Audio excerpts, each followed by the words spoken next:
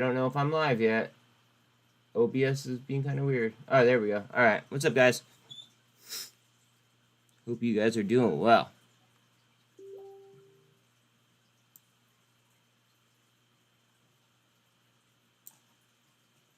So we tried like 4 times to clear view up on the 1 minute for the queues.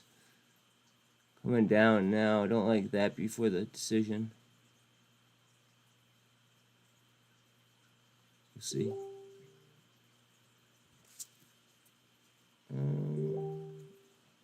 Hold on 1 second. I gotta clip whatever the fuck's making that sound. What up, Dev? How you doing? Alright, let's see. NVEX got a hard knife earlier I was watching. It's all the way down to 723. Holy smokes. NVEX has pretty good data, too, if I'm not mistaken. I could be wrong about that. Let's look. Okay. Vortex. Let's go.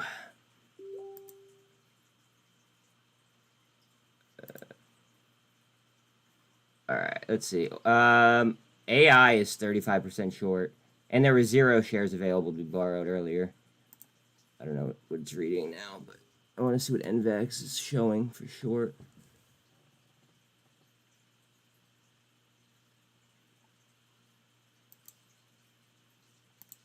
As soon as I start streaming, my computer just fucking, like... I think it's too much for this computer.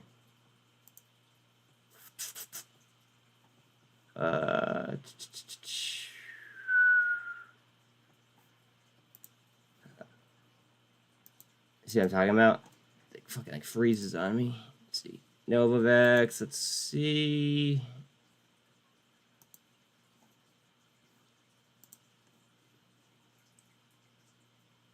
So, do we all think that we're going to get a pause? Or is anybody leaning towards a hike? Out of curiosity.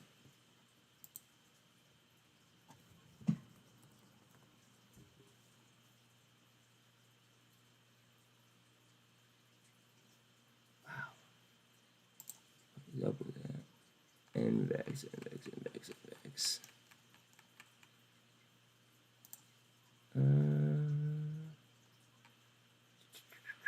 I did buy, what's it called? I did buy more 15 lottos on Hawaiian Electric, and then I bought 28 YOLOs for this week on C3 AI. At the very least, I'm hoping for an IV pump. But I will say that my Delta was trash when I bought it. Well, when I bought them on AI. So I didn't, like, go overboard. However, I think that there might be a decent, like, you know, possibility of it actually getting up there. It's currently at 27.18, so, I mean, it's, what, 80 cents off? Big deal.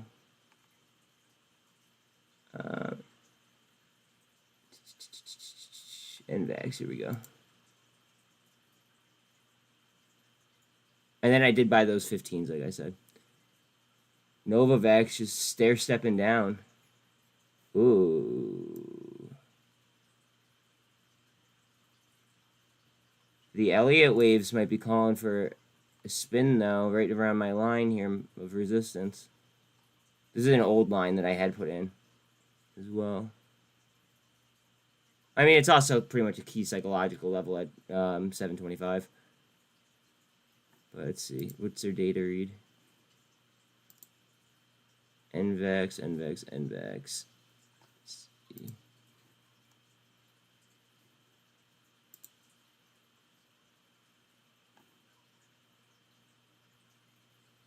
Oh, don't do that.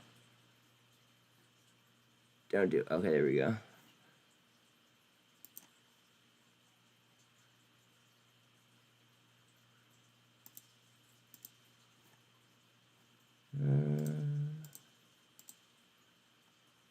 Fuck.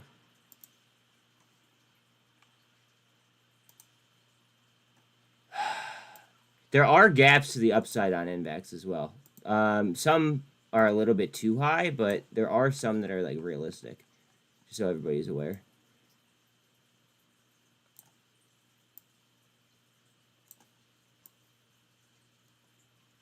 Oh. What drove this down today? I mean, on a 4-hour, we're coming down to these relative lows.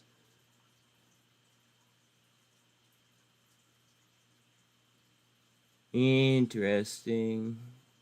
How much is it short? It's 51.89% short. Utilization is 94, almost 95%, and there's 400,000 shares available to be borrowed on NVAX. It's only 722 right now.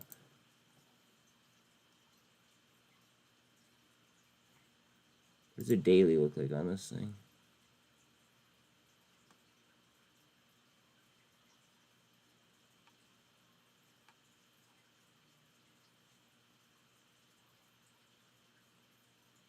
Okay. All right. So if I'm new to like.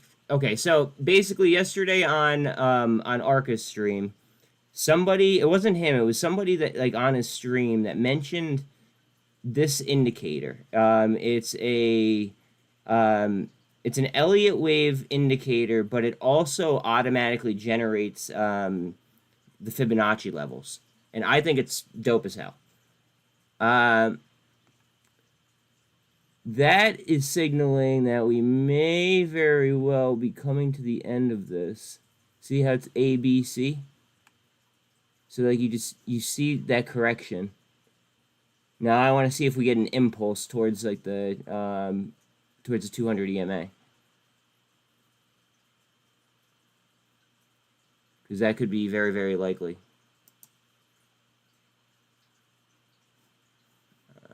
All right, let's do that, and let's do that.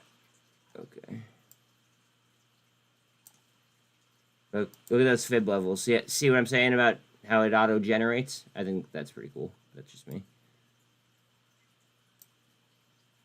Kind of a nerd like that.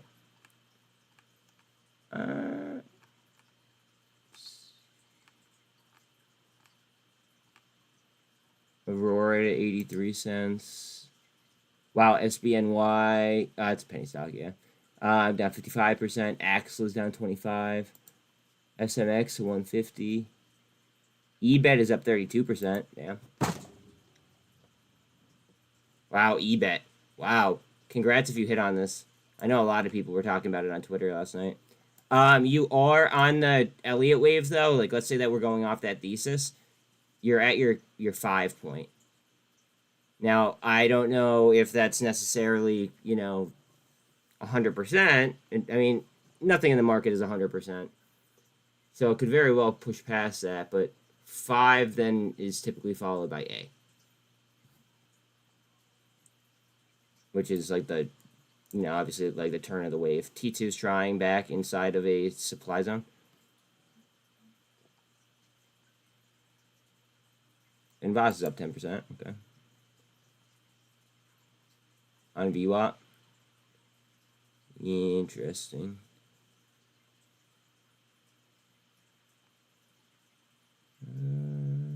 COSM 163.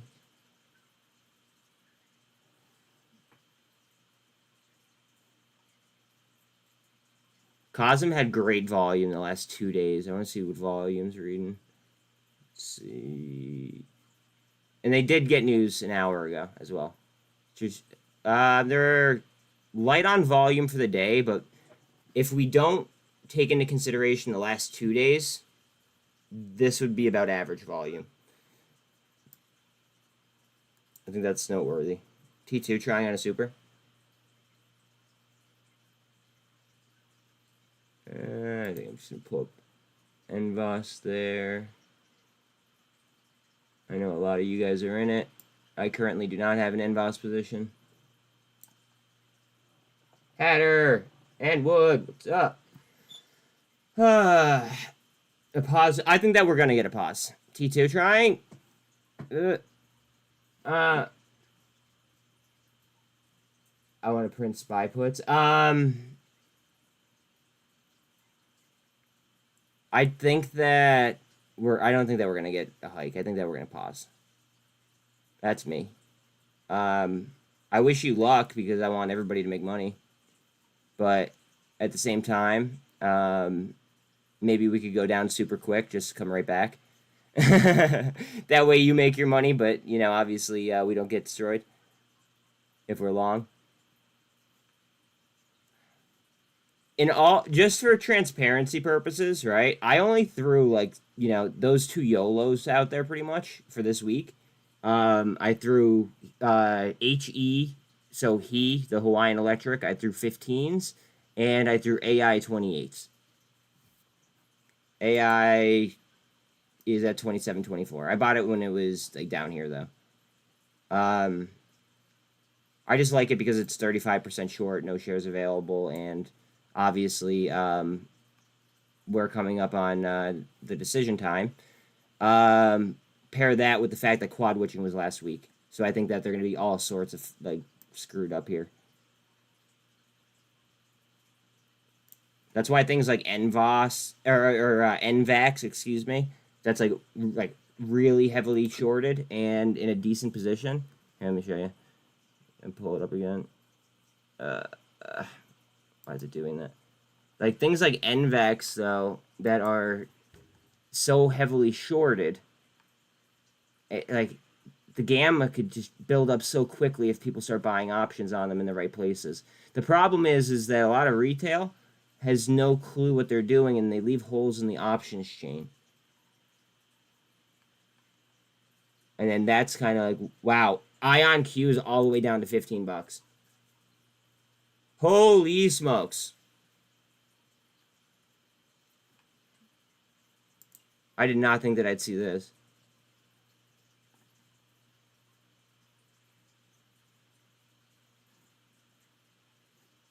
All right, let's see. IoT back to 26. Okay. Look at T2 trying to bust. Oh, IonQ might even come down a little bit more there. So on the daily, you can see how the 5 printed right there. Now we're looking for like an A to pop up if you're just following Elliott wave theory.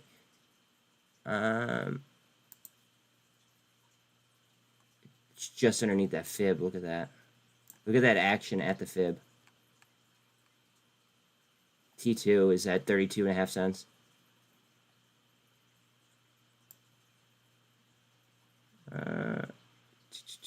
Wow, look at that. Right off that fib. Right down to 1503. This is screaming buy at me. Obviously not financial advice, but if I'm DCAing a long position on IonQ, I'm probably doing it around these levels. All the way down.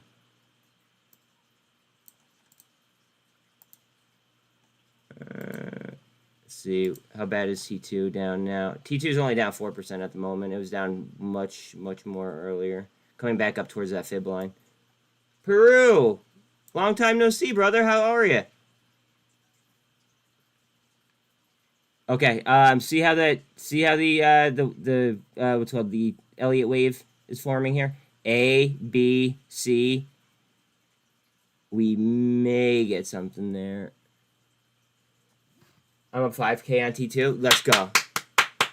Yeah, dude, under 30 cents I think was a snipe. I saw you message that on ARC stream. I thought that under 30 cents was definitely a snipe. Look at IonQ though, mother. Let's see, we're gonna pull up a 1 minute. I didn't realize that I left up a 30-minute. Wow. Look at that. Dang. Okay. BRDS. Yeah, wasn't it up over 100% at one point, bro?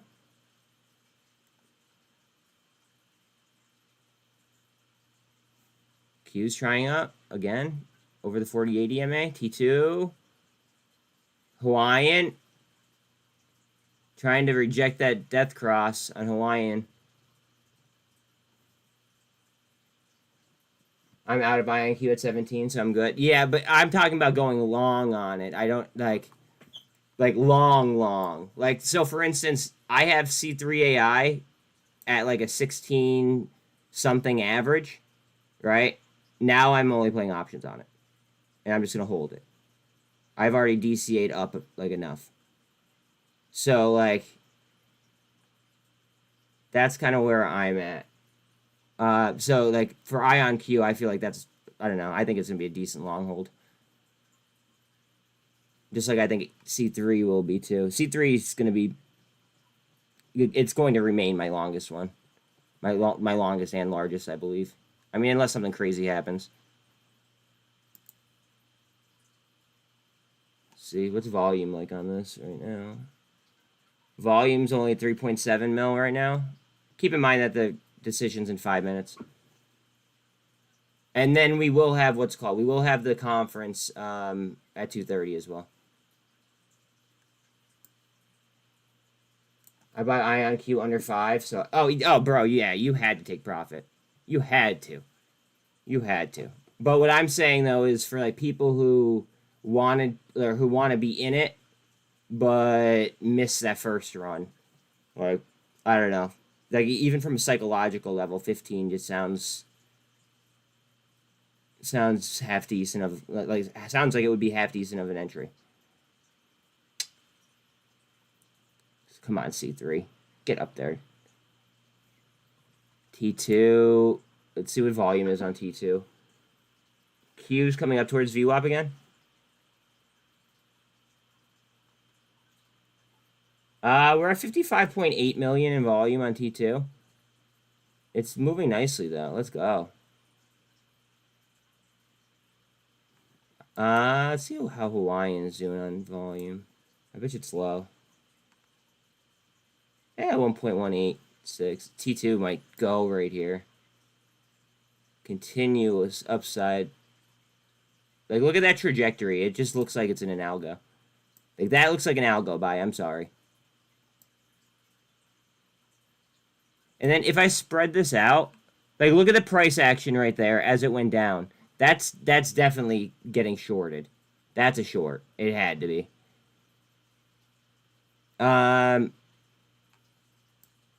All right, let's see. We're coming up towards making that red-green move.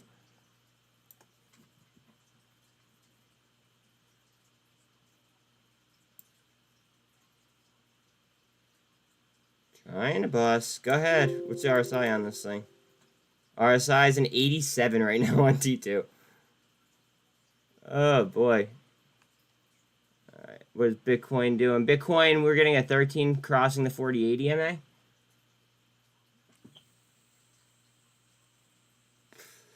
And we're trying up to the fib line on T2. On top of the MACD, RSI is a 74. Or sorry, RSI was an 80 something. I apologize. Let me click on that again.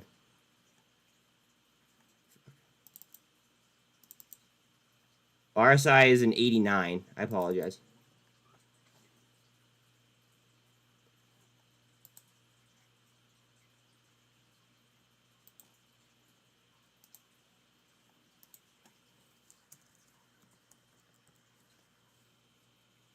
Through the fib on T2.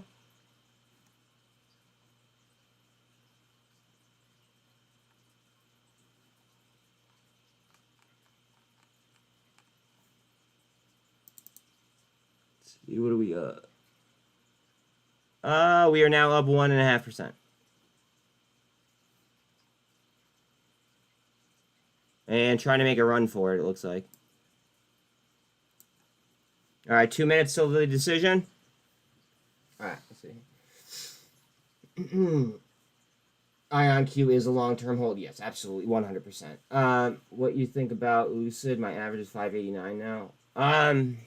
Let's pull it up.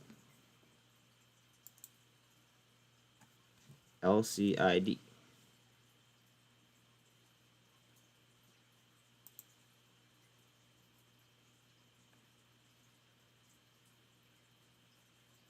Well, first of all, the first thing I noticed was how tight the Bollinger Bands are on a minute. That's just on a micro time frame though.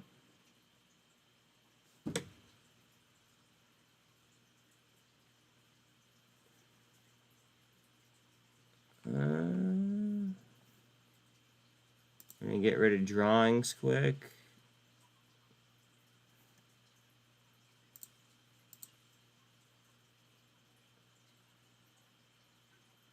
If you're following wave theory, you're looking for a bottom right here on a double. It would be a double bottom. Look at those fib lines on a bounce up as well.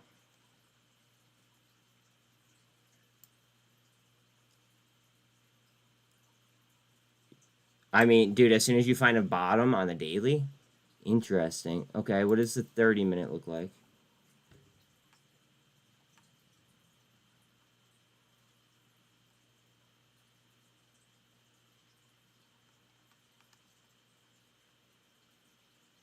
Let's see. Get in here nice and tight.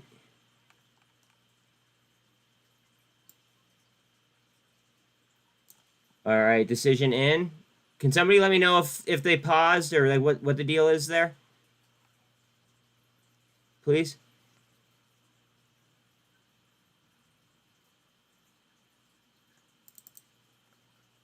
I kind of like it, Peru. I like this being like near the bottom.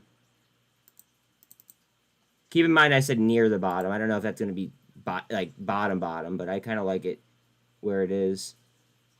Oh, Q says 368. Hard down on C3. Wow, hard down on C3. Hard down on Lucid, as you'd expect with the Qs going down like that.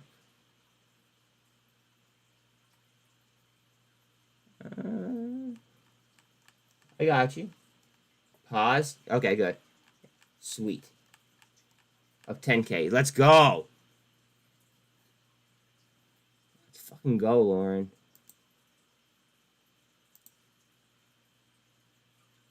Woo. Oh, look at this. They're trying to push AI down hard. Oh, we are getting a push in a way that I do not like. Let's see. All right, I want to get off Lucid though real quick. What I want to be on. Honestly, I'm just gonna pull up SPY for the time for just just because of the rate hike. If it'll load, that'd be ideal. Nope. Okay, I'm gonna do this then.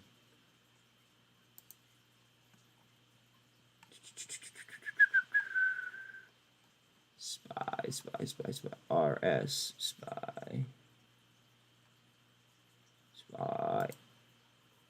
Okay.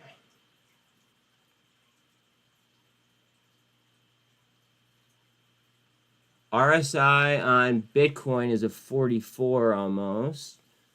Look at SPY. Let's see. Can we engulf? We're at 442.13 right now.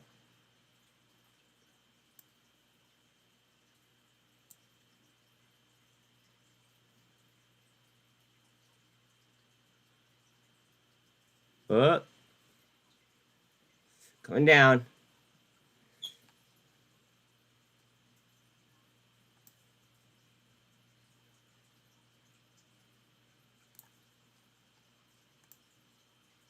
Coming down.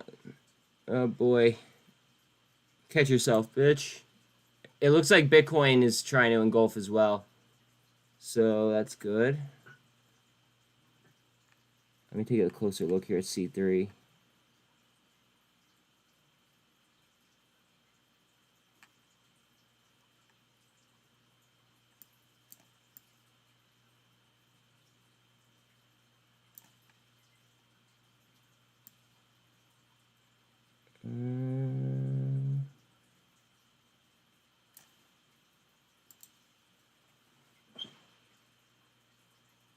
At 3333 on T2. Anybody cares?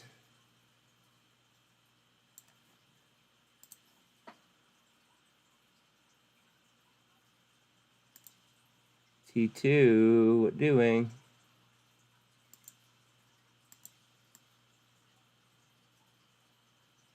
T2 is just chilling at that fib right now. C3 AI came down to the median of that Gauss band. It did get that gold cross on the one.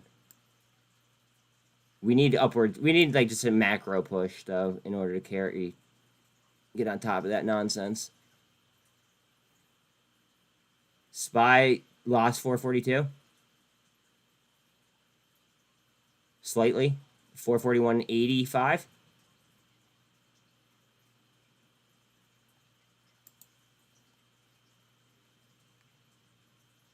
Let's see, and we're at 368.30 on Qs. Let's see, how much is T2 up? T2's now almost down 1%. Let's see.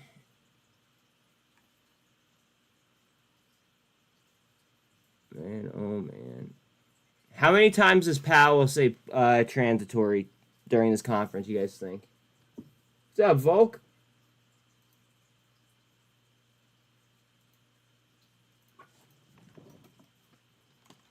I'm gonna put up a poll for you guys.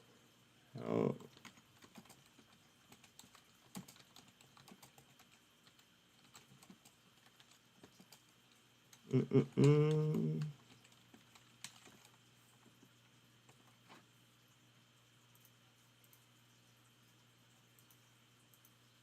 One second.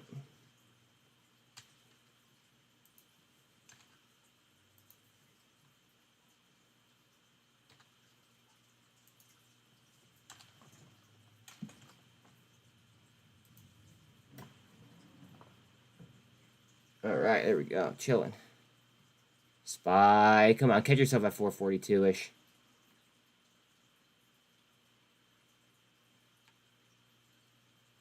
RSI on SPY is, let's see, 42 at the moment. Underneath the MACD.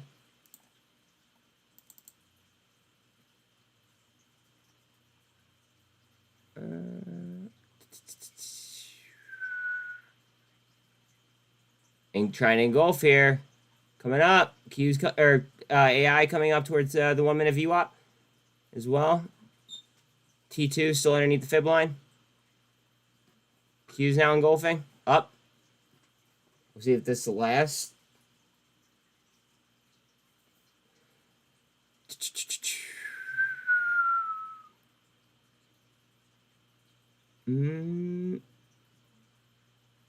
Oh gosh, we need that pressure. Or it's gonna get ugly. Is there anything that's like going crazy off this? Let's see. The JTAI warrants are up 37%. EBET's still up 32%. Agri 27. Money 7.8 up. COSM is 7% up. COSM was such a good snipe like last week.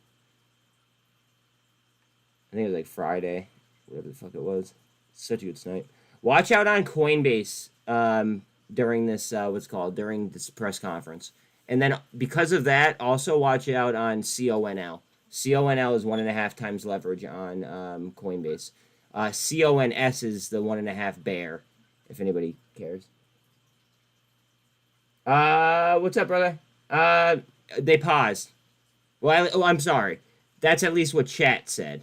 I didn't double check myself. But the market seems to be reacting like they paused. I think that it was already priced in. I think that if they hiked, I think that this would be a lot worse right now. I think SPY would be down a lot more if they hiked. So I didn't double check that. But that's what I'm going off. Let's see. What's volume on C3? We're coming up. It looks like it wants to go. Hopefully those YOLOs pay out. Coming up on 4 million in volume on C3. See who T2's at.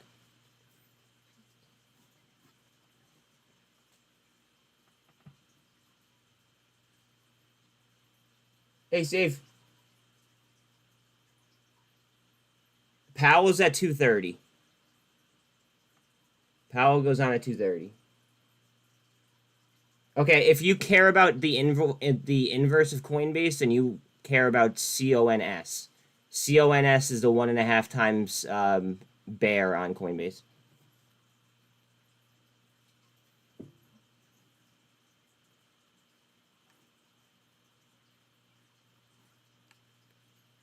Go ahead, SPY. Yo, if I hit on these YOLOs, I'm gonna go wild.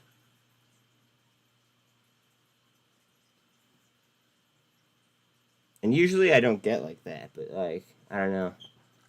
I think I'd have to hit on both of them, on both the AI and the Hawaiian Electric, in order for me to get like real excited. Keep in mind, we're like at 2 o'clock they put us in an algo, right? But at 2:30, when Powell, like as soon as the Powell like is visible on stream, they switch the algos pretty much. So like this could move completely, inverse of what it's doing right now when he steps on the stage. And I like how T2 and AI is moving like it is with the Qs and SPY coming down like that. I must say. SPY calls. Maybe. I don't like the whole the 0 days. Like I'll be honest, I don't like ODTEs or whatever the fuck. But I like giving myself a day. I don't know why. I liked it before they added the what's called the daily strike, or the daily strikes. I liked it when it was like Monday, Wednesday, and Friday, as opposed to how it is now. I might consider like SOXL or something like that though. Like here, let's pull up SOXL real quick. Oh, AI is trying to bust though. Hold on. Towards the VWAP. Let's see what SOXL is doing. SOXL. Load, baby, load.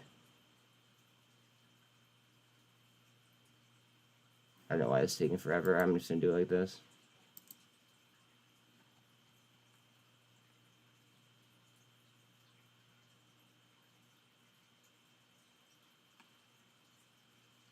Like, all right, so SOXL is under $20. Give me 1 second. I don't know what the hell is taking trading view so long, but SPY looks like it's consolidated at that 442 level. Like, I might look at SOXL on the reversal.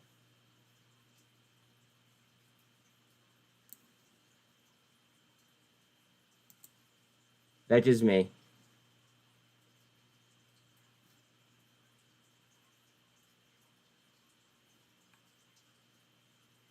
AI is trying up.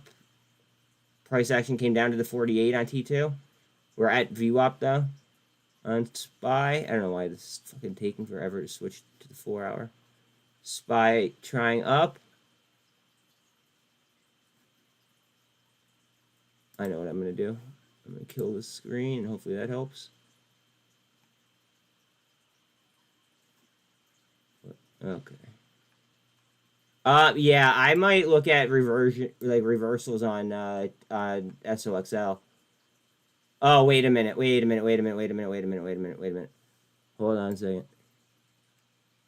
3, 4. Oh, wait, there's the 5. Yeah. I might look for the reversal in this area on SOXL rather than playing SPY calls.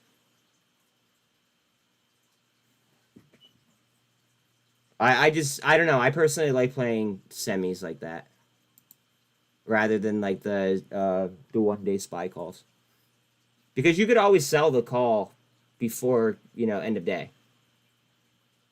You know what I'm saying? Is Powell gonna be dovish? I don't know. Is Powell gonna be dovish? I think that they know that if they went ahead and let's say that they went ahead and they hiked, right? That would immediately put us in really, really, really rough economic shape. more so than we already are. So I think he kind of has to be dovish.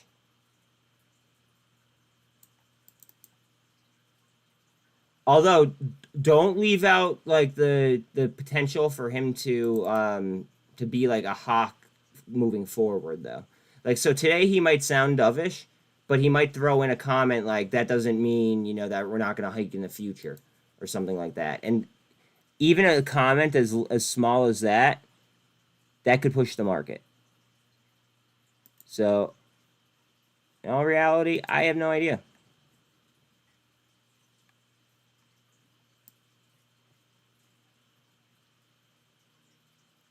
Only he knows, right?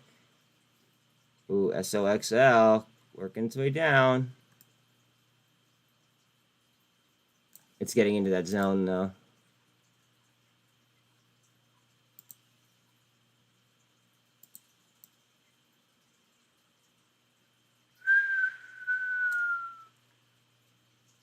Heads up on SOXL. Do your thing.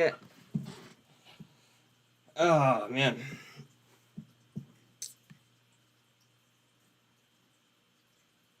T2 trying. Off the 4080 MA. At VWAP still on AI.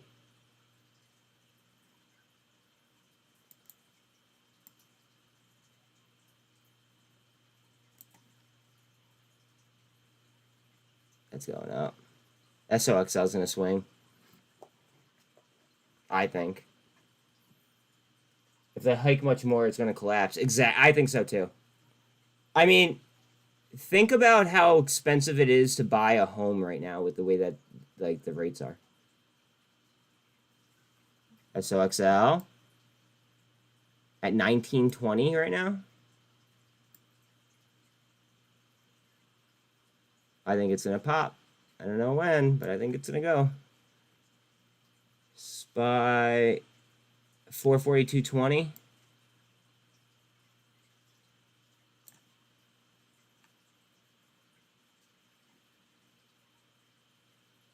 Still like just chilling on that VWAP for AI.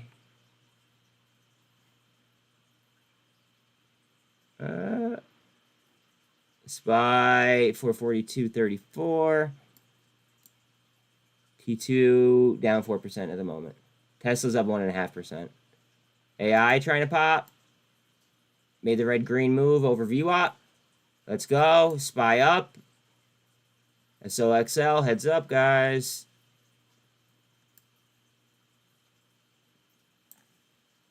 Let's go. Reversal time. Let's get it in. All right, let me get my other screen up. I want to make sure that I've Powell ready to go. Bear with me.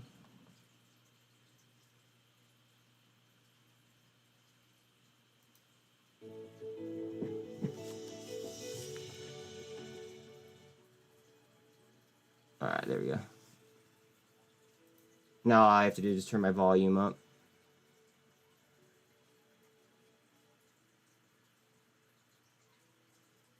Look at C3. Let's go. SPY coming up. We have a region of resistance at 442.72. I have. So somewhere in there.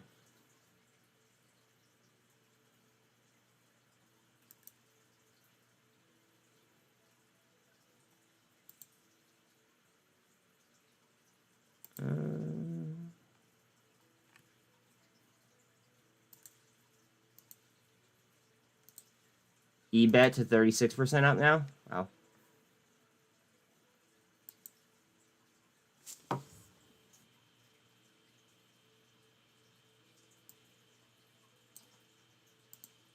EBET's on the move. I'm going to pull that up for those that are interested.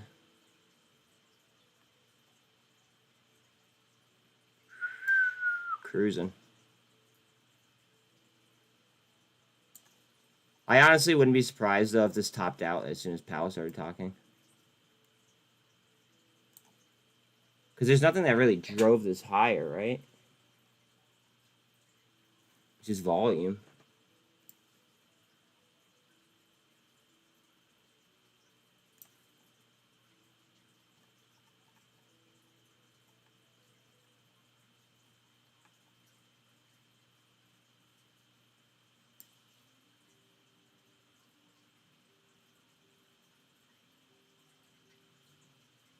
Ooh, okay. Okay, hold on 1 second. AI, SPY, trying to work their way higher.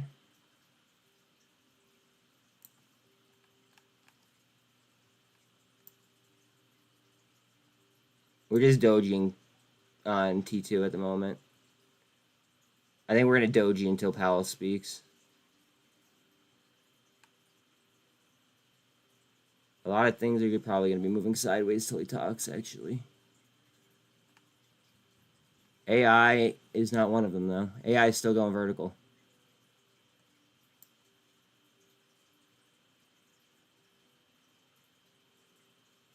Go ahead, D-Bet. Congrats if you guys hit on that today. It's up 36%, almost 400 million in volume.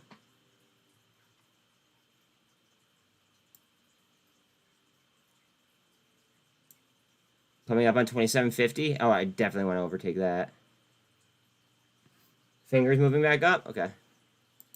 Let me put that up instead of eBet. I know you guys care about that a lot more than eBet.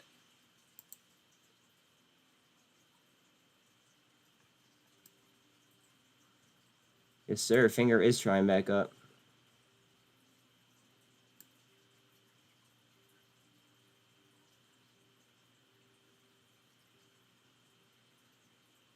Towards VWAP. Not quite there yet. SPY still at 442.20. Trying to super trend T2 again.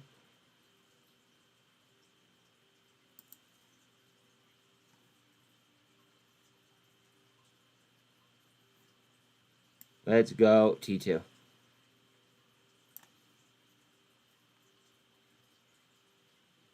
Oh boy. Alright, so the Bollinger Bands are nice and tight here on SPY.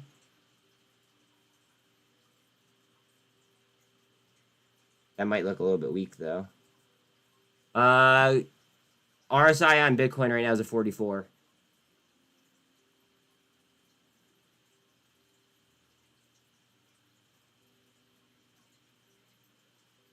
Coming up towards the fib, down 1.3 on T2. Bollinger Band still tight as all hell on SPY.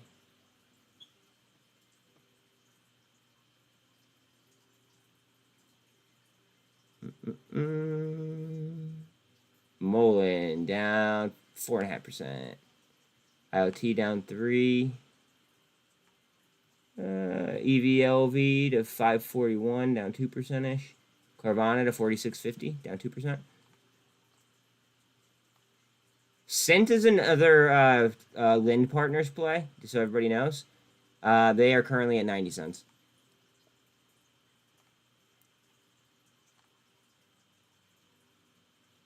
TPCS, this is Allen's call out, up 1.5%. What's VWAP on finger? My VWAP on finger is approximately, on the 1 minute, it's a 528. And it's currently trading at like 524 right now. Bright blue on my chart is VWAP. And then this brownish color is the 200 EMA.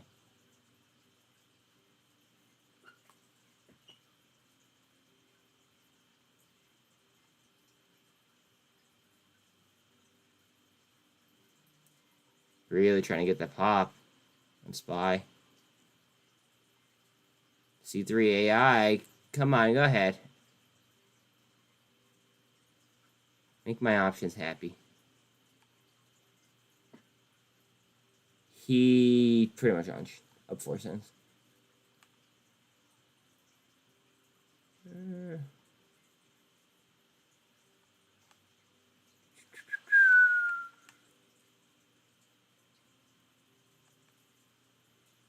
SPY, price action at the 24 EMA.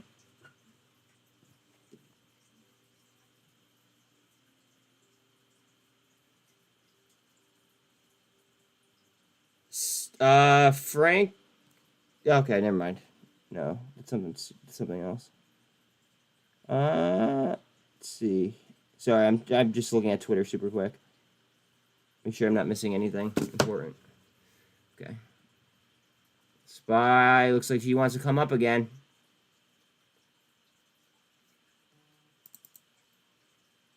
RSI is a 50, almost 51 on SPY. And it's working its way back up towards the MACD.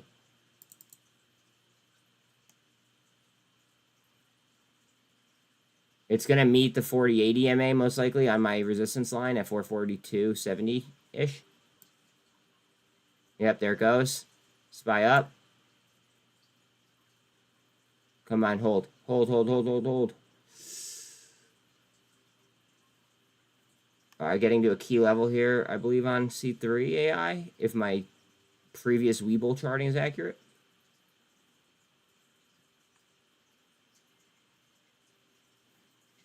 We are just off 443 on SPY. What is volume on Finger, actually, now that I think about it? Let's see. If you guys are deep in Finger, I would pay attention to the turnover percentage, just saying. About a half mil in volume, average is 1.4 mil. So not the heaviest volume day for Finger, even though today is pretty volatile.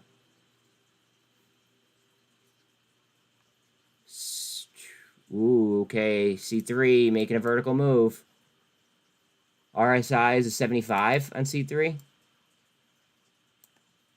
There's no way I'm going to go in the money. There's no way. Go. Hey, Alan. What's happening, brother? I'm just hanging out, man. Enjoying my C3 AI chart here. What's up with you? You know what would be funny? If he and AI went to the moon, yeah, that'd be great. If we could like do the liar thing to Powell, to where he couldn't tell a lie and he had to come out and be like, yes, the government is supporting our hedge fund friends, so we're going to totally lie to you so that we can rob retail, and we're going to tell you that we're going to put a pause on it, and later we're going to pull it up and down, and basically we're going to try to steal everybody's money. Well, I mean, yeah, but the part that you're forgetting though is that people don't like honesty. Well, no, but if he had to actually not tell a lie, could you imagine what this Fed meeting would be like? It would be really freaking funny. It'd be awesome. That's all I was getting at. No, well, you're not wrong. You're not wrong. 3 minutes till Powell time. Do we even want to hear him though? I mean, I want to hear him. I'm gonna listen to him. I don't care what anybody else does, but I'm gonna be listening to him. I mean, I want to hear him because I want to see what's gonna, I want to hear exactly what he has to say, but I don't really want to hear it. You know what I mean? Like I have to because I'm trading, but I don't want to. I mean, that's fair. That's fair. My Hawaiian YOLOs aren't feeling so hot right now, I suppose. Hey, I gotta take this call. I'll call you back. Yeah. I'll talk to you later. All right. Let's see. AI, let's go. Get up there, AI. All right. We gotta get something on the screen for he. Let's see.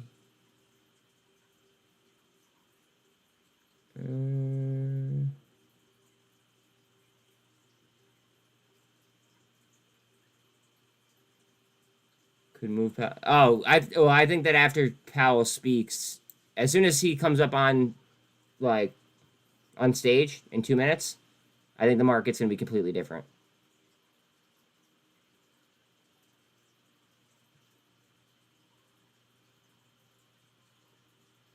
Tupperware might be a vibe at some point here.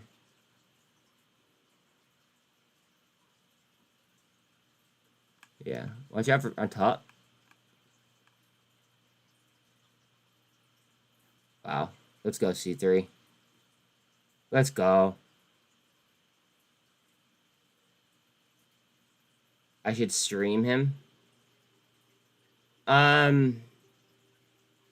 Here's the problem with streaming him. I have you guys streaming on my laptop on here where I'm charting. And then behind my laptop, I have 3 screens. And that's where I do my trading. So what I'm gonna do is I'm gonna throw Powell up on my other computer with the volume on. That way you guys could hear.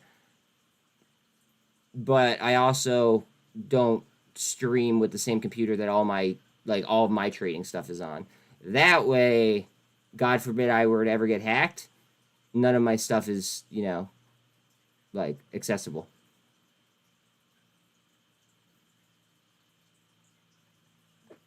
Wait, did Powell start talking? Hold on a second. Let me pull up the... okay, we're just waiting on Powell. When he starts talking, let me know if it's too loud or too quiet. Pretty please. Look how tight T2 is. Good afternoon, everyone. My colleagues and I remain squarely focused on our dual mandate to promote maximum employment and stable prices for the American people. We understand the hardship that high inflation. Price stability is the responsibility of the Federal Reserve. Without price stability, the economy does not work for anyone. In particular, without price stability, we will not achieve a sustained period of strong labor market conditions that benefit all. How's the volume, guys? Since early last year, the FOMC has significantly tightened the stance of monetary policy. We've raised our policy interest rate by 5.25 percentage points and have continued to reduce our securities holdings at a brisk pace. We've covered a lot of ground, and the full effects of our tightening have yet to be felt. Today, we decided to leave our policy interest rate unchanged and to continue to reduce our securities holdings. Looking ahead, we're in a position to proceed carefully in determining the extent of additional policy firming that may be appropriate. Our decisions will be based on our ongoing assessments of the incoming data and the evolving outlook and risks. I will have more to say about monetary policy after briefly reviewing economic developments. Recent indicators suggest that economic activity has been expanding at a solid pace, and so far this year, growth in real GDP has come in above expectations. Recent readings on consumer spending have been particularly robust. Activity in the housing sector has picked up somewhat, though it remains well below levels of a year ago, largely reflecting higher mortgage rates. Higher interest rates also appear to be weighing on business fixed investment.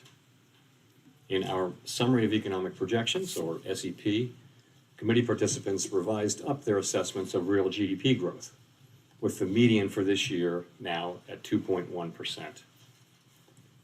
Participants expect growth to cool, with the median projection falling to 1.5% next year. The labor market remains tight, but supply and demand conditions continue to come into better balance. Over the past 3 months, payroll job gains averaged 150,000 jobs per month, a strong pace that is nevertheless well below that seen earlier in the year. Spy. The unemployment rate ticked up in August, but remains low at 3.8%. The labor force participation rate has moved up since late last year, particularly for individuals aged 25 to 54 years. Nominal wage growth has shown some signs of easing, and job vacancies have declined so far this year. Although the jobs to workers gap has narrowed, labor demand still exceeds the supply of available workers. Up. FOMC participants expect the rebalancing in the labor market to continue, easing upward pressures on inflation. 68 million volume on T2. The median unemployment rate projection in the SEP rises from 3.8% at the end of this year to 4.1% over the next 2 years. Inflation remains well above our longer run goal of 2%. Why is the stream cutting out? It's not me, it's them. 4% over the 12 months ending in August, and that excluding the volatile food and energy categories, core PCE prices rose 3.9%. Inflation has moderated somewhat since the middle of last year, and longer-term inflation expectations appear to remain well anchored, as reflected in a broad range of surveys of households, regression here, businesses, probably, and forecasters, as well as measures from financial markets. Nevertheless, the process of getting inflation sustainably down to 2% has a long way to go. The median projection in the SEP for total PCE inflation is 3.3% this year, falls to 2.5% next year, and reaches 2% in 2026. The Fed's monetary policy actions are guided by our mandate to promote maximum employment and stable prices for the American people. My colleagues and I are acutely aware that high inflation imposes significant hardship as it erodes purchasing power, especially for those least able to meet the higher costs of essentials like food, housing, and transportation. We are highly attentive to the risks that high inflation poses to both Coinbase sides back of to our $80. mandate, and we are strongly committed to returning inflation to our 2% objective. As I noted earlier, since early last year, we have raised our policy rate by 5.25 percentage points. We see the current stance of monetary policy as restrictive, putting downward pressure on economic activity, hiring, and Trying back up inflation. here on Spy and the Qs. Let's go. In addition, What? Why is the stream cutting out like that? Again, it's them, not me. the economy is facing headwinds from tighter credit conditions for households and businesses. Range for the federal funds rate at 5.25 to 5.5%, and to continue the process of significantly reducing our securities holdings. We are committed to achieving and sustaining a stance of monetary policy that is sufficiently restrictive to bring inflation down to our 2% goal over time. In our SEP, FOMC participants wrote down their individual assessments of an appropriate path for the federal funds rate based on what each participant judges to be the most likely.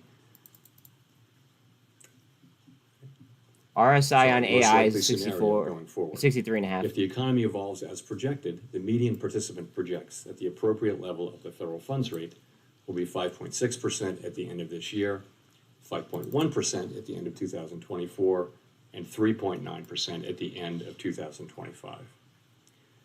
Compared with our June summary of economic projections, the median projection is unrevised for the end of this year, but has moved up by 0.5 percentage point at the end of the next 2 years.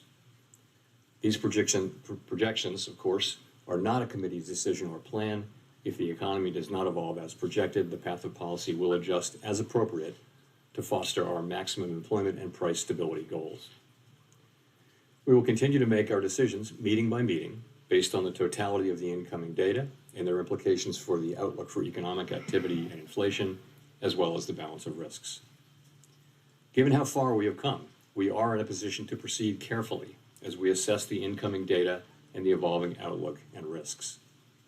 Real interest rates now are well above mainstream estimates of the neutral policy rate, but we are mindful of the inherent uncertainties in precisely gauging the stance of policy. We're prepared to raise rates further if appropriate, and we intend to hold policy at a restrictive level until we're confident that inflation is moving down sustainably toward our objective.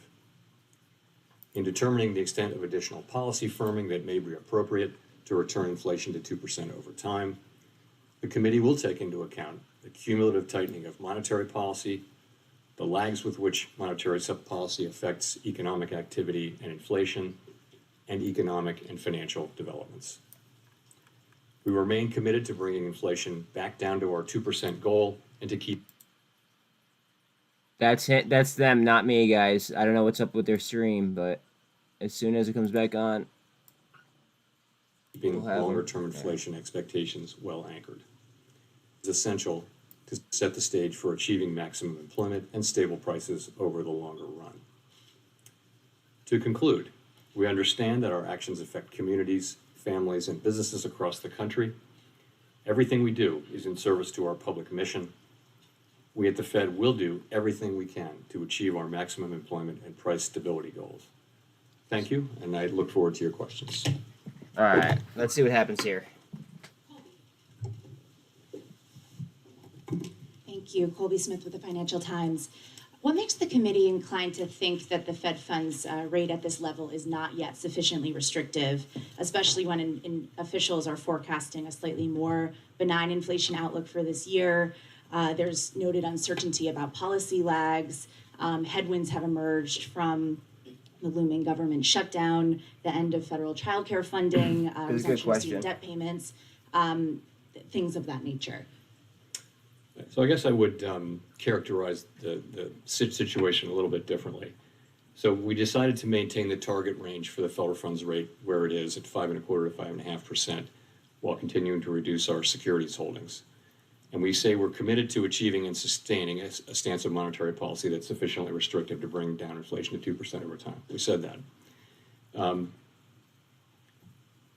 But the fact that we decided to maintain the policy rate at this meeting doesn't mean that we've decided that we have or have not at this time reached that stance of monetary policy that we're seeking. If you looked at the SEP, as you obviously will have done, you will see that a majority of participants believe that it is more likely than not that it will be appropriate for us to raise rates one more time in the 2 remaining meetings this year. Others believe that we have already reached that. So it's something where we're not making a decision by deciding to about that question, by deciding to just maintain the rate and await further data. So right now, it's still an open question about sufficiently restrictive. You're not saying today that we've reached this level. We're not saying, yeah, no. Clearly, what we decided to do is maintain the policy rate and await further data. We want to see convincing evidence, really, that we have reached the appropriate level, and we're seeing progress, and we welcome that. But we need to see more progress before we'll be willing to reach that conclusion. And just on the 2024 projections, what's behind that shallower path for interest rate cuts and the need for real rates to be 50 basis points higher? Right. So I would say it this way. First of all, real interest rates are positive now. They're meaningfully positive. And that's a good thing. We need a policy to be restrictive so that we can get inflation down to target, okay? And we're going to need that to remain to be the case for some time. So I think, remember that of course, the SEP is not a plan that is negotiated or discussed really as a plan. It's accumulation really, and what you see are the medians. It's accumulation of individual forecasts from 19 people, and then what you're seeing are the medians. So I wouldn't want to, bestow upon it the idea that that's really a plan. But what it reflects, though, is that economic activity has been stronger than we expected, stronger than I think everyone expected. Came down to the median And on so SPY. what you're seeing is this is what people believe as of now will be appropriate to achieve what we're looking to achieve, which is progress toward our inflation goal, as you see in the SEP. Thanks. Let's go to Rachel. Hi, Chair Powell, Rachel Siegel from the Washington Come on, Post. baby. Thanks for taking our questions. Carry us, come on. How would you characterize the debate around another hike or holding steady? Is it discussion around lag times, fear of too much slowing, too little slowing? Could you walk us through what this disagreement was about at the meeting? Yeah, so the proposal at the meeting was to maintain our SPY current lost 443 again? policy stance. And I think there was obviously unanimous support for that. Come back. But this, of course, is an SEP meeting, and so people write down what they think. And you have some, you saw, I think 7 wrote down no hike at this meeting, or between now and the end of the year, and I think 12 wrote down another single hike in one of the next 2 meetings that we have between the end of the year. So it wasn't like we were arguing over that. People were just stating their positions. And really what people are saying is, let's see how the data come in. We want to see, what we want to see. We want to see that these good inflation readings that we've been seeing for the last 3 months, we want to see that it's more than just 3 months, right?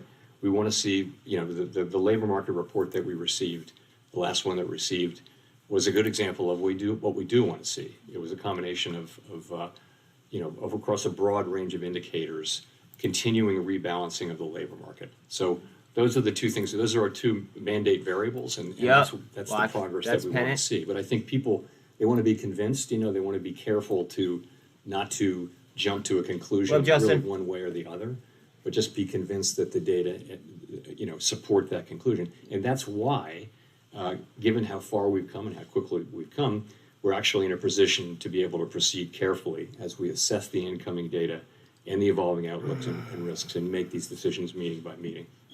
And in your view, I know nothing has been decided yet, but what would one more hike at the end of the year do to the economy or to inflation? And on the other side, what would no hike do, if you could sort of game that out for us? So, you know, you can make the argument that one hike one way or the other won't matter, but for us, we're trying, obviously as a group, it's a pretty tight cluster of where we think that policy stance might be, but we're always going to be learning from data. You know, we've learned all through the course of the last year that actually we needed to go further than we had thought. If you go back a year and what we wrote down, it's actually gotten higher and higher. So we don't really know until Money is now up why, 12 and a again, half. We're in a position to proceed carefully at this point. A year ago, we proceeded pretty quickly to get rates up. Now we're fairly close, we think, to where we need to get. It's just a question of reaching the right stance. I wouldn't attribute huge importance to one hike in macroeconomic terms. Nonetheless, you know, we need to get to a place where we're confident that we have a stance that will bring inflation down to 2% over time. That's what we need to get to, and we've been moving toward it. As we've gotten closer to it, we've slowed the pace at which we've moved. I think that was appropriate, and now that we're getting closer, we have the ability to proceed carefully. Let's go to Steve. Steve Leishman, CNBC. Mr. Chair, I want to return to Colby's question here. What is it saying about the committee's view of the inflation dynamic in the economy that you achieve the same forecast inflation rate for next year, but need another 0.5 point of the funds rate on it? Does it tell us that the committee believes inflation to be more persistent, requires more medicine effectively? And I guess a related question is, if you're going to project a funds rate above the longer run rate for 4 years in a row, at what point do we start to think, hey, maybe the longer rate or the neutral rate is actually higher? Thank you. So I guess I would point more to, rather than pointing to a sense of inflation having become more persistent, I wouldn't think that's not, we've seen inflation be more persistent over the course of the past year, but I wouldn't say that's something that's appeared in the recent data. It's more about stronger economic activity, I would say. So if I had to attribute one thing, again, we're picking medians here and trying to attribute one explanation, but I think broadly, stronger economic activity means rates, we have to do more with rates, and that's what that meaning is telling you. In terms of what the neutral rate can be, you know, we know it by its works. We only know it by its works, really. We can't, you know, the model. That's them, not me, guys. Hold on. Let's see. Yeah. And There they are. That the economy reacts, and again, that's another reason why we're moving carefully now, because you know there are lags here. So it may of course be that the neutral rate has risen. You do see people. You don't see the median moving, but you do see people raising their estimates of the neutral rate, and it's certainly plausible that the neutral rate is higher than the longer run rate. Remember, what we write down in the SEP is the longer run rate. It is certainly possible that you know that the neutral rate at this moment is higher than that. Come on, don't do that. That's part of the explanation for why the economy has been more resilient than Spy expected. coming down.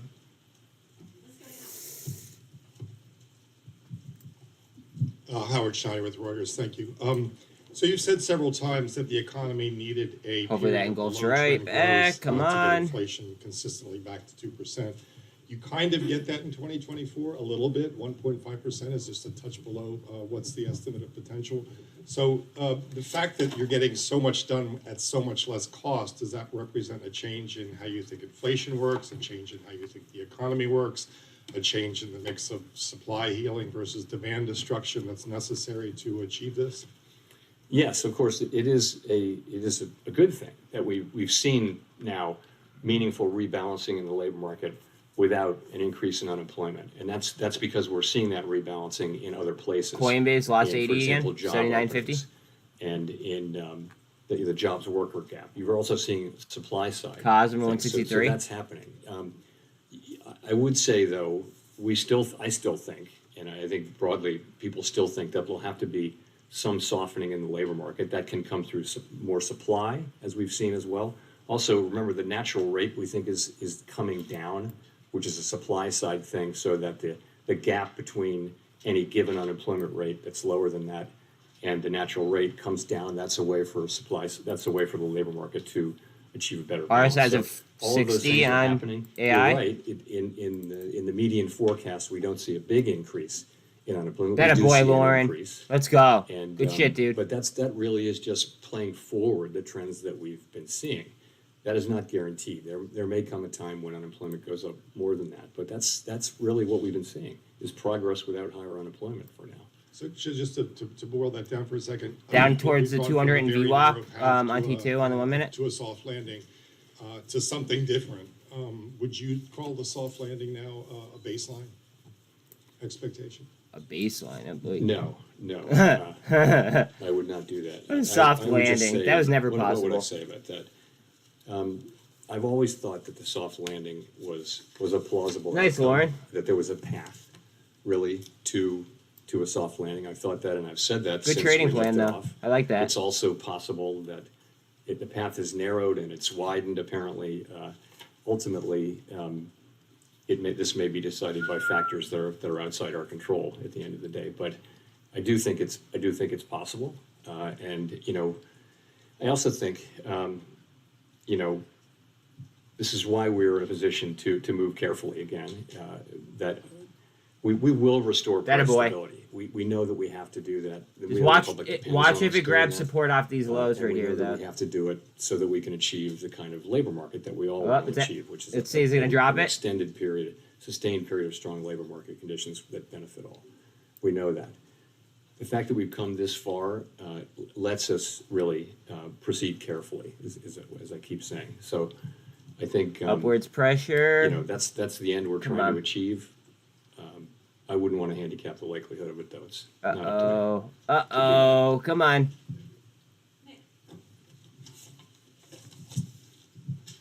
Nick Timrose of the Wall Street Journal.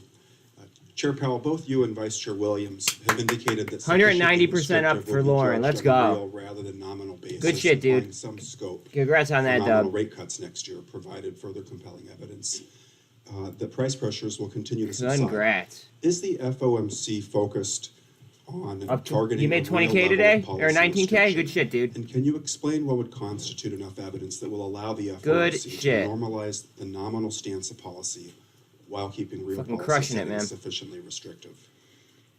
I mean, yes, we understand that it's a real rate that will matter and that needs to be. Are you still in sufficiently T2 at restrictive. the moment? And again, I would say sufficiently restrictive only when you see it. It's not something you can I hear that, arrive Lauren. at with confidence in a model or I hear in that. various estimates.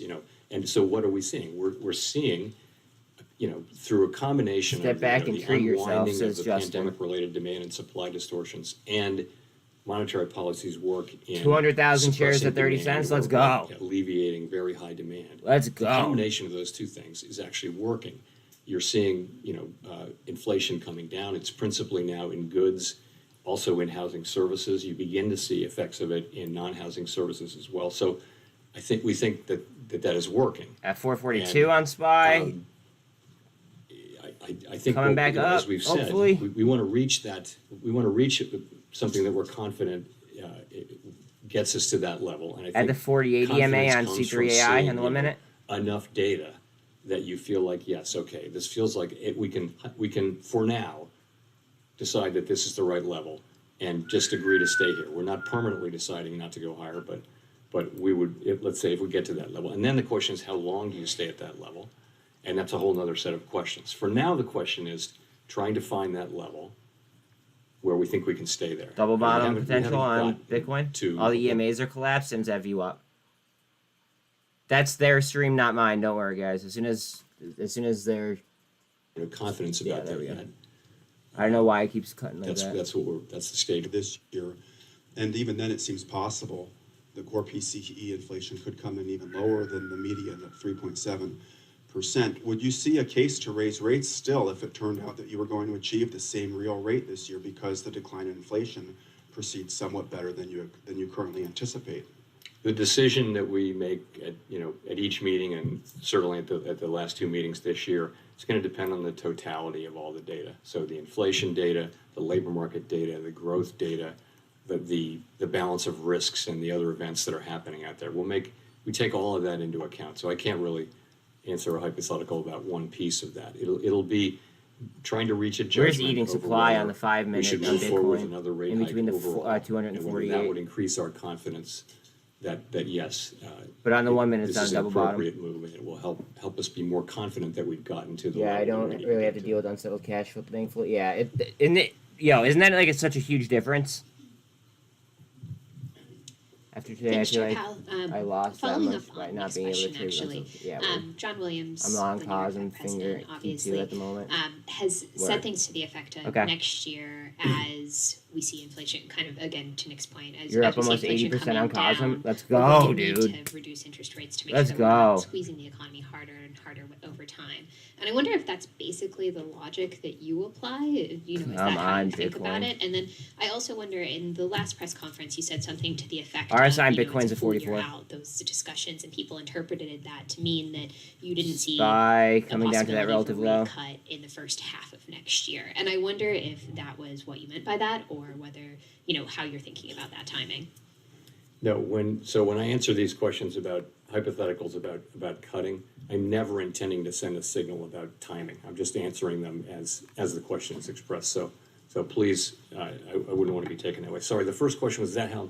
Yeah, so we're as we go into next year. eBay That's lost the question like we'll be 8%, asking 7%. is, taking into account lags and everything else Agri we know lost about the 10%. economy and everything we know about monetary policy. The time will come at some IDEX up point, 12.5. and I'm not saying when, that it's appropriate to cut. Part of that may be that real rates are rising because inflation is coming down. Part of it just may be that it'll be all the factors that we see in the economy. And, that time will certainly come at some Trying to point. get some lift. And what you see is us writing down, a year ahead estimates of what that might be. And, there's so much If I uncertainty. order around in a that. discretionary When we, in the moment, we'll do what we Right, think makes Lauren? sense. No one will look back at this and say, hey, we made a plan. My goal It's is to not be like that at Martin all. Shkreli, except these for are I don't want to get estimates made a arrested. year in advance that are highly uncertain, and that's how it is. Thanks so much, Chair Powell. Neil Irwin with Axios. I wonder, how do you think about the question of whether the strong GDP growth that we've been seeing is driven by excess demand versus supply side factors, productivity, labor force growth? And relatedly, if GDP keeps coming in hot, even in the absence of inflation resurgence, would that on its own be a reason to consider Go more ahead, Spy.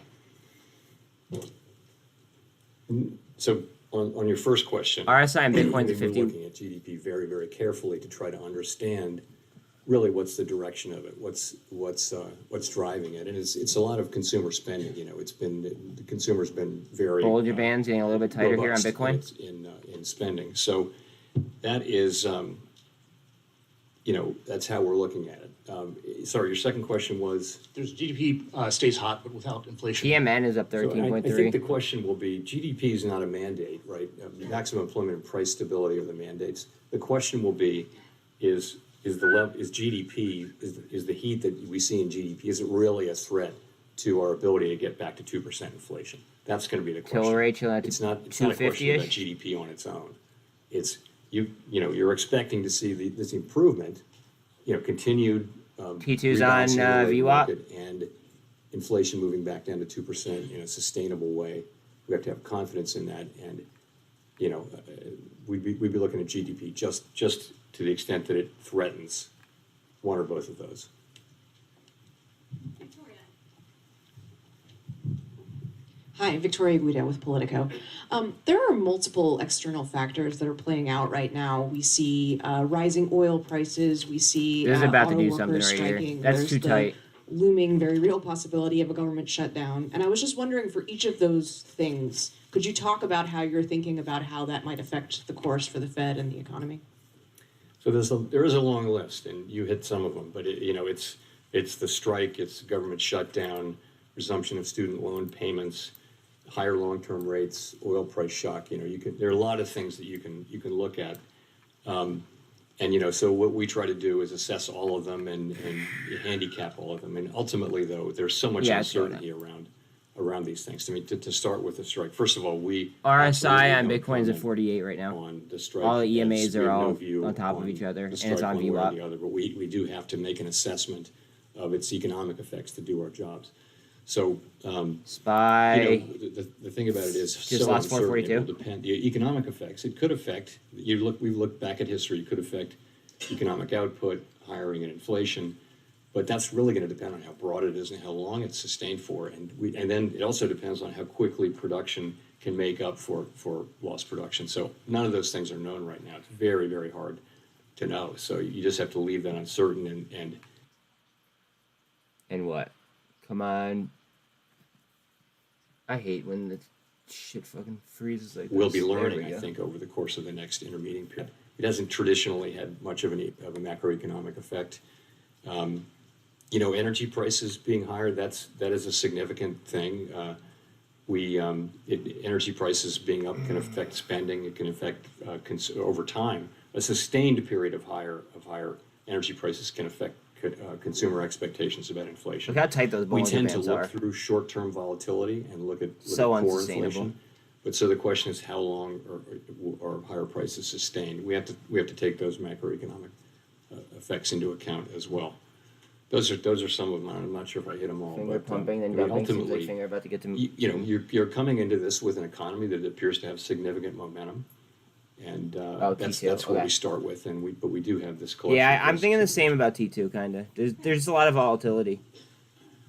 Greg Torres from Bloomberg News. I was a little surprised, A lot of Chair Powell, to volatility. hear you say that a soft landing is not T2 a, or primary AI objective. towards VWAP. This economy is seeing added supply in a way that could create long-term inflation stability. We have prime age labor force participation moving up where people can add skills. Workers want to work. We have a boom in manufacturing construction. We've had a decent spate of home building. And since inflation's coming down with strong GDP The growth, 48 we EMA have and the higher 200 are right there productivity. on Bitcoin. All are which good for the Fed's longer run target of low inflation.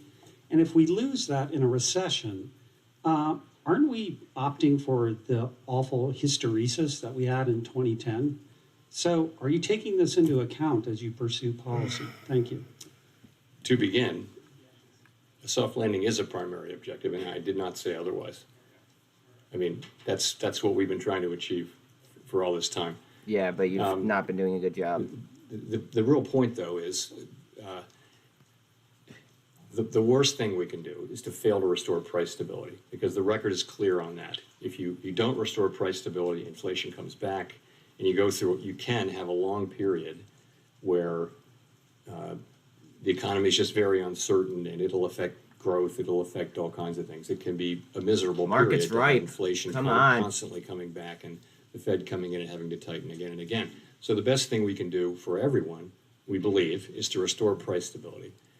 I think now, today, we actually, you know, we have the ability to be careful at this point and move carefully. Trying to clear the EMAs here on Bitcoin So we fully appreciate and the median. you know, the benefits of being able to continue what we see already, which is rebalancing in the labor market and inflation coming down without seeing, you know, an important large increase in unemployment, which has been typical of other tightening cycles. So Hi, thank you. Chris Rugaber at Associated Press.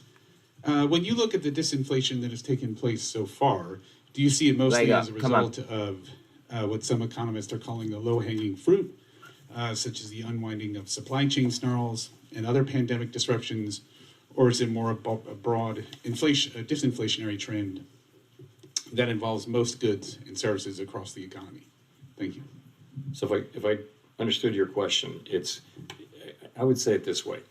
I think we knew from before when we lifted off, but certainly by the time we knew that bringing inflation back down was going to take, as I call it, the unwinding of these distortions to both supply and demand that happened because of the pandemic and the response. So that unwinding was going to be important. In addition, monetary policy was going to help. It was going to help supply side heal by cooling demand off, and just in general, better aligning supply with demand. Up 111%, so those two forces were though. always going to be important. It's very hard to pull them apart. They work together. I do think both of them are at work now, and I think they're at work in a way that shows you the progress that we are seeing. Michael McKee from Bloomberg Television and Radio. In June, you forecast a 5. Oh God, why is it doing that? It's like the official stream too. It's literally on the Federal Reserve's website. What would justify that last move? Because the median forecast is for lower inflation, and given all the known unknowns that you face, I'm not sure, how much Lauren. confidence do you have? Can investors have? I know or a lot the of people were American talking about have T-Doc in your forecast. or D-Talk. Excuse Well, me. forecasts are highly uncertain. Forecasting is They have very volume. difficult. Forecasters are a humble lot with much to be humble about. But to get to your question, though, what's happened is growth has come in strong. Bollinger Band's getting a little bit Stronger tight than here on expected, SPY. and that's required higher rates. Unemployment, you also see that the ultimate unemployment rate is not as high, but that's really because of what we've been seeing in the labor market. We've seen more and more progress in the labor market without seeing significantly higher unemployment. So That still we're came down continuing off that those trend. highs. In terms of inflation, you are seeing the last 3 readings are very, very good readings. It's only 3 readings. We were well aware that we need to see more than 3 readings. But if you look at June, July, and August, you're looking at really significant declines in core inflation, largely in the goods sector, also to some extent in housing services, and just a little in non-housing services. Those are the 3 buckets. Headline inflation, of course, has come way down, largely due to T2 lower Bollinger energy Band's real prices, tight again. some of which is now reversing. So I think people should know that economic forecasting is very difficult, and these are highly uncertain forecasts. But these are our forecasts. We have very high quality people working on these forecasts, and I think they stand up well against other forecasters. But just the nature of the business is the economy is very difficult to forecast. Given the forecast, Bitcoin at the that you 200 have, VWAP still. what justified not moving today? Workhorse? And what could justify moving in the future if you think? Well, I think we have come very far, very fast in the rate increases that we've made.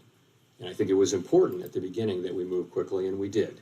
And I think as we get closer to the rate that we think the stance of monetary snipeable. policy that we think is appropriate to bring inflation down to 2% over time, the risks become more two-sided. And the risk of over-tightening and the risk of under-tightening 4 to becomes more 5. equal. And I think the natural common sense thing to do is as you approach that, you move a little more slowly as you get closer to it, and that's what we're doing. That could be a sniper. We're taking advantage of the fact that we have moved quickly Let's see. to move a little more carefully now as we sort of find our way to the right level of restriction that we need to get Where are inflation they back down to located? 2%. Okay, they're in Ohio. That's all right. Thank you, Chair Powell. Jennifer Schonberger with Yahoo Finance. With your focus on year-over-year PCE, isn't it true that base effects Wow, are they're huge, 4 hour. and Jesus. that by the time you Oh, leave this in is November, wow. It's that it's off the more likely 52-week that low. you'll have a low PCE number? Well, I didn't that realize would it was make you that more low. Jesus. comfortable? Do we know why it dropped? How would the lack of key indicators like CPI, Or why it's the dropping? jobs report, impact your approach in upcoming meetings if we were to have a government shutdown? Thank Sorry, you. yeah, I missed the first question. What was it? What factors? The base factors. Base factors. Okay. They got So, the approval from the on that, IRS We're too. looking at just monthly, right? You can look at just monthly readings and see what the increase was from the prior month. So you're right. When you go back 3, 6, and 12 months, you get base factors, but we can adjust for that. In terms of not getting Dropped data, on good again, we news. don't- Yeah, they got that news 7 we don't days ago comment on though. government shutdowns. It's possible if there is a government shutdown and it lasts through the next meeting, then it's possible we wouldn't be getting some of the data that we would ordinarily get, and we would just have to deal with that. And I don't know. It's hard for me to say in advance how that would affect. Apple's all the that way down meeting. to Yeah, it would 177. depend on all kinds of factors that I don't know about now, but it's certainly a reality that's a possibility. And remember, that's the 52-week low on As workforce. those kind of fall out of the equation for the next couple of readings by November, would you feel more comfortable at that point?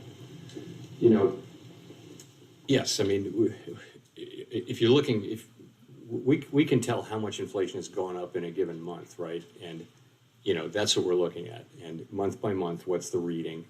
And I I think what we're really looking at is there's a tendency to look at, shorter and shorter maturities, but they're incredibly volatile and they can be misleading. That's why we look at 12-month. But I think in this situation where it looks like we've had a bit of a turn in inflation starting in June, we're also looking at 6 months and even 3 months, but really 6 months inflation. So you're looking at it over that Here comes period. Workhorse, maybe? Over longer periods. That's the right way to go. And we don't need to be in a hurry in getting to a conclusion about what to do. We can let the data evolve. Thanks for the question, Chair Powell. Edward Lawrence with Fox Business. So I want to focus back in on oil prices. We're seeing oil prices, as you mentioned, move up, and that's pushing the price of gas. So how does that factor into your decision to raise rates or not? Because the last two inflation reports, PCE and CPI, we've seen the overall inflation has actually risen. Right. So, energy prices are very important for the consumer. Yeah, this can affect consumer spending. It certainly can affect consumer sentiment. I mean, gas prices are one of the big things that affects consumer sentiment. It really comes down to how persistent, how sustained these energy prices are. Hawaiian Electric back to the VWAP. We look at core inflation, which excludes broke off that food and downtrend. energy, is that energy goes up and down like that, and it doesn't. Energy prices mostly don't contain much of a signal about how tight the economy is, and hence don't tell you much about where. Working on the 1 minute VWAP. However, we're well aware, though, that if energy prices increase and stay high, that'll have an effect on spending, and it may have an effect on consumer. Pretty sure it's more shorted than AMC. Things like that. That's just things we have. Yeah, Workhorse has always been a heavy short. On the consumer, they're putting more and more of this on their credit card. The consumer seeing record credit spending. How long do you think the consumer can manage that debt at higher interest rates now? And are you concerned about a debt bubble related to that?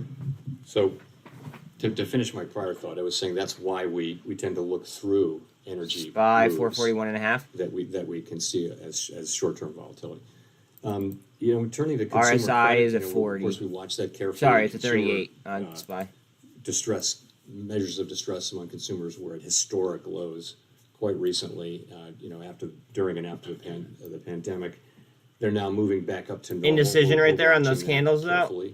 But You can see it with the wicks. At this point, these readings they're not at troublingly high levels. They're just kind of moving back up to what was the typical in the pre-pandemic era. SPY up. Hi, Jean Young with M&I Market News. Come on. Yields along the Treasury curve have risen to their highest in years. What is the Fed's view about what's been driving that increase in recent weeks? And how much of it can be attributed to macro explanations and how much to technical factors? Come on, SPY, don't do that. Nope. So nope. Rates have moved up significantly. I think it's always hard to say precisely. Probably coming down to tap 401 on the dot, or 441 on the dot. Most people do a common decomposition of the increase, and the view will be it's not mostly about inflation expectations. It's mostly about other things. Either term premium or real yields, and it's hard to be precise about this. Of course, everyone's got models that will give you a very precise answer, but they give you different answers. So, but essentially, they're moving up because it's not because of inflation. It's because it'll probably have something to do with stronger growth. I would say more supply of treasuries. The common explanations that you hear in the markets. Finger is down at 512. Ouch.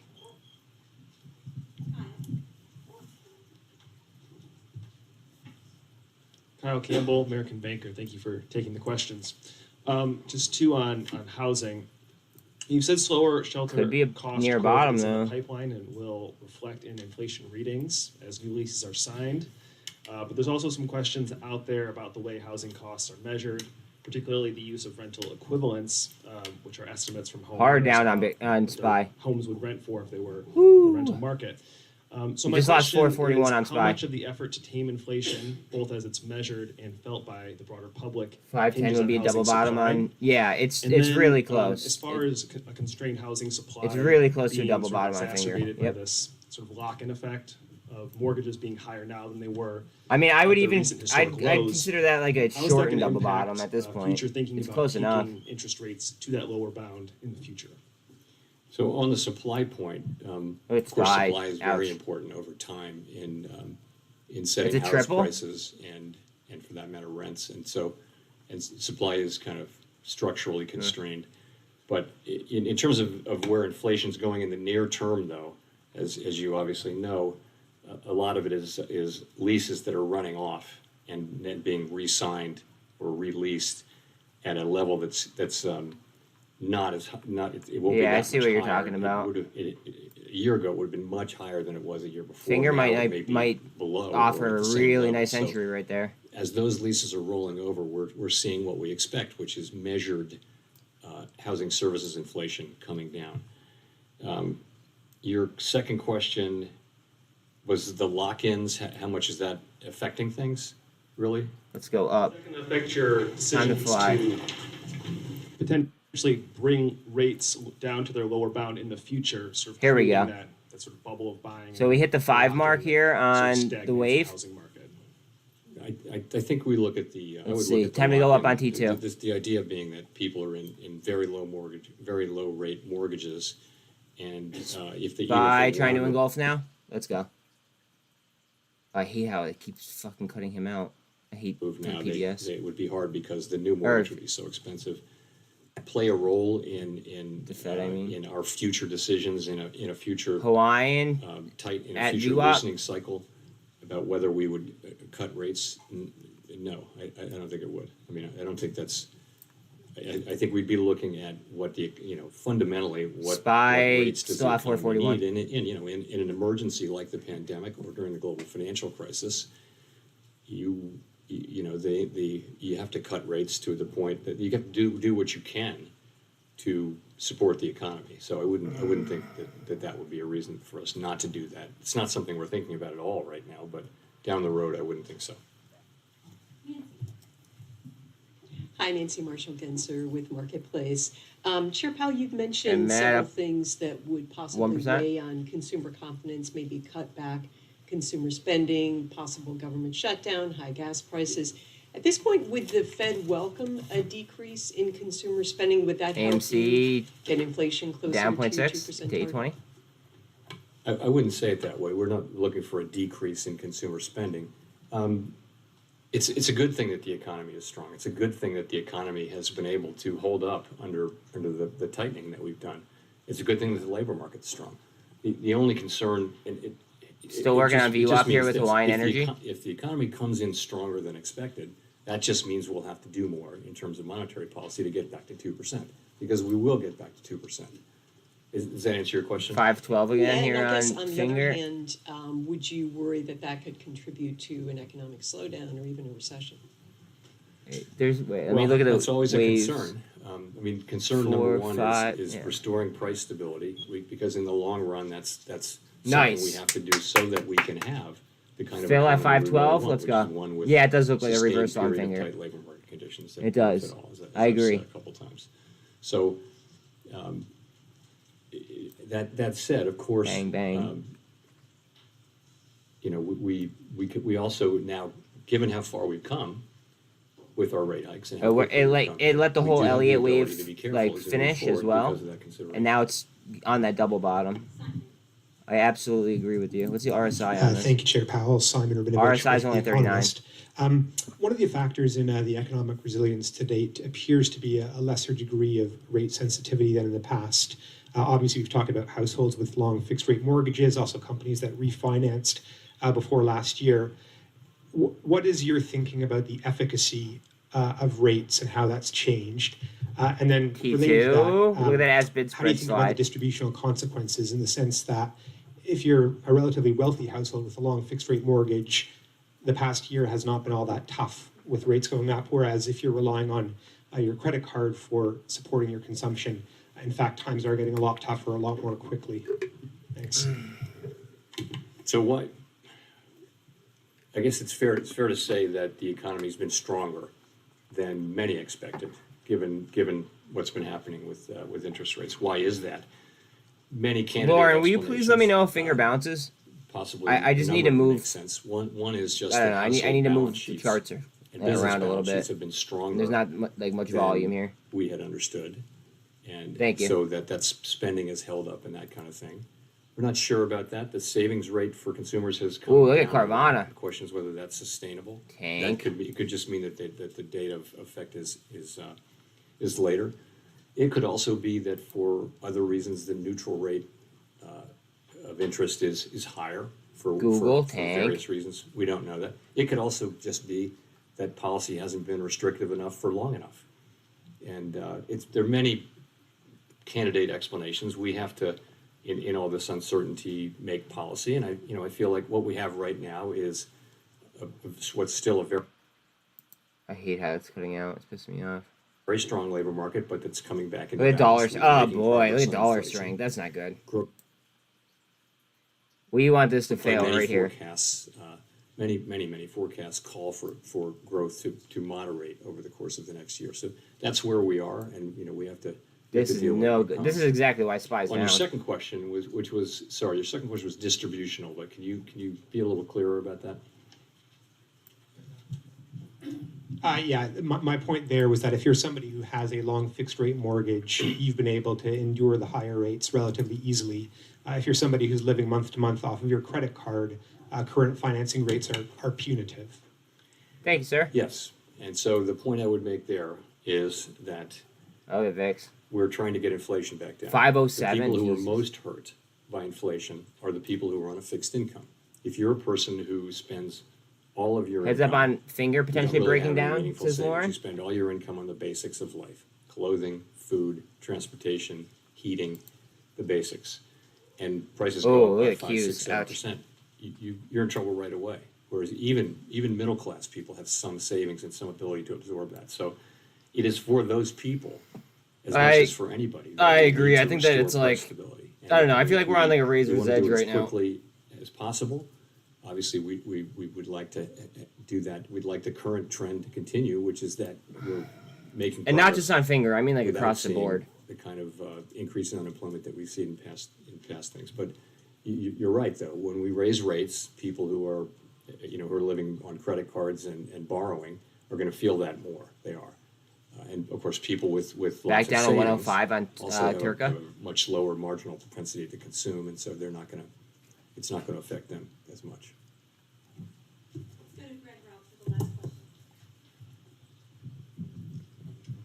XRP just went red. Chair Powell. Greg Robb from MarketWatch. In the beige book recently, you can tell that the Fed has been surveying nonprofits and community groups about the economic health of low-income Americans. Right after this question, let's see if this market bounces. I have 2 questions about this. Are you going to use that data to maybe come up with sort of like a quarterly survey of those groups, like the senior loan officer survey? And and also the second question is, from your recent readings of these surveys, how are low and moderate Americans doing? Is there this thing where like the GDP is strong because of wealthy Americans kind of driving things? And just want to get your sense of the health of that sector. Thank you. So I don't know about the quarterly survey. That's an idea we can take away and think about. In terms of how low and moderate Americans, they're clearly were suffering from high inflation. I think during the pandemic, the government transfers that happened were very meaningful. And if you know the surveys that we take showed that low and moderate income people were actually in very, very strong financial condition. I think now it's a very hot labor market, and still at 111 up on nominal wages, and you're starting to see real wages are now positive by most measures. So 115. I think overall households are in good shape. Surveys are a different thing. So surveys are showing dissatisfaction, and I think a lot of that is just people hate inflation, hate it. And that causes people to say the economy is terrible, but at the same time, they're spending money. Their behavior is not exactly what you would expect from the surveys. That's kind of a guess at what the answer might be. But I think there's a lot of good things happening on household balance sheets, and certainly in the labor market and with wages. The biggest wage increases having gone to relatively low wage jobs, and now inflation coming down, you're seeing real wages, which is a good thing. Coming up on 4 million in volume. Let's see if we get a market change now that he's done. Let's see if there's a little bit of a switch up here on SPY or like the Qs. Some of that might have been artificial.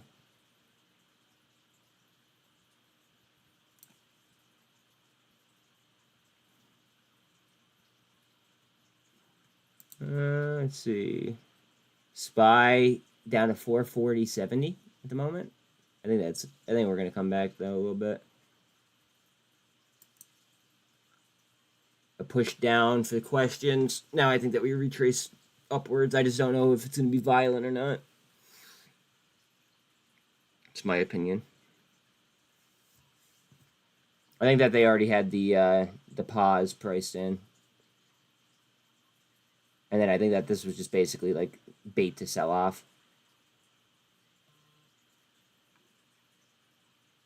That's my guess. Currently up 116 on talk, or on D talk, excuse me. Sell off was from him talking. Yeah, dude. He could say like the most bullish thing ever, and the market would react negative. Or like he could say the inverse. He could say something very, very negative, and the market will react positive. I don't understand it, but I'm here for it. I'm here for I don't understand it, but I'm here for the volatility. You know.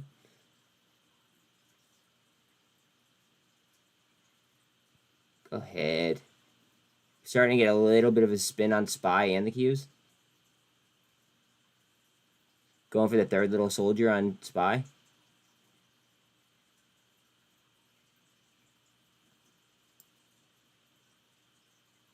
SPY coming up towards 441, 5 cents off. About to make another leg here. Yep. Heads up, new leg on DTOC, it looks like. How long till it gets halted? Let's see. Is it gone or what?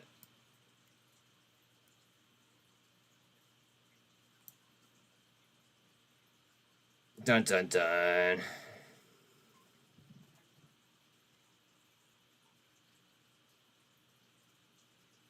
We need some pressure from the overall market. See how that wick is. It tried up and now it's obviously getting shoved right back down. Oh, come on. Let's go, SPY. Alright, what else we got going on? IDEX is moving alright. I just don't have room on the chart right this second. Just because I really want to pay attention to the Qs and SPY right now. Okay, watch out on DTOC if you're in it. It might have just topped out. I don't know.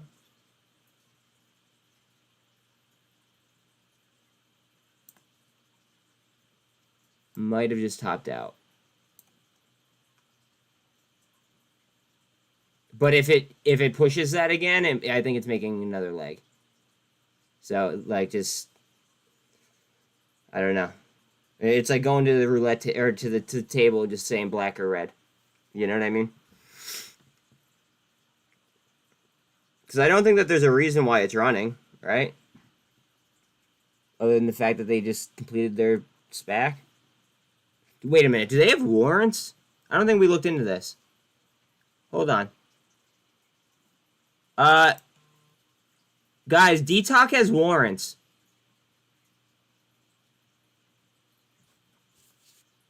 Just so everybody knows, watch out on DTOC W.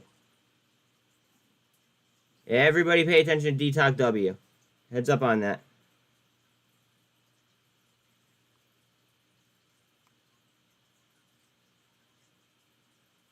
Hold on one second.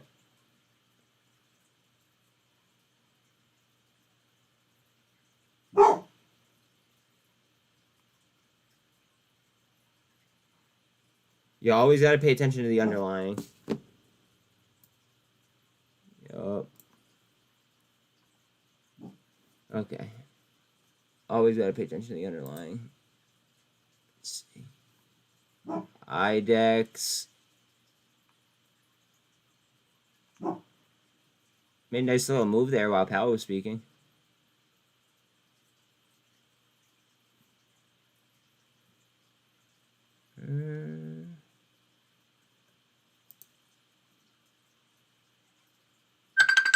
Oh, jeez. Yeah, what's up, Alan? Hey, with the warrants up 66%, wouldn't you consider that chasing? Look at the underlying. Well, I did. Well, okay, so all right. So did you look up the expiration or the exercise info on the one? No, I didn't. Okay, so that's the first step before purchasing. Chances are most of them are 1150. Most of them. Sometimes Right, you. I just looked at the movement on it, and it's up 66% today. So that's because it's like it was pennies. Does that make sense? It was pennies rather than say like 1150, or like whatever what did T Doc start trading? It's all right. So T Doc or T Talk or D Talk. Oh my god, I can't even fucking talk. Open today at 1383, right? Now theoretically the warrants should be worth more than what they opened up at, but they weren't, right? However, if the exercise is 1150, then the warrants in theory should be around 1150 less than what DTOC is currently trading at. So, and the perfect example to show everybody that's watching. What is it at right now? 13 something?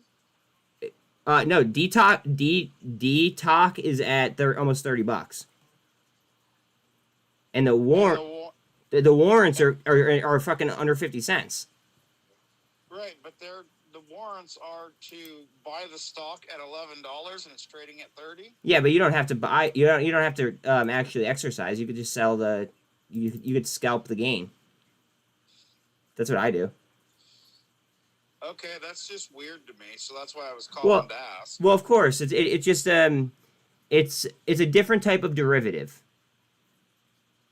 You know what I mean? Okay. So it's basically like like it's almost like an option with like the grease built into it, kind of. Not really, but I mean like that's one way to think about it. Right. It's like usually they're longer dated, usually like around like I think it's like 5 to 10 years, right? And then you have the right to exercise at a given price. Now, most of them are 1150. I've seen 550, and I've seen, well, T2 has 108 warrants, but that's because of dilution. That's not because of like a SPAC deal, but because that was a SPAC, most SPACs are like 1150. So as long as it's trailing less than that, and there's volume there, I think that would be a better buy than the underlying, in theory. If I was paper trading, of course. Does that make any sense at all, or no? Yeah. Okay. SPY is coming down. We just lost 440. Ooh. Q's lost 36. Wait, no. Q's are fighting to keep 366. Ruh-roh, SPY. Ruh-roh, SPY. My Hawaiian Energy isn't, or Hawaiian Electric, what's it called, isn't like tanking with the rest of the market though. So that's a plus. I'm wondering if we're gonna see any action in after hours today.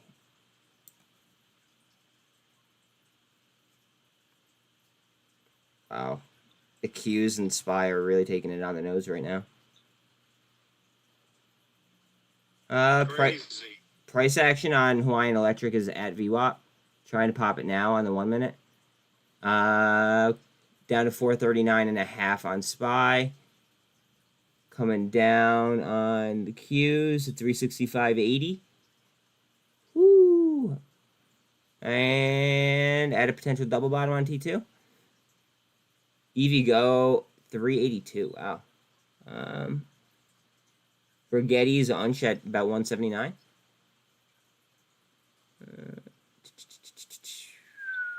Spin, baby, spin. I feel like the spin it's got to almost be in. Come on. It's funny because I'm looking at the warrants on Fidelity's page, but it doesn't tell you how long they are, what they are. It should say the expiration on there, no? No. Okay, usually it at least tells you the expiration. Just all you have to do is Google DTOC warrant exercise information, and you should be able to get something. Okay. No, I was just wondering. It looks like it was at like I 29 cents for the longest time. I agree, Lauren. And you said how many cents did you say, Alan? I missed that. They were like 29 cents. The warrants were down to like 4 and 5 cents. Back in April and May of this year, it was 8 cents, Yeah, 5 cents. and that's why you can make a killing on warrants. But And now they're like, they were at 29. Now they're at 47. yeah, you can make a killing on warrants if you know how to play them. Right. I was just looking at it because I didn't really understand it. Well, but it's weird because their warrants were real. You know, the warrants were like 9 cents. Well, do you want to know why though? Because chances are the market didn't think that the market didn't think that the what's it called, that the stock would be above 1150 most likely. Okay. And then now, that makes sense. I was just wondering because I had never messed with warrants before, and I was just looking at it because you were talking about it. So no, I'm happy you did. I wanted to take a look at it. No, I'm happy you did because I'm sure that a lot of people in here don't like mess with warrants all that much. But on the other hand, I love warrants because you get like a lot more exposure for a lot less money, and you don't really deal with like say theta like you would on an option. Like yes, like you do kind of like over time, but like it's very very far off from like option theta. Right. Yeah. So I wanted to talk to you while we were on live about something that I was reading that when I read it, I just was like, what in the hell? What's that? So PINS, it's Pinterest. Pinterest, yeah. It was up like 5% yesterday, right? Right. September 20th, DA Davidson upgrades Pinterest to buy from neutral, but they adjusted the price target from $35 down to $25. So it was neutral when they thought it was going to run to $35, and then they put it in the buy category when they said it's only going to run to $25. It's currently at 27 and people are still buying it. That makes no sense. That cracks me up. That makes no sense. Well, I mean that's where I go back to like this market is just acting irrationally. You know what I mean? So it makes it harder to predict. But I mean, like you still have to use like, charting and, statistics and all that, happy stuff, but at the same time it just, a little bit all over the place because the market psychology is skewed. Right. So I was just playing. I was going to play something today just off of the fundamentals, and I kind of been interested in bankruptcy plays and stuff. And FRTX, the one that I was watching that went ballistic today, and it's still rising. It's up 58.84% today. Yeah, FRTX. Yeah. Their board agreed to liquidate the company. They don't have much debt from what I can see. And they're literally just gonna sell off everything they got. They're gonna take all the remaining cash and distribute it to the shareholders as part of the liquidation plan. That's a really wild liquidation plan. Okay, so they're just packing up shop and saying fuck it. Yeah. They discontinued all clinical and lab studies and will terminate most employees by early October as part of the termination plan. Company currently expects distributions to shareholders in the range of 5 to 7 million. What's the cap at now? Do you know off the top of your head? Hang on. Okay. The cap on it is 5.492 million. And that's current, even though it's up as much as it is, or is that prior to today? Well, the market cap as of right now is 5.493. Okay, and you said that after liquidation they should be it should be worth like 5 to 10 mil. You said, right? Let me look back at that and see exactly the number. Because in theory, then that should be They're your. expecting 5 to 7 million. Okay, all right. So that's basically your risk to reward that you're talking about right there. Because like, all right, so just assume that their liquidation is their market cap, right? Right. Then the share prices are going to get to wherever that price would be theoretically. Does that make sense? So it could be like $1, $10, $15. Well, what's the price? The price was like 90 some cents, right? It's 92 cents. Okay. I mean, it's got a 4.75 million market cap. It just changed. Okay. So like, let's say, and what was the share price one last time? 92 cents. So I mean, like almost 90. Well, 92.60. So I mean, like, watch like a buck, dude. Like that sounds like it's like around like the same like the cap figure, right? Now that there's a tension on it, let me actually pull it up. So now that there's a tension on it, they might actually squeeze it instead. You didn't do any like DD on this, right? No, I've just been reading through what they provided this morning, as far as from my trading platform. Okay. Wow, that gap up. It's dirty. It went crazy for no reason. All of the stuff said it should have been level, and it went ballistic this morning. 6 hours ago. Okay, never mind. That was on Hawaiian. I don't know, bro. That's it. If they're liquidating and they're almost at the number of what their assets are worth, I might be able to find other plays that I like more. Does that make sense? Right. Well, early this morning when I wanted to buy in it was, like 60 cents. Oh, well, that's different. I get it. And so that was a no-brainer. Well, yeah. And you absolutely killed that play, I'm People are assuming. still buying it. I'm like, what in the hell? But no, that T-Doc that you were talking about, bro, or that D-Doc, the warrants are just so undervalued on that. I don't know what people are doing. Do you think they're undervalued even though they're at like a way high price? Well, okay, so if the exercise price of the warrants is $11.50, right? Like most specs are. Some are $5.50, but that would even bolster my case even more. But let's say that the warrants are at $11.50 like they usually are, right? Okay. The price was at like $30, right? So subtract $11.50 from $30, and right around that price is where the warrants should be if people were to play them heavy, like they did with DWAC. Like okay. Say DWAC and DWAC-W. You know how that took off. You know what I mean? Yeah. It could have percentage gains like that, but again, high risk, high reward. So, I mean, you're always picking your poison with that, right? Oh, well, always. Yeah.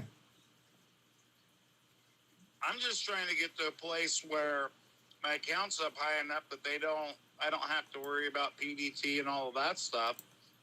It becomes a totally different game. Oh yeah, because I want to, do the, what do you call it?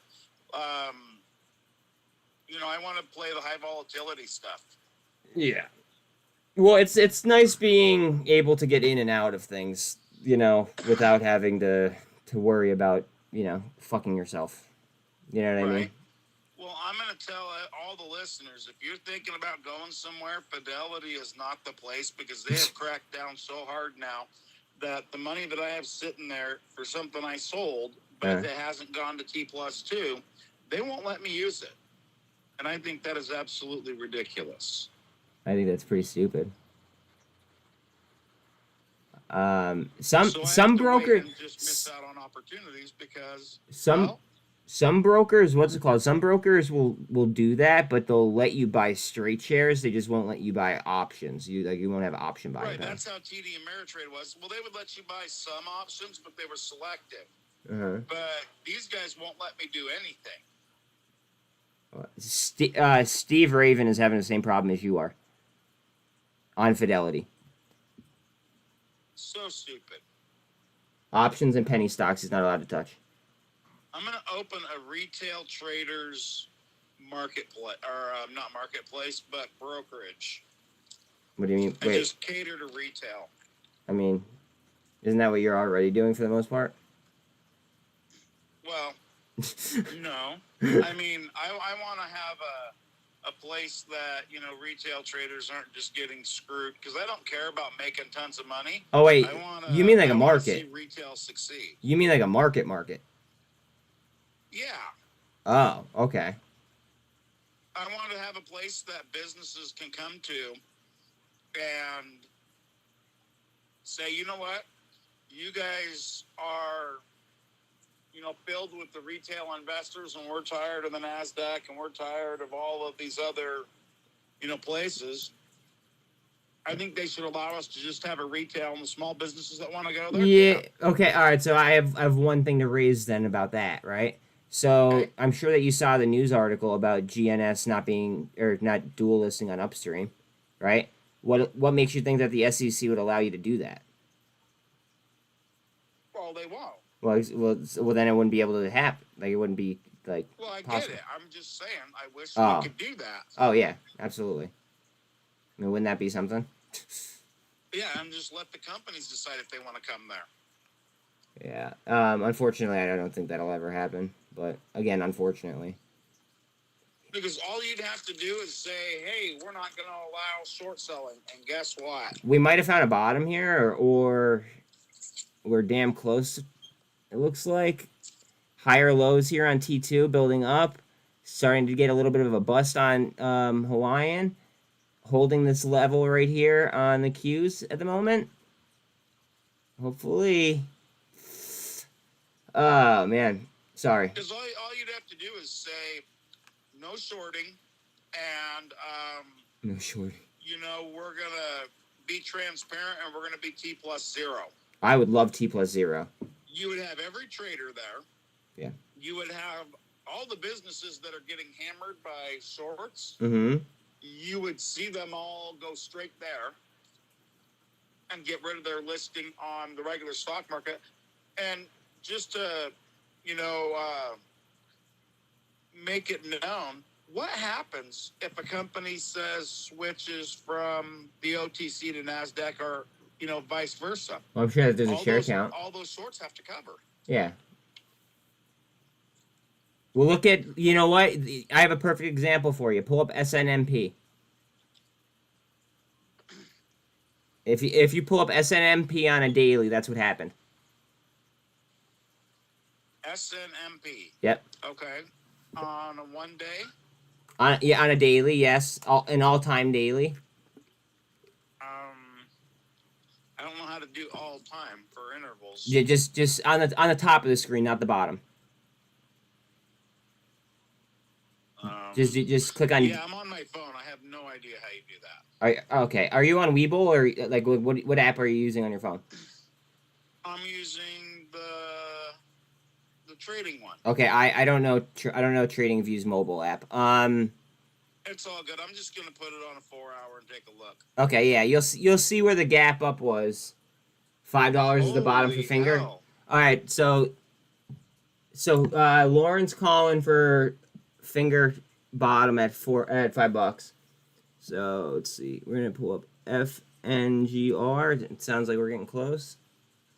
Yeah, SNMP went a little crazy, didn't it? Yeah, they have a really small float. Yeah, I think $5 is the It's floor falling too. hard again now, though. Yeah, I know. I want it to gap fill, and then I want to buy it. Yeah, I'm with you on that because it might shoot back up. Yeah, and you know what they deal with? Who?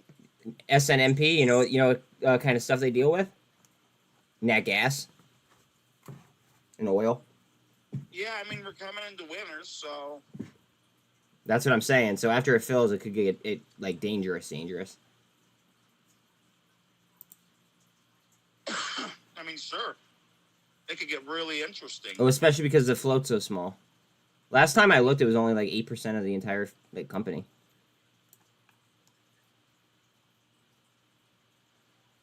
Oh yeah, fingers starting a barcode here at $5. SPY, Three Little Soldiers again. Bitcoin RSI is a 44, and it's coming up towards the MACD. Yes, they're delisting from the New York Stock Exchange. They're delisting now? Because It says Evolved Transition Infrastructure, SNMP, said Friday it received, this is June 9th, said it received notice and starting the procedure to delist its units from the NYSE America after the company's listed securities experienced a sustained low. And you said NYSE, not Amex, right? Because they were on the Amex. That's correct. Okay. Now I'm gonna have to look into that a little bit deeper because at one point they were trading on the Amex, right? And then they switched over to the NYSE, and that's what caused that gap up. So now if they're getting delisted from the New York Stock Exchange, that kind of doesn't make any sense to me. Does that make sense to you? Well, that was June 9th. No, I understand that, but like, let's say that they get 180 days, right? So 180 days from June 9th. I mean, we're already at 90 days. 90 in.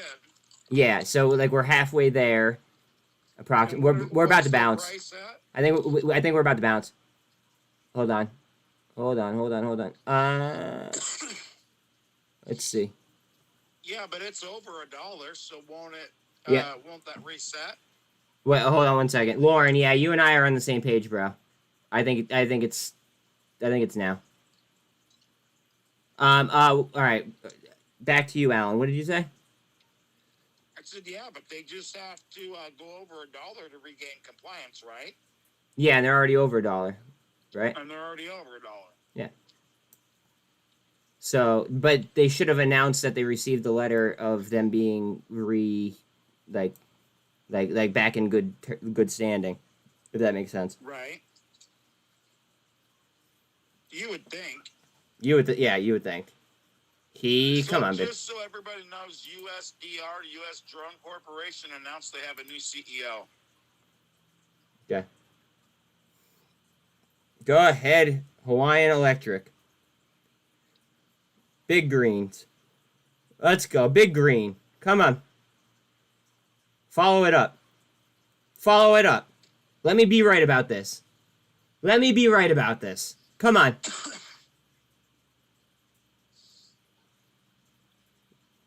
Let me be right. I would love that. You would love to be right? I always love being right. But I mean, who doesn't? well, yeah, but what I'm saying though is I have a lot of 15 strikes, like YOLOs, on Hawaiian Electric. Okay. And on the 4 hour, it's actually starting to look pretty nice. The BJDX is starting to climb again. That's the one with that ridiculous gap down, right? Yeah. Ugh. Well, it had a ridiculous gap up, and then it's been declining. Well, yeah, no, I understand that, yeah. I mean, we're holding this level here on Hawaiian. Hopefully we keep climbing. Finger, a little bit of green, T2 down to 30 cents. Hopefully T2 bounces off 30 cents. I think Finger's going to climb off $5. And SPY, weird looking cup and handle setup, but it's there. So I think at like 484. Uh-huh. On what? On Finger? On BJDX. Oh, okay. It's like the place where you start paying attention. SPY, come on, babe. I'm chilling on T2, not going to sell unless it goes... it was bouncing between like 470 and, like 443 or something. So I think if it goes above that and breaks that resistance that it kept slamming into, and it gets up in the 480s, that's when it's really time to pay key attention. Because this morning it was up to like 505 or 510 or something. 380 on EVGO. Coinbase all back down to $77. So your CONS would have hit.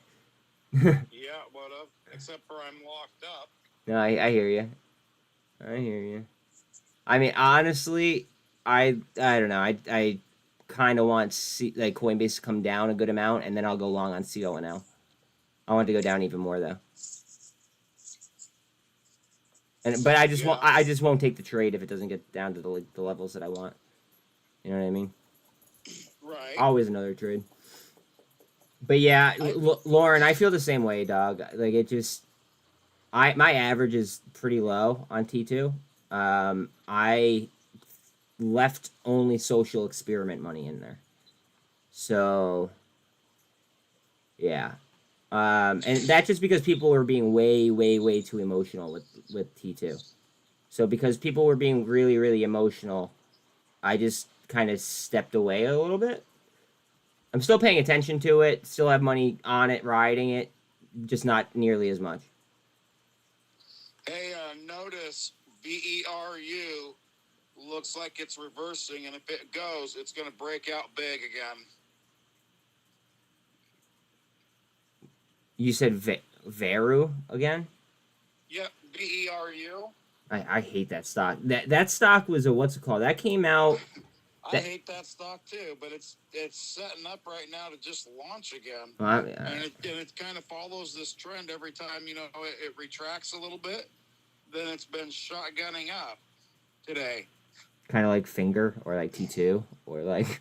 No, if you look it up on the chart, like it's I mean, been going pretty good, No, I hear you. Veru has had its runs. The one thing that sketches me out is that they dropped the Veru SPAC or IPO. I forget what it was. Like it started trading on a day that was like a triple witching day, or is it like a quad witching day, like last year, or something like that. And there was a lot of pressure on AMC, or it was another squeeze play. And it was like they used it in order to go ahead and get people off of the other squeeze, if that makes sense. So that's right. So that ticker just scares me a little bit. I think it's heavily manipulated, just like the rest of them. I don't think it's as publicized. I mean, that's tight. They had bad news as of September 11th. Uh-huh. And it went up. So you tell me. Well, yeah. So if it moved up on bad news, you're saying like. Well, it slowly declined on the bad news, and then it's all of a sudden started really rebounding today. It's up 10%. Yeah, watch it be a bull trap. Right? Because they discontinued their AR test study. So when your clinical data is shit comes back from your test and you can't keep testing people, you have to stop. Uh-huh. It's usually not a sign that your stock goes up. Yeah, that's what I'm not even gonna pull it on my chart. Just because like I don't know. It's just nuts. Well, I mean I think that like the average person has to like learn that the news cycles are not acting like rational. Like, or in a rational manner. So I have one for you to look at if you got a second. What's up? It's called EQX. If you look at it on a 1 hour. EQX. Yep, they had a nice steady up and downs. It was going pretty good, and had a violent down today. Wait, hold on one second. Steve just posted something in here, and he said that this just came out today. T2 Biosystems reaches regulatory milestone that could be a game changer. Has FDA... Okay, wait, hold on a second. T2 Bio... okay, we know what it is. We already know that. Yeah, that's just stuff we already know, though, bro. No big deal. No big deal. Stuff we already know about. Let's see. So Equinox Gold Corp had a hard down. Yeah, I'm pulling up the daily right now.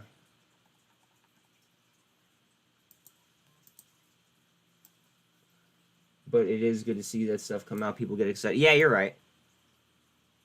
Watch out on Finger. Finger looks like she's ready to go. Same thing with T2. Heads up. I still have your thing on my chart. I just didn't have a time, or I didn't have time to chart it just yet. Give me 1 second.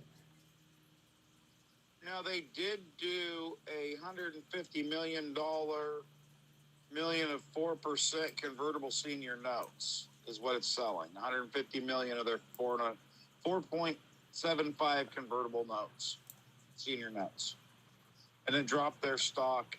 Is that what caused that huge drop? Yeah, it looks like it. Okay. Well, and I'm gonna look at their cap in a second, because that could be a signal for potential toxic financing. Wow, it's already 4 o'clock. Jesus, I didn't even realize. I'm not gonna get off right now. Purchasers have an option to buy an additional 225 million in aggregate principal amount of notes. And the notes convert out to $6.30 a share. I mean, it's not a small company. It's $1.4 billion. Yeah, but their notes are at 630, and they're currently trading at 440. Wow, yo, the ask bid spread on Finger is 5 to 542. That's wide. It's a wide ass bid spread. Thank you for that. Yeah. But heads up, if Equinox Gold rebounds, I'm drawing it up right now, Alan. I agree with you, I think. there's a big opportunity, but like you said before, it's high risk, high reward. Finger up. Let's see. Oh, no, never mind. The bid didn't move. The bid, right. don't trust the action because the bid didn't move yet. And then the one Alan brought up here, it looks like it's in a pennant at the bottom side of the pennant. So if it bounces off that, I mean, that could definitely be a solid play. Thank you All for... right, dude, I'm going to go. Thank you. I'll talk to you guys later. All right, brother. Later.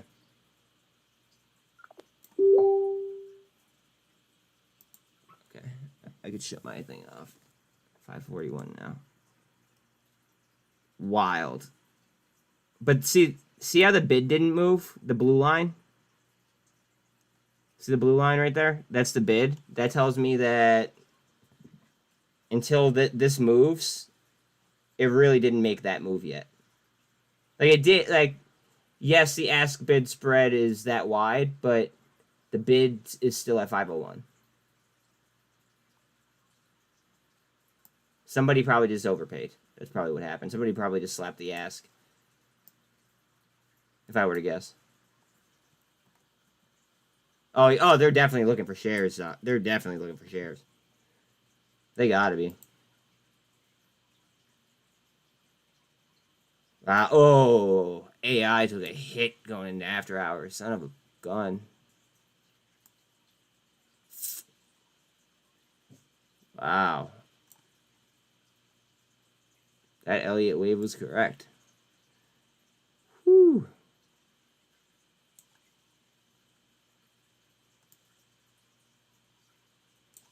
All right. Let's see.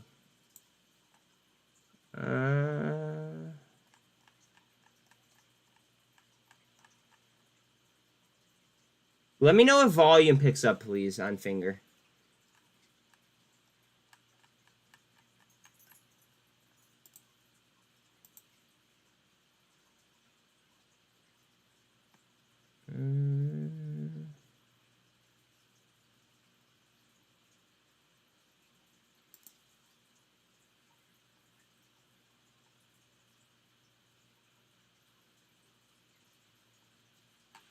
Let's see.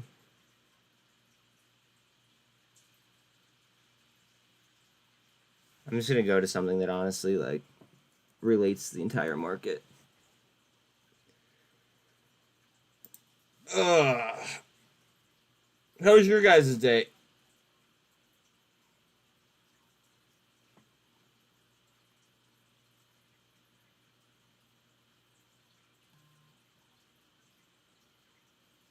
Really? Yeah, you smoked it today, dog. You smoked it. I kind of, like, just chilled back and, like, My whole thing is I don't want to beat myself. I think that we had this conversation yesterday.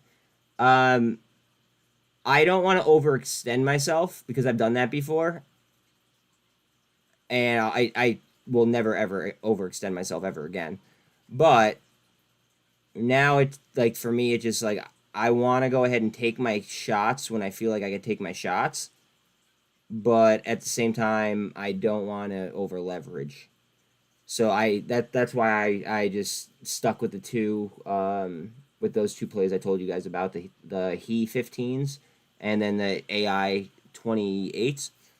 Obviously not doing so hot on the AI play, but it is what it is. They're fucking like $20 a pop. No big deal. Plus, it's 35% short, and there's no shares available to be borrowed. So there's that. Let's actually do a refresh on data, now that I think about it. And it's after hours.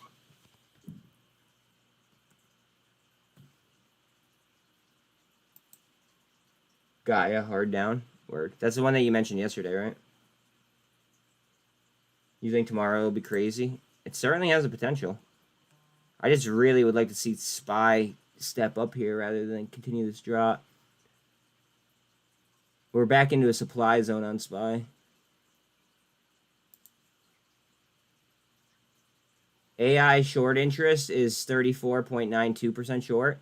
Utilization's reading 82.2. Cost to borrow average is about 18%. And then before this was reading 0. Now it's not popping up. Shares available to borrow.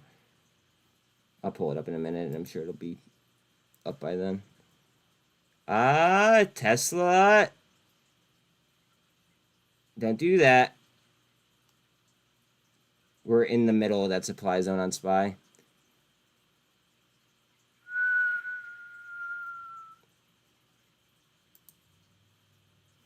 Okay, so now there's only 10,000 shares available to borrow on AI.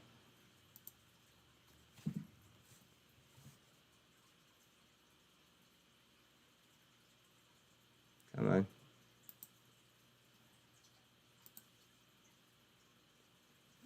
on. Header. So who announces an offering on Fed Day? Canadians. Look out. LQR coming through. So healthcare jumps when the economy goes down. This is possibly a sector-wide bull trap.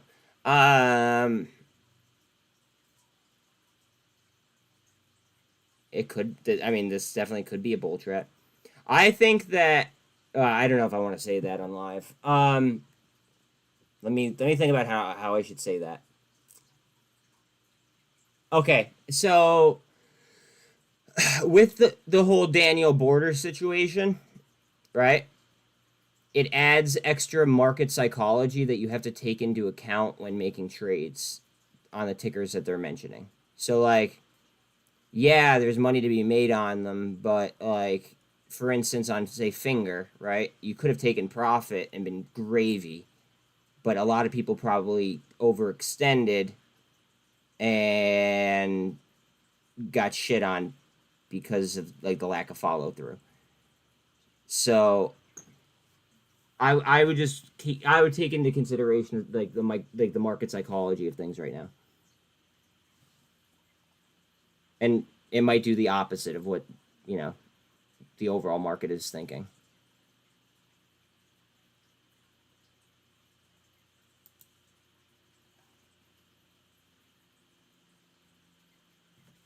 LQR, you're saying? Let me pull that up for you.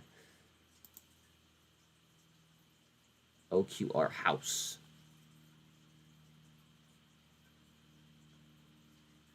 Up almost 17% in regular hours and up an additional 1% here and after. Nice. And you're slightly above average volume. Open is, wow, open's sub $3 right now.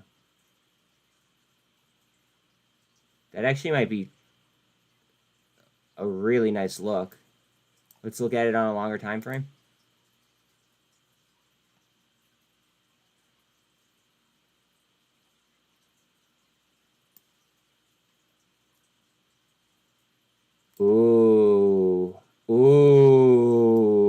you guys see this?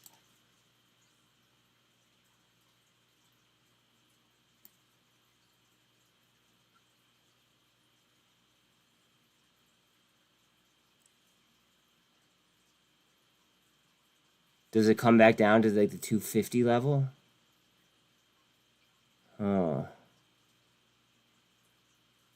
Or does it bounce off that BS right there? Wow, that's close on open. I think long, I think that like under $3 is a great play. However, in the shorter term, may come down and test that nonsense right here. Maybe like 270-ish.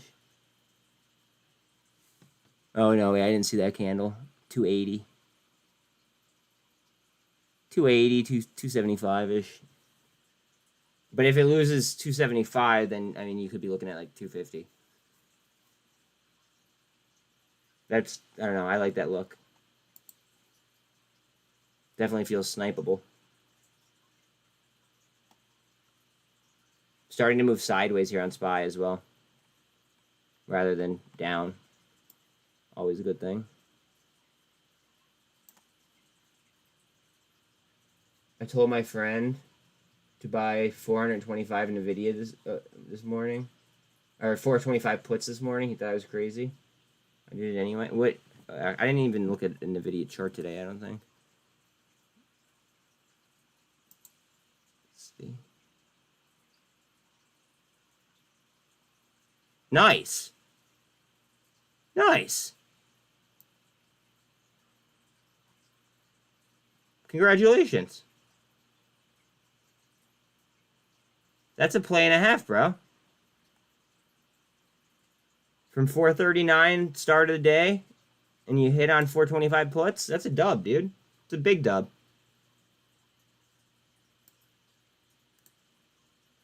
Major, major, major dub. Remember MVIS had that direct offering to a hedge fund? It's probably done. Took it off my watch list. MVIS, you think MVIS is done? MVIS. At one point, I liked MVIS. And then they did that bullshit. And then I kind of stopped paying attention to them.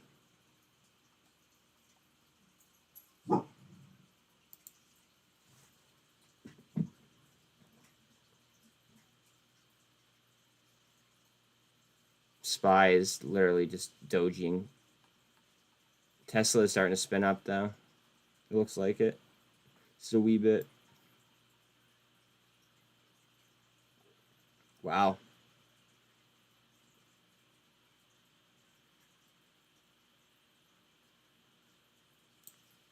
Huh. So its 52-week low is 182. Where was that? Where? No. Okay, so it didn't hit there.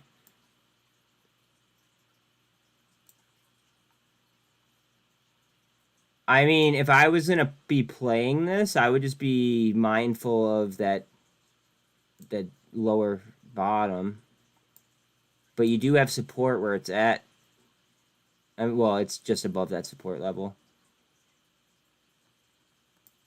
You have it there, and yeah, that's all you have right there. Oh, right there and right there. Bang. 215-ish. Yeah, and low of the day is 216. That makes complete sense.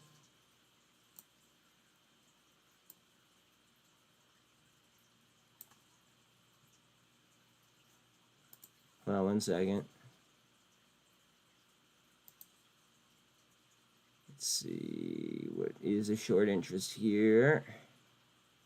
Short interest on Hawaiian Electric is 11%.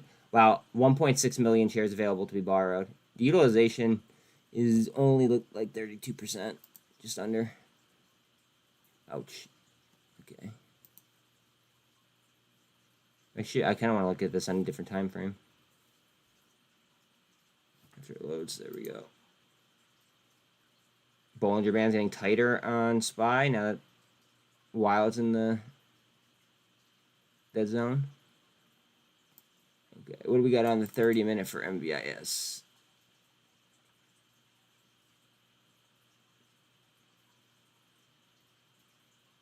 I don't know, man. This might come off the bottom for you. I mean, you're inside the MACD, but it looks like it could spin with some positive price action. RSI is like at 46. Watch down in here, though, man. Watch that 215 level. It's at 216 right now. I'd try to get a fill at 215 if I wanted to play it up. And then if it came down, I would just DCA it. And that's only if I like decided that that's what I wanted to do, of course.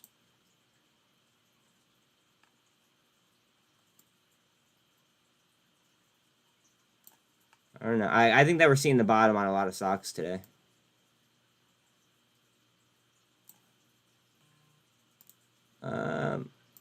MVIS. Let's look at their data quick.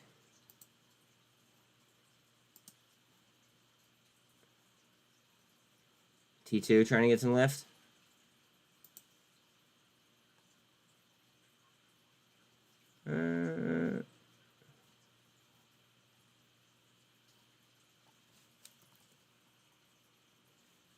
Bear with me.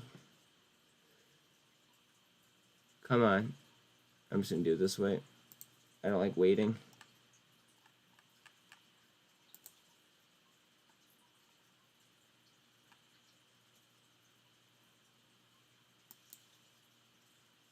Let's see.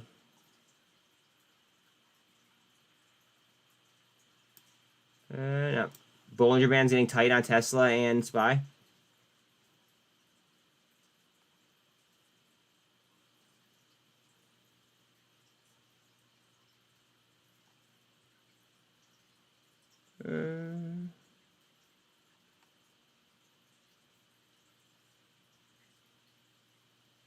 S bid spreads moving up a little bit on he.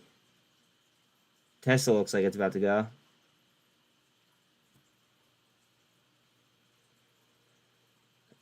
So does SPY. Look how tight that Bollinger Band is.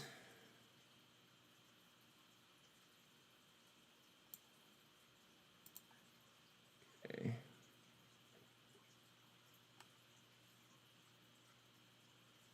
Groupon back to $12 even. Tesla super trend up. See if it follows through. Dollar strength is at 105.37. Ouch. That's kind of, that didn't help SPY out at all today. Not one bit. Well, COSM's up another 3% in after hours. It's probably on light volume though. It finished actually only up 2%, 2 point something. It was up a significant amount more earlier.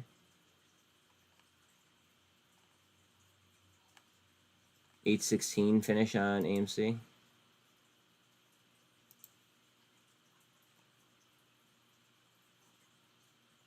eBet's up after hours.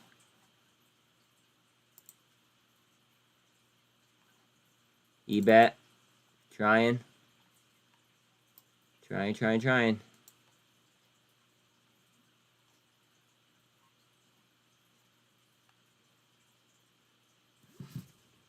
EXAI hard down. Word. Okay, is T2? All right, hold on one second. I'm sorry, I didn't look at chat in a minute. Let me go ahead. All right, so remember. Okay, so I did like all same boat, ton of them. Okay, is T2 on a daily continuation up? Honestly, bro, I'll chart it for you, but T2 is way too like emotional of a crowd trading it, in my opinion.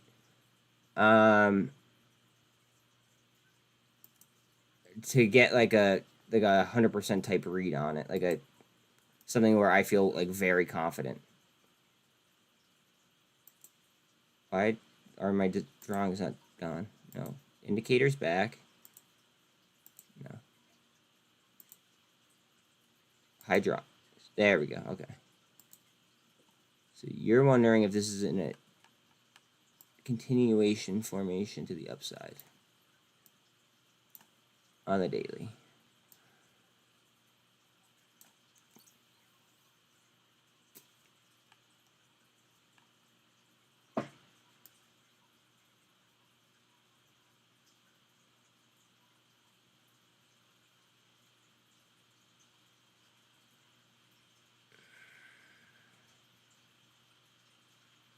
No gaps, right?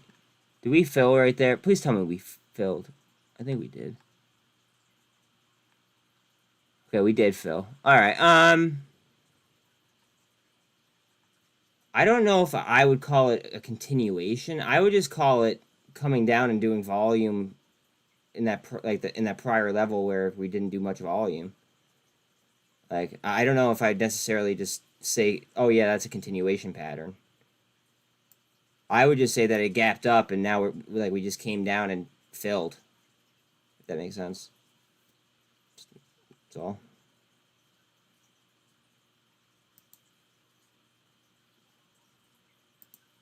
In my opinion, at least.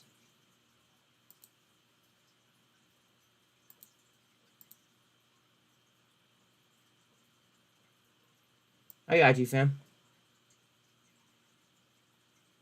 What do you mean, Elliott Wave 5? I'm confused.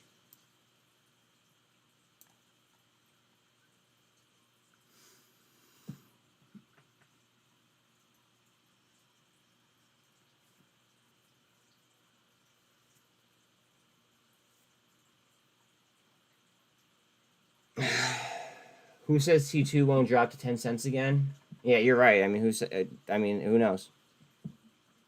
Who knows? Supply and demand knows. That's who knows. If it comes down to 28 cents, yeah. I don't know.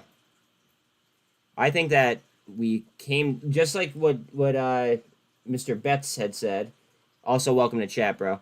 But I think that, you know, it comes back to the point that he made. You know what I mean? Like, it came down, did volume within that gap that we needed it to do volume in, and now it could, you know, kind of like springboard almost. Just a thought.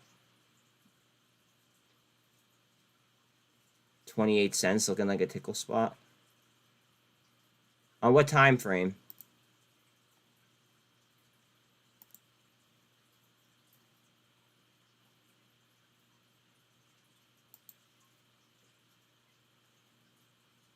One hour?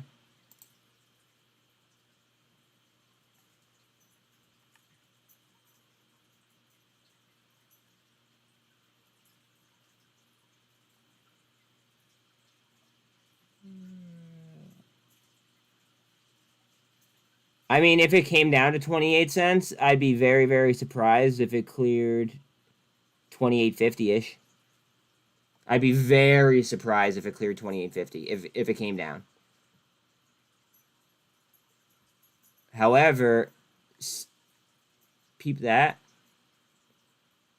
Look at the tops right here. You have the tops right here, and then you have the bottoms from right here, acting as support right now. But I mean, if it comes down, like, I don't think that it would break 28.5 again, right this second. Maybe in due time here, but I don't think right this second. I think, like, see how this is, what, the 1 hour? It looks like it's just consolidating on the bottom. Like, right on the bottom of that band. What's the RSI? RSI is a 40, almost a 41. And it just cut this, it looks like it cut the signal on the MACD. No, it didn't cut the signal. Sorry. But it looks like the MACD does look like it's starting to spin, though. But, I hear you, baby. I'll let you out in a second. Okay, I forget what Alright, there we go. Alright. Let's see.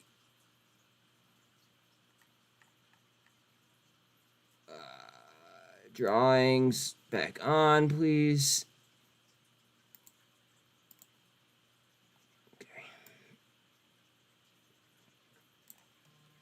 Tesla coming up. Tesla's gonna lead the market. Watch. Market's coming up.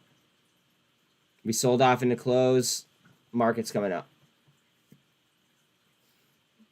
We sold off into close on good news. I could imagine if there was a hike, but there was no hike. LQR is starting to roll. Okay. Hold on one second. LQR.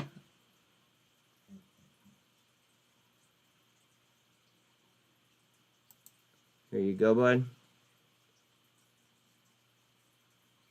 It's still on light volume though, man.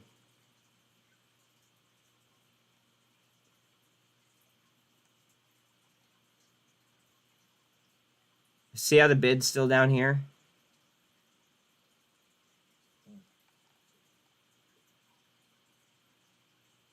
Okay, bid's there now. It's really not doing much volume. Slightly above average volume. There's another. All right, so this is a cup and handle forming, and then now it's also forming like another little cup here on Tesla.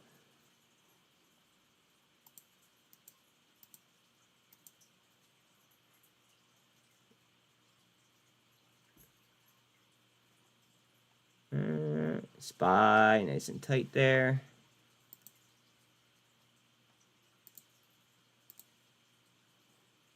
Coming up towards the top of the supply zone.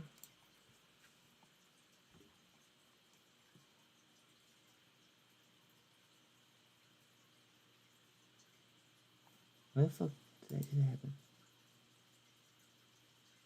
So weird. All right.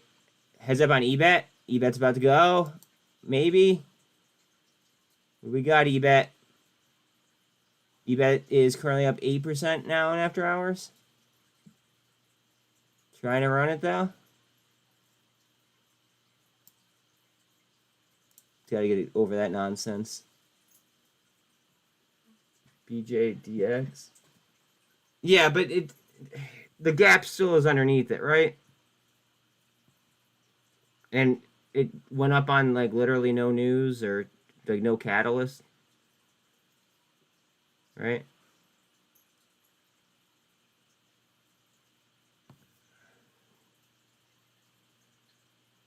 Look at the warrants on JTAI. Up another 14% after hours.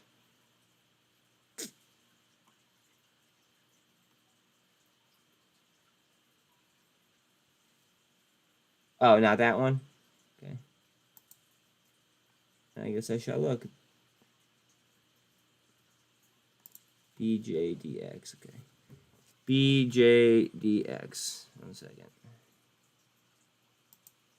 Blue Jay. I hate pharma. Righty.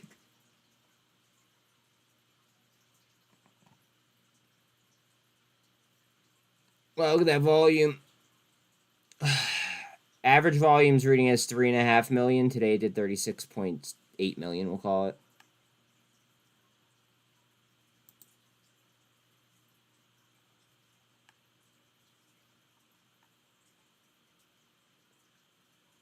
You said that this wasn't the one that gapped up.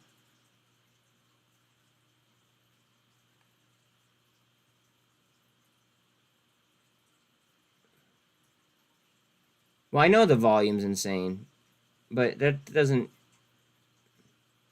I don't know. 1, it's pharma. 2, there's a huge gap up, and I don't believe that there was any news on it. Like the first news article was 1 hour ago.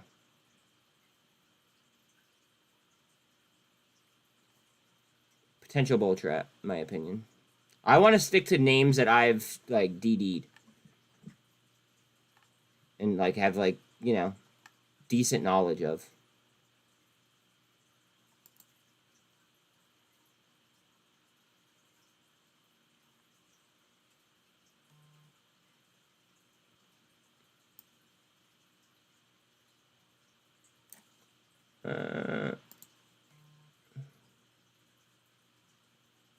Ooh, COSM in the close. Off 160. Closed at 154. EBET trying to go for it. SWBI looks like a solid hold now. Okay. SWBI. EBET pushing. Let's see if it could clear. Wow. Smith & Wesson down to $12. EBET.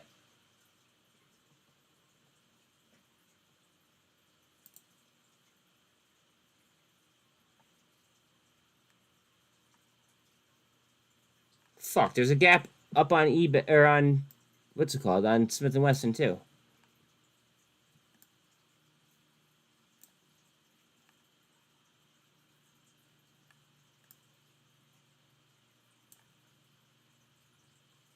I mean, bro, you have a daily gap down to 1184.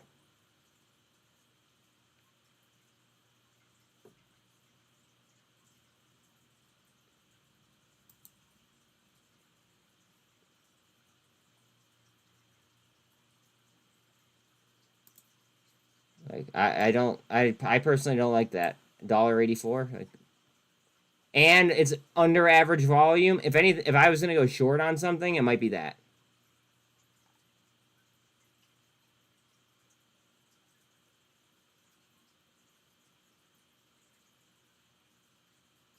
Like I don't know. Like I might try to like just do like a quick. If I shorted things, I don't short things. Just to be very clear, but you like there's money to be made down to that gap. I mean, unless something happens, and obviously there was a reason for just like such a large gap up that we just don't know about yet.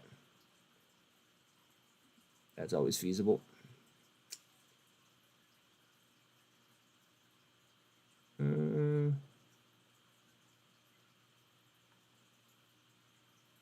I kind of want to just look at the overall market and see what the fuck's happening. Let's pull up Bitcoin for a second here. eBet looks good on the 1 hour. Okay. 1 second.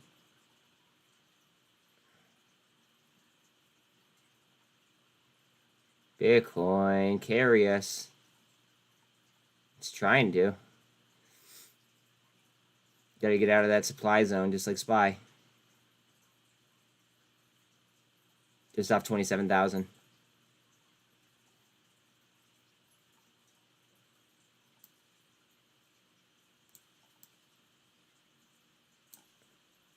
All right, so you said eBet on the 1 hour. Looks interesting. Let's see.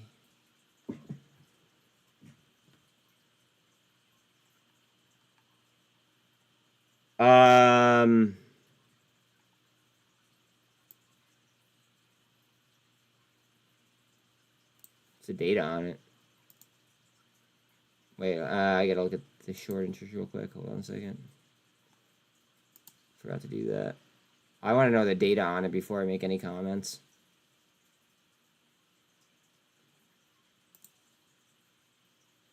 MVIS is wow. There is 1.2 million shares available to short, but it is 23.5% short interest, 90% utilized. eBet. Now I know this is a micro cap, if I'm not mistaken. So we're like, honestly, we're not going to get today's data for 2 more days on eBet. I don't know what the fuck's taking so long, but what's their cap reading is? It's only a $30 million stock at the moment.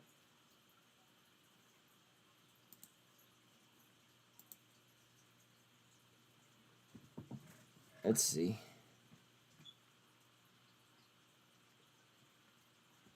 This is incorrect because of the T+2. That's incorrect. On the 16th of September, a short squeeze signal fired. So you may be at the top or near the top of your short squeeze. I don't know. Let's pull up a daily and we'll find out probably.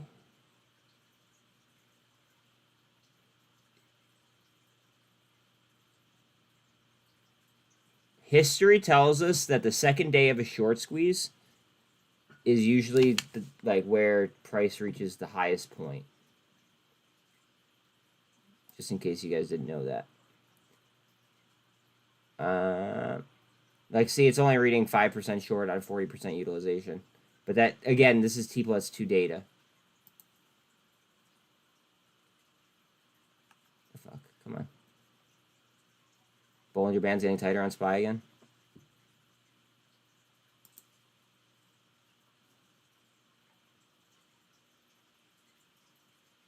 Wait, is that a gap on EBET? Hold on a second. There might be a gap. Might be a gap here. Hold on.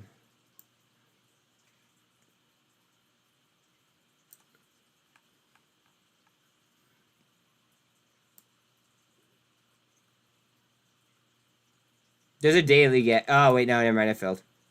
Okay. I just didn't delete that line.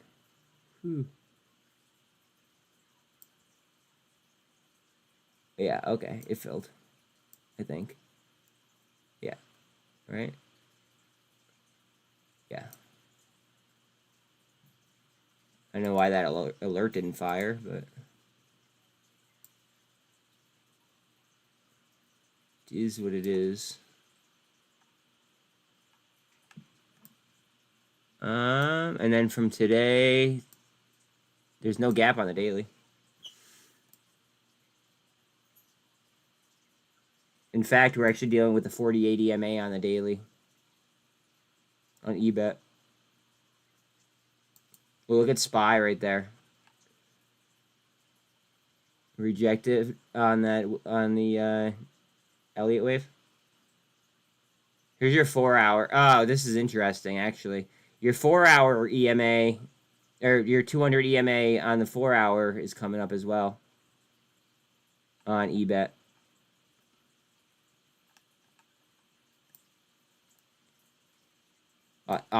You have the crossovers right there. RSI is a 70 on the 4-hour, though, so that's a smidge hot. But if it could break and hold, I'd like it to close above the 200. That would be good for both the daily and the 4-hour.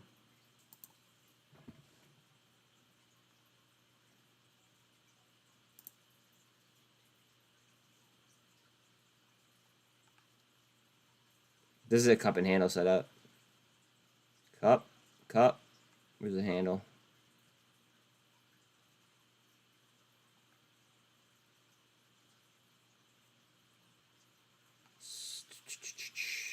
SPY's gonna go. Get up there. We just need a push from Bitcoin, I bet. EBET, what are you doing? EBET. Currently up another 11.5%-ish in after hours, after going 24%.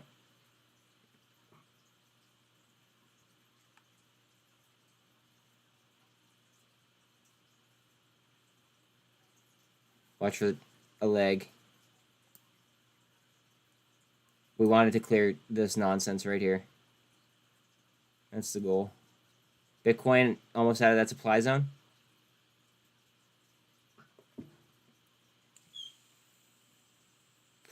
Try on a super to get out. Rejected the super.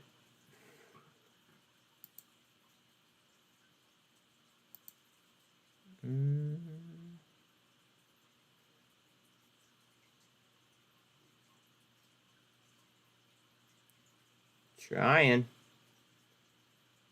We're trying. 1 second, guys.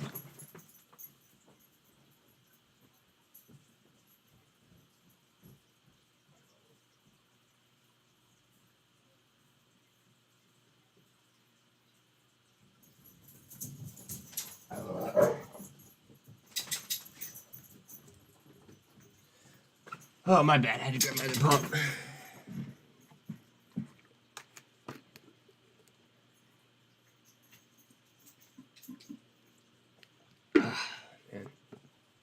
Okay, 700 EBET at 71 cents. Nice. Box beat earnings and dropped hard when it hits the bottom. Super snipe opportunity. Okay. LQR. Testing the 100 EMA on the 1. Got you. Talal wants to know how you are, Alan. Alright, caught up. Does this later work? 1 second. I forgot my lighter upstairs. 1 second.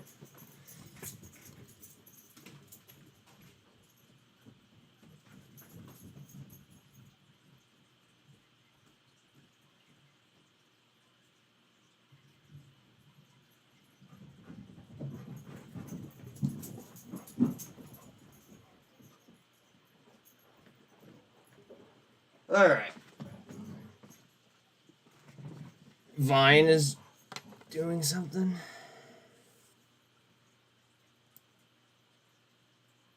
Bitcoin's trying to break that.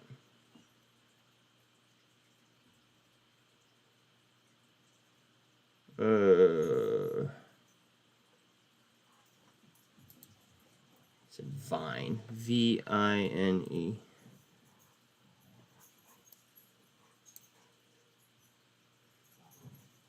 Light volume.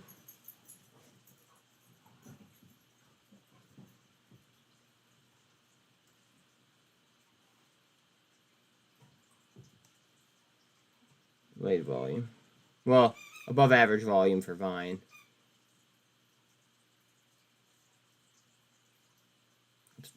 Up 7% here in after hours.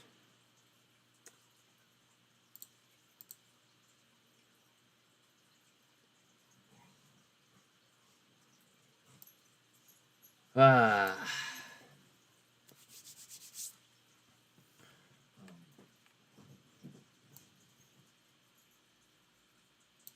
Look at all these dojis on SPY. A, B, C. Now, let's start getting linear.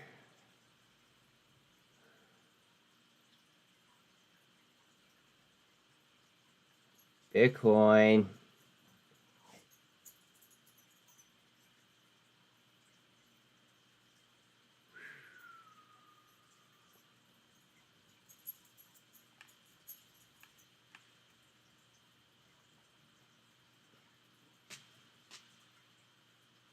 Let's see what the MACD is saying here on SPY.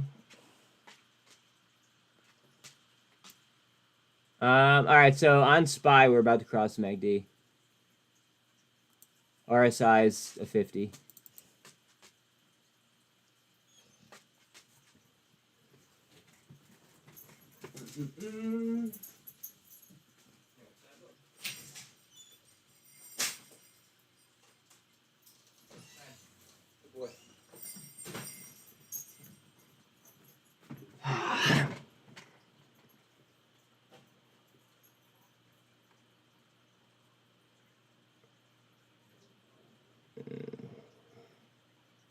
I don't know about eBet, man. It's on the 48. We're gonna get some juice. Come on. Need a move in the overall market. So Bitcoin, Qs, SPY, we need them up. IWM, that whole deal. Fuck Lind. Wait, what about Lind? Wait, what about Lind? Yeah, DXY is painful to look at, I agree. Oh, who is the fund that is in trouble because of T2? Oh, yeah, Lind, apparently Lind Partners. And that's what I made that video about, like, because they're also involved in the whole finger situation.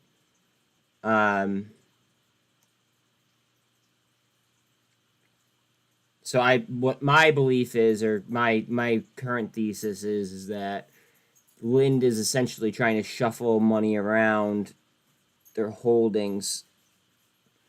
I feel like how do I say this? I feel like they're gonna run their small caps that they have holdings in, like one by one. I don't know if that's I don't know if you guys get what I mean by that, but they're spread out across a bunch of small caps, and they own less than 10%. They own like 8%, and they're spread across like a bunch of small caps. It's like they're just shuffling money around. And I believe that the reporting is a little bit different if you own less than 10% of the company. So then they wouldn't have to report on any, like, on a lot of their transactions too, or some of their transactions. I am not 100% about that rule though.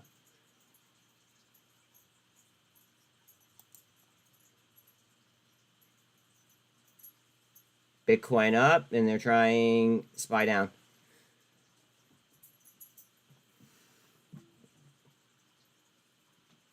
I'm thinking about hedging some gold miners. What was that? The mining or that gold miner ETF that Neil was telling us about? It was like a 2x gold ETF.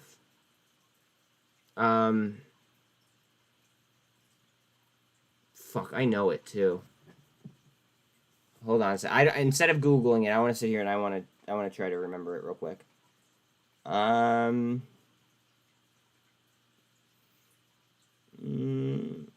It wasn't Nug.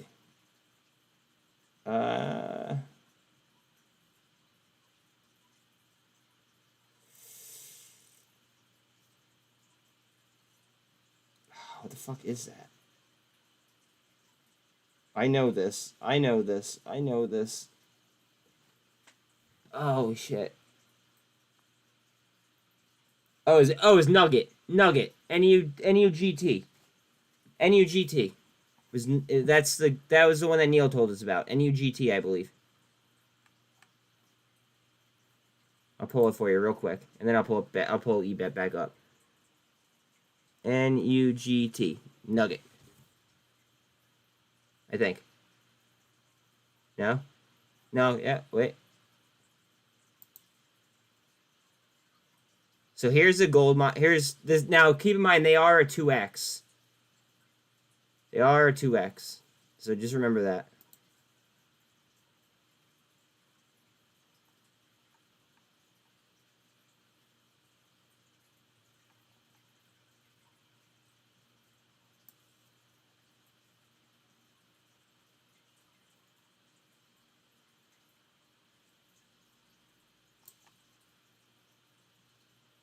So yeah, NUGT 2x on gold miners.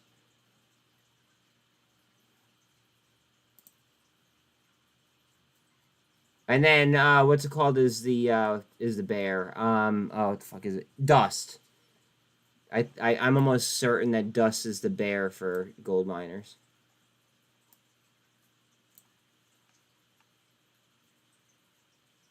I don't know necessarily that I'd be betting against gold, though, at the moment. VIX is broken. What do you mean VIX is broken?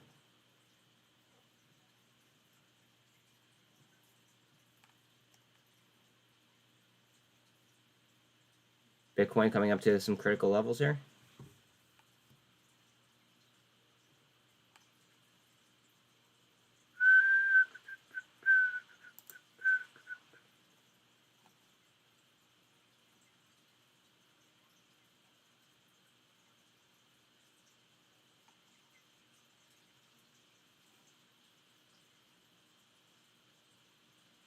Came down to a relative low.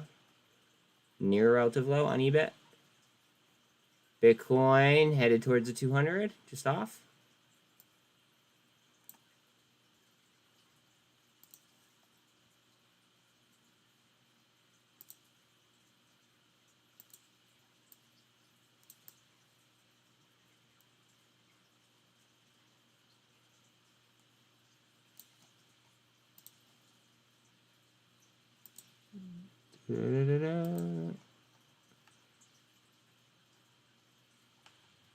Uh-oh. I don't want to close that candle below that pennant.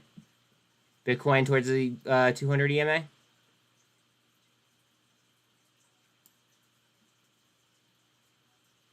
SPY is still coming down, though.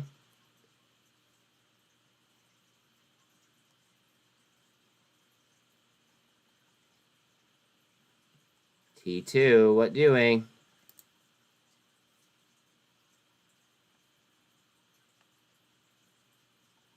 T2, what doing? I hope it crushes that 200 EMA. Coming up on average volume. 16 million under right now. This is still like double X, like, or 2 times as much volume as what we were getting like 3 days ago. Like 3 days ago or 4 days ago or 4 sessions ago, this was reading in the 40s for average volume. Now we're looking at average volume being 96 mil after yesterday's or 2 days ago push, or the push 2 days ago. Still dealing with a 200 EMA on Bitcoin. Might be trying to spin though on SPY.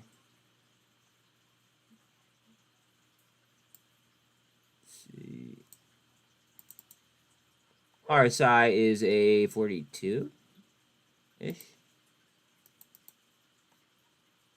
on SPY.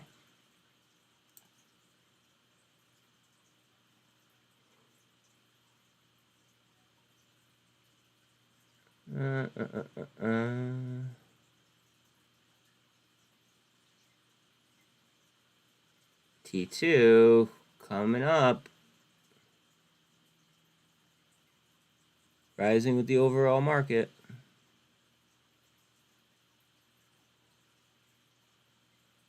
Bitcoin's trying to go. Looks, plus the market makers are shorting it to give the sense that we all good. Yeah. Looks like the shorts have it locked up. T2 borrow fee. There are 50,000 shares available at 41%. Word.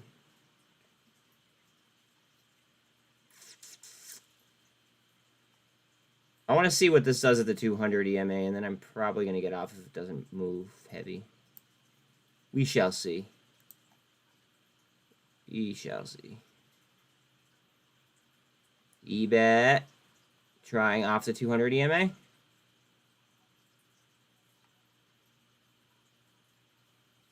We need to take out the 200 on Bitcoin.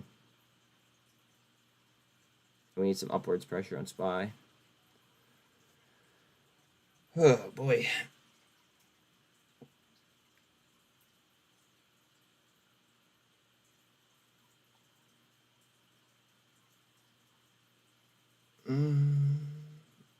I really wish that, like, T+2 wasn't a thing. Like, T+2 data. Really wish it wasn't a thing, like, at all. I feel like trading would be so much more, like, simplistic. A lot less guesswork. Alright, later. I appreciate you, Mark. I appreciate you.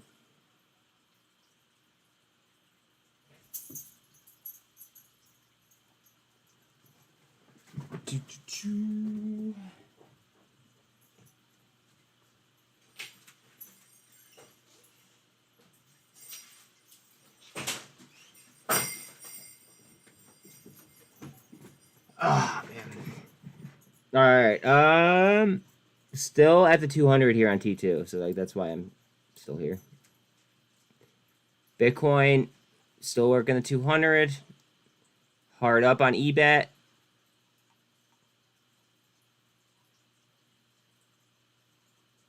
Hard up on eBet, they're trying. The bid didn't move much, though.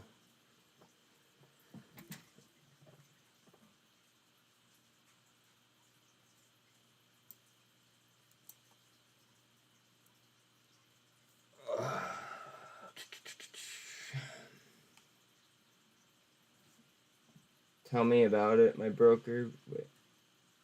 Been holding my funds since I got too many. You know that you could switch brokers, right?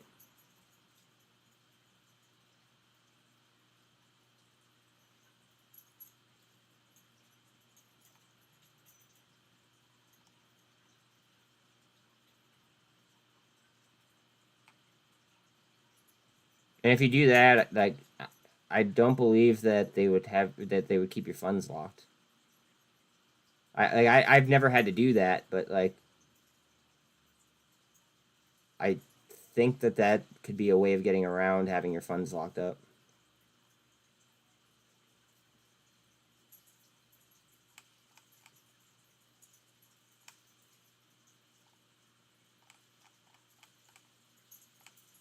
All right, let's go.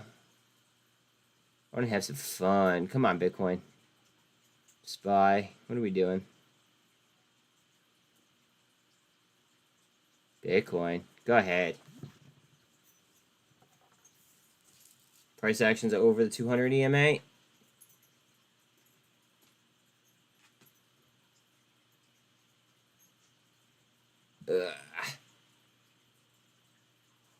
eBay trying to break the pennant.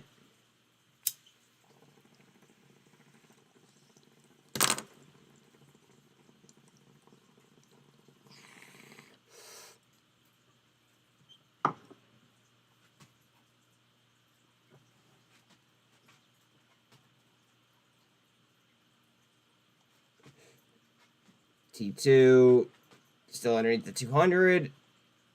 Man, we just need some upwards pressure. And we gone. Little bit of upwards pressure.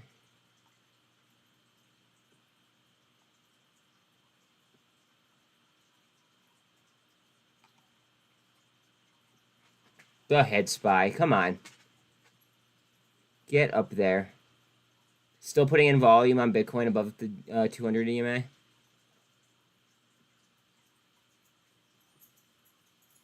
Start. 13's coming up towards the 200 EMA as well. True. Worst case scenario, that's what I'll do. Honestly, bro, if they gave me if they told me my account was locked for 90 days or whatever it is, the second that they told me my account was locked, I would initiate a transfer. I would have initiated a transfer. I would not just have my money in there, PC on a position close only. That's me.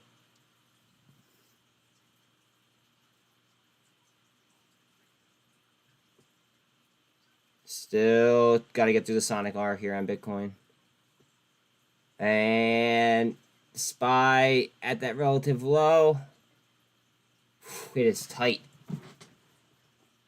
Close, close, close. Look at T2. The Gauss band just flipped.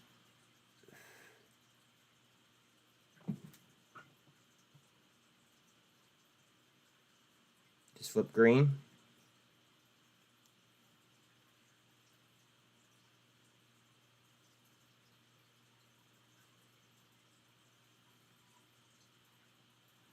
Go ahead. Full sends. Over the 200 EMA on T2, please. SPY double bottom here would be clutch.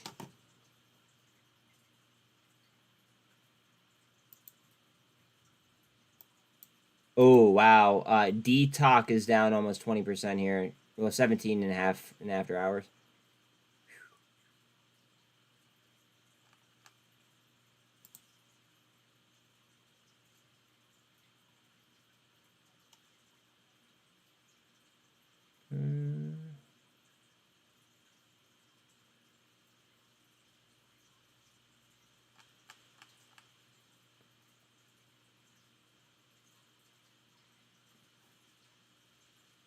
T2 trying the 200.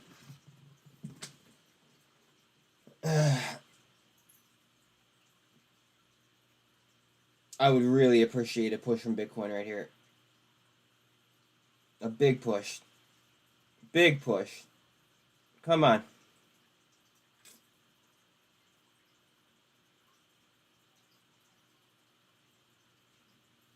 Super on SPY, if they'll hold it.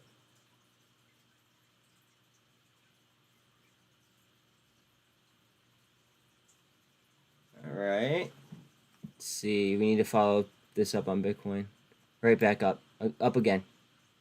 Right towards VWAP, please.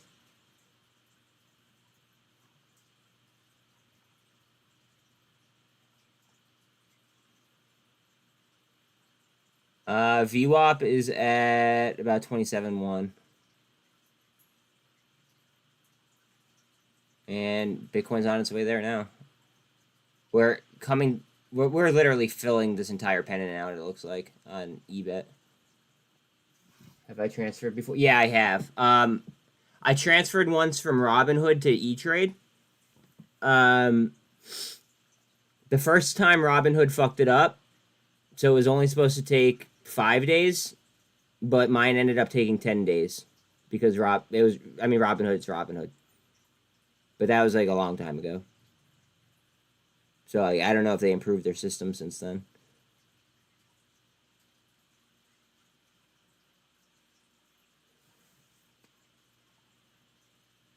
Also, I put that money into it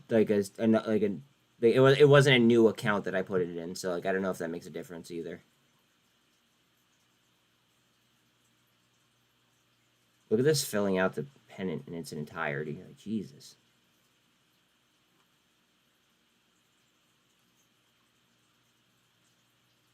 But yeah, it was supposed to be 5 days, took 10. So I would kind of expect anywhere in between like there.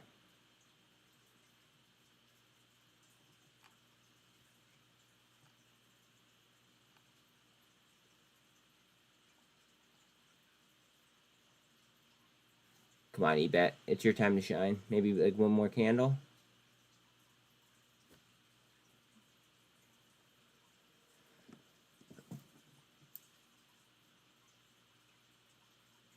eBet, come on.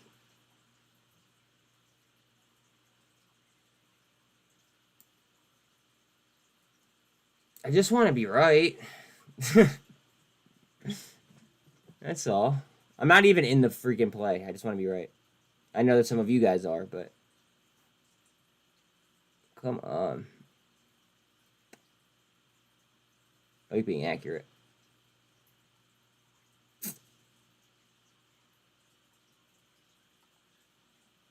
What are you doing? Spy.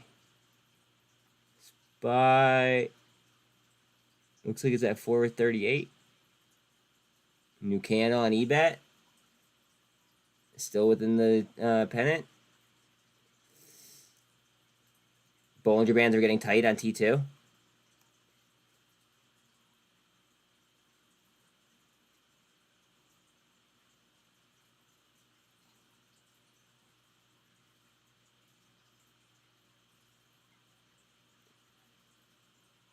Hard down on T2 right there, but it looks like it's battling right back.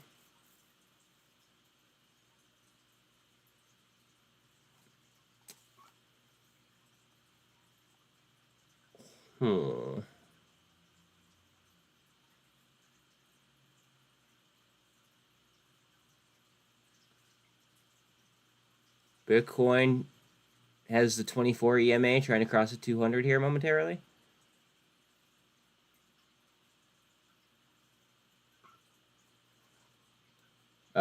eBet, out of that pennant at the moment.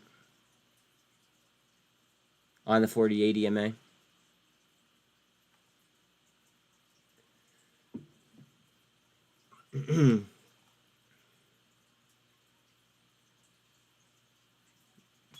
Bollinger Bands are so tight on T2.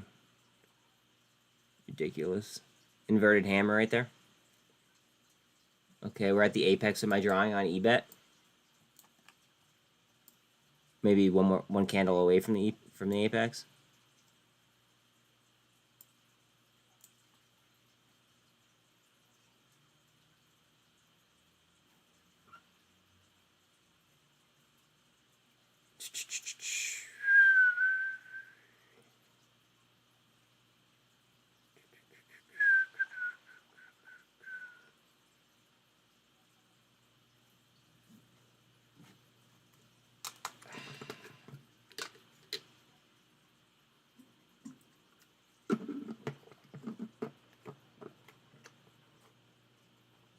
All right. eBet dropped my pennant for the time being. However, we're getting some upwards market pressure. Looks like. Seeing a little flash here on Bitcoin.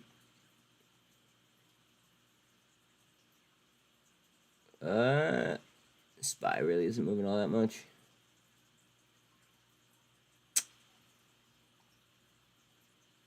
Man, are you gonna break the 2 or what? Or am I wasting my time? Let's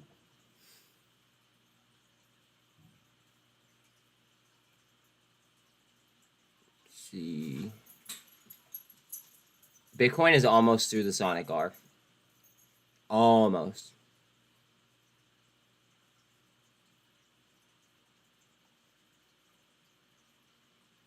Okay, now we are at the apex of my drawing on EBIT.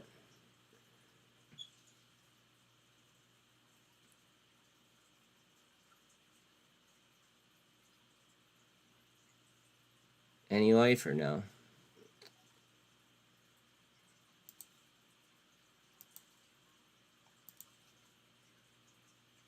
Coming back on DTOC a little bit.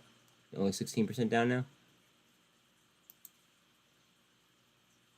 Lauren, big green day for finger tomorrow. Yeah, I think so. I think you're right.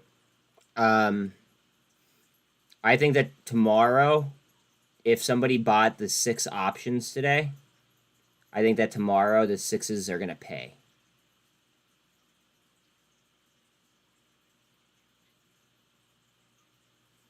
Look, eBet's popping at the apex of the drawing. After all, it's funny.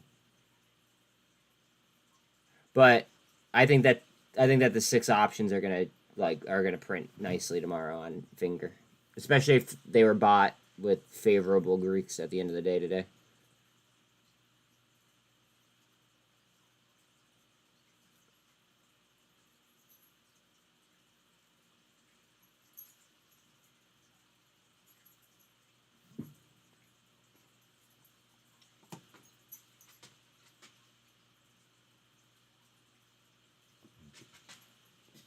eBet, what doing?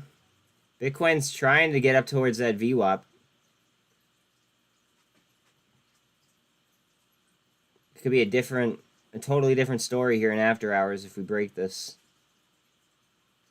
Even SPY's starting to twist up a little bit.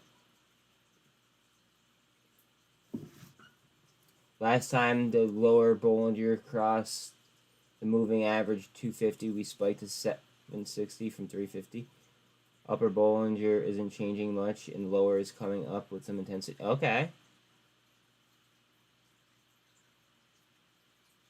Okay. So you think it makes like a 35% move, give or take? Your strategy is normally Bollinger Bands and MACD. Honestly, bro, half of these indicators are only on here because other people like them. Give me like a handful of EMAs, an RSI, and a MACD, and a VWAP, and I'm chilling. I do, however, like this. What's it called? I like this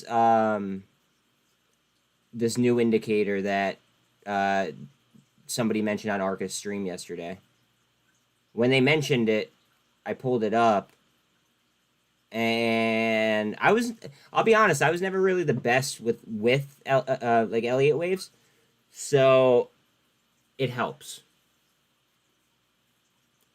At least so far, I'm starting to get the hang of it a little bit.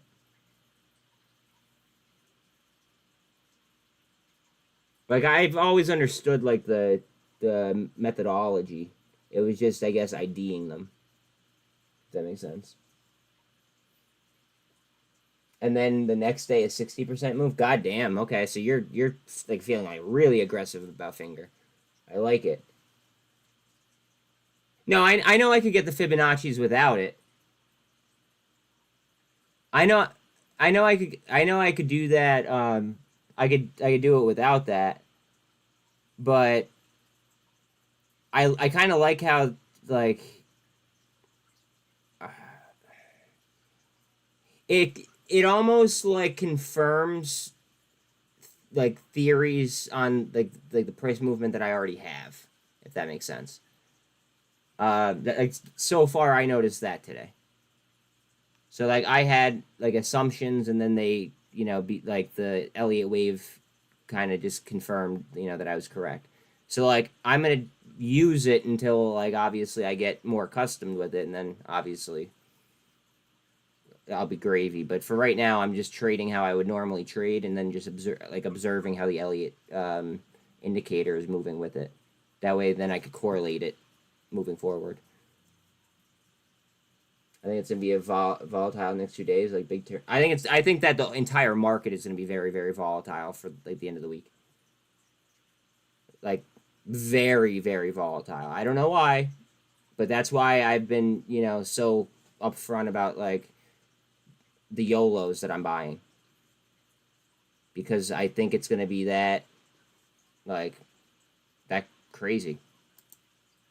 All right. eBet is just breaking down, so I'm going to pull up he because I actually have money on he. Same. What are my he calls? I don't know. Most of them were bought at $5. Most of them were bought at $5.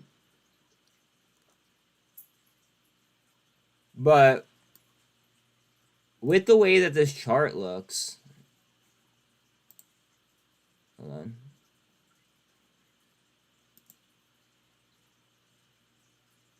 All right, pull off. All right, so with the way that this chart looks, though, like, I feel like it could go either way. Like, it's either, like, I feel like there's either going to be a big break up or a big break down. So, like, on a smaller time frame, that fills. I already looked, because that made me nervous. But on a smaller time frame, that fills. And keep in mind, because it was a natural disaster, that could, be a reason why it wouldn't fit the statistic. So I am keeping that in mind. But it did fill on the 1 minute, which it actually filled on the 4 hour, which I find, very, very important. But after we clear this, I mean, like, look at this nonsense that we have. Look at this gap up. 21.36 or 21.40 to like $32. So for me to throw in 15s, like right here, my goal is that if I hit on my 15s, I'm going to make it a free play, but then I'm going to roll up and out. So then I'll roll probably to like, I don't know, maybe 20s, but then I'll give myself more time. And then, but I won't necessarily use all of the time. I might only use like, a half hour. I might only use like, a day. But that's how I'm just playing the, like that heap lotto is just balls to the walls. And if I'm right, I'm going to be very, very right. And if I'm wrong, then you know what? So what? I lose, a couple bucks.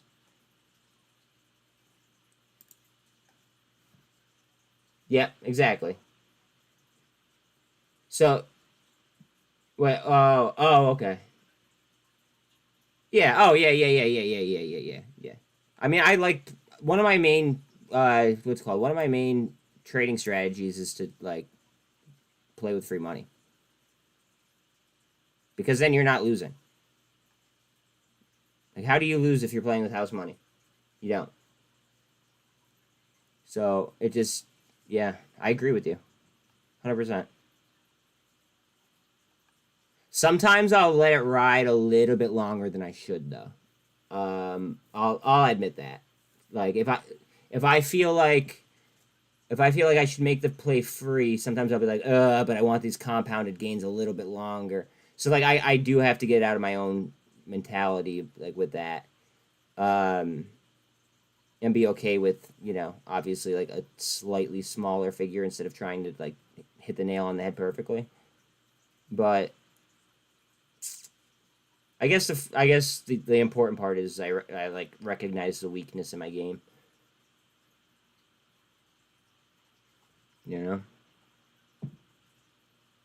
Bitcoin is next to VWAP. 10,000 bid order at $5 on Finger.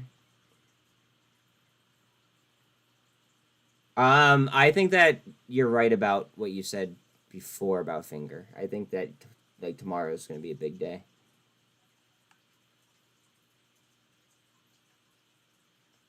I was honestly expecting like one very, very big green day this week.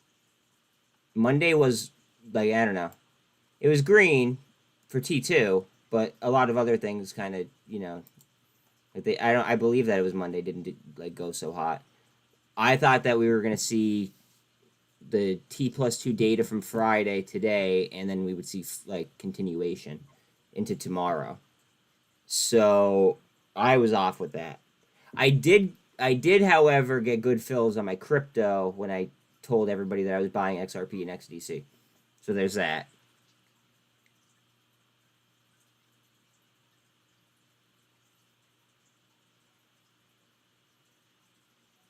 So I do have that going for me. Look at Hawaiian right now. They're trying to super trend it back to view up. I figured the run would start today, but now I get what happened. Oh, wait. You're saying 650 tomorrow? Okay. Oh, yeah, I mean, look at all the people that popped into, like, the different streams that you and I have both been in today, whether it be mine or ARC's, and just, like, all the people asking about, like, oh, his finger over, his finger over, his finger over. Like, breathe. You know, like, stock doesn't only just go up. I think people, I think that people need to, you know, slow down a little bit. I mean, there's times that you got to be quick, but people just overall need to, like, calm down. Bitcoin's pushing view up here.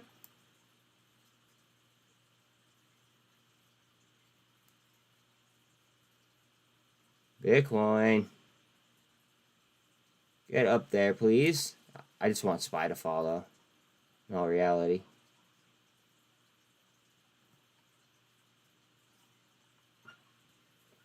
You think 10 plus by Friday? I mean, I'm not going to put it out of the realm of possibilities, especially with how much attention that there is on it.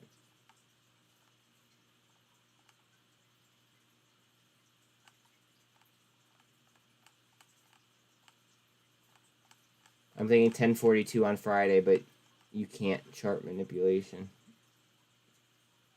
So we'll see.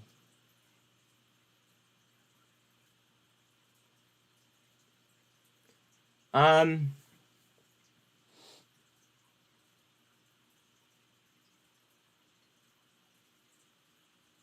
don't know how to respond to that, because like, correct me if I'm wrong, because I may have misheard, but using the indicators that ARCA sells, I thought you could chart manipulation somehow. I don't know how he, like, you know, worked his magic, but I mean, like, with his indicators, apparently you can, right? I just want to understand for myself, because I don't know. You can't chart future manipulation. Okay. Yes. Yeah. Okay. Yes.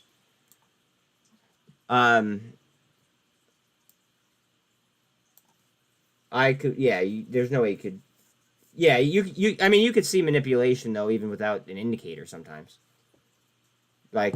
Oh yeah. Exactly. You're saying in real time. Yeah. That's what I'm saying. Like. I don't like. I could look at turnover percentage and volume and look at the chart. No other indicators, and I feel like I'll be like 75% accurate with, like, calling manipulation. Maybe 70%. But I agree with you 100% about future manipulation. There's no way to tell.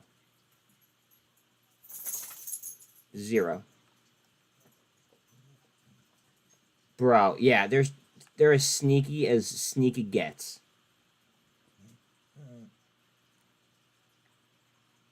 They're freaking slime balls is what they are.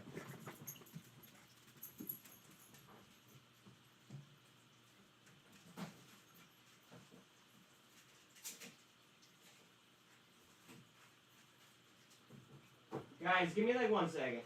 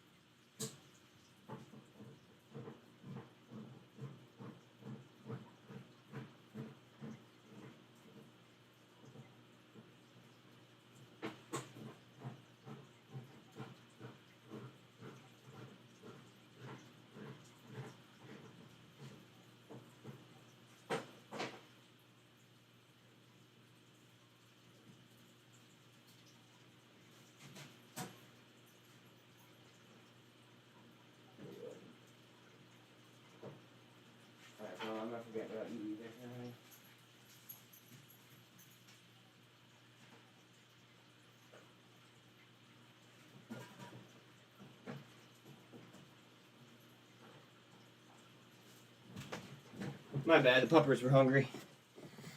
Oh, look at Bitcoin. Here we go. Get up there. Really want SPY to follow, though.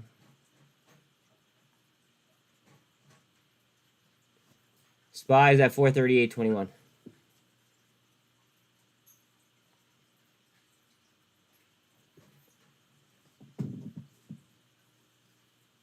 I feel like some of these tickers are so manipulated that even the indicators are completely out of whack. I agree.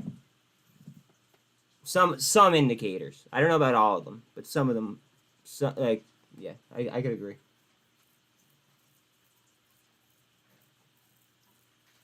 Let's see. Tomorrow, if I'm right, T2, Finger, and GTII will all run.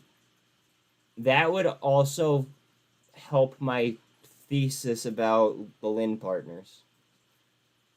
So if you're right, that would actually, yeah, that would actually help confirm my thesis about the Lin partners.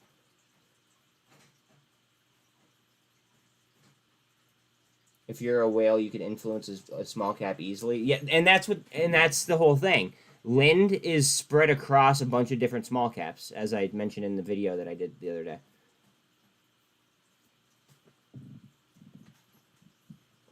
They're all in, like, literally every single cap other than Finger was like $6 million or no, there was one that was 8 million, which I believe was TBLT, and then everything else was under 6 million, or maybe it was like 6 point something million. And they owned less than 10% of every single one of those things, so then they wouldn't be a controlling shareholder. I don't know. There's some really screwed up stuff going behind the curtains, or going on behind the curtains at Lind, in my humble opinion.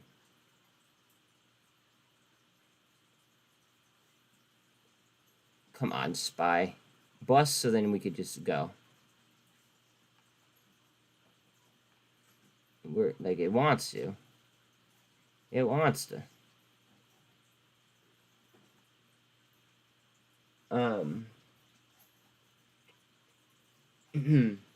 Yes, sir. It's wild. They're gonna go bust Fingers. I think that they're gonna get liquidated as well, and that's why I made that video. I think that SMX might be, or I think that TBLT actually is gonna be a great play. I don't know when, but I think TBLT is gonna be a great play. I mean, we could chart it right now, like just for shits and gigs.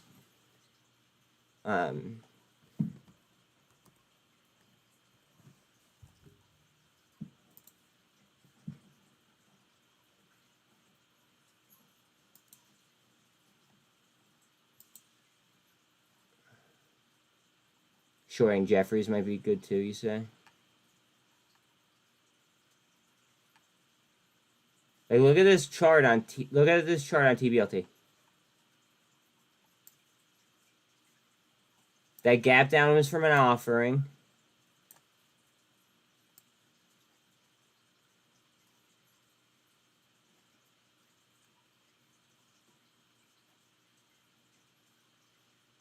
Look at how tight the Bollinger Bands are right there. And this is a play that Lind is in. Lind is actually this is actually one of Lind's heavier holdings. I think it was like their 4th heaviest holding. I could be wrong.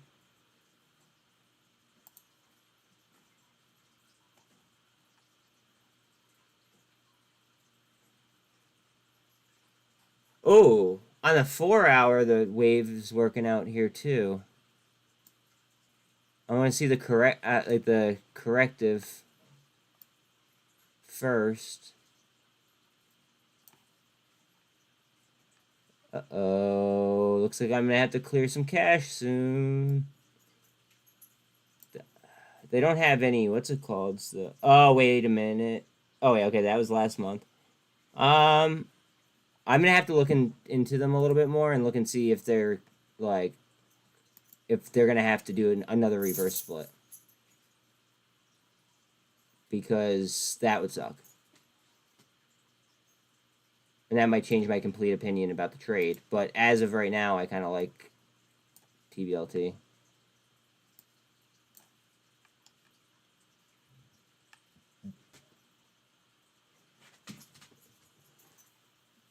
Jeffries is falling.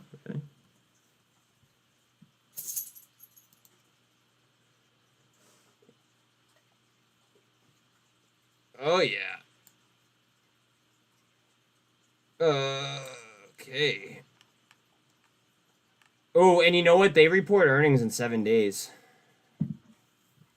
That's interesting.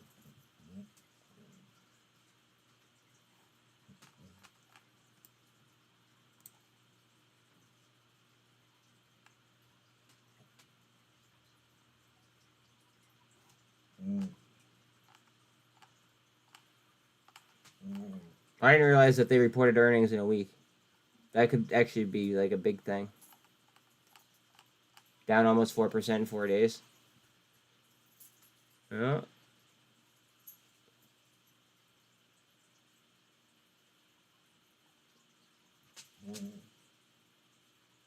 I think that I don't know, thought too highly of Jeffries.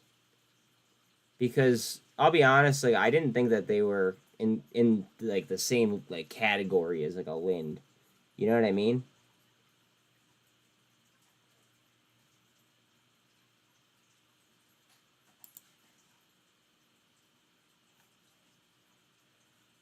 Tesla just had a crossover.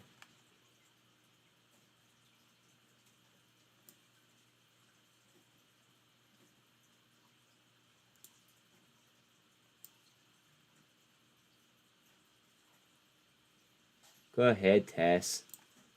Run it up. EMA is ready to go. RSI is a 54. If you're looking for a good short, check out Cocoa. I don't short stocks. But Justin is saying that if you're looking to short, check out Cocoa. COCO.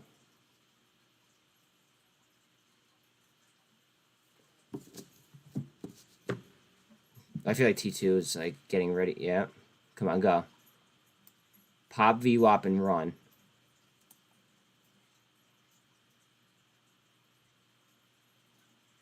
Pop VWAP and run. Go. 13's on the 200 here for T2. Tesla cup and handle setup. EMAs are there though. SPY looks like, I mean, well, SPY's barely putting in any volume. It'll go if Bitcoin starts to lift though.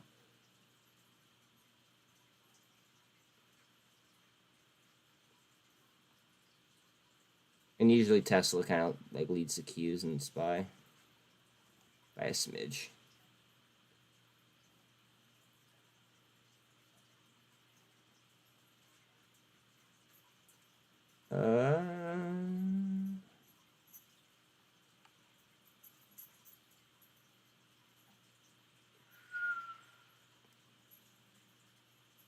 eBay coming down. It's eBay's staying around 5%. They're trying T2, but the bid didn't move yet. So bid's still down here.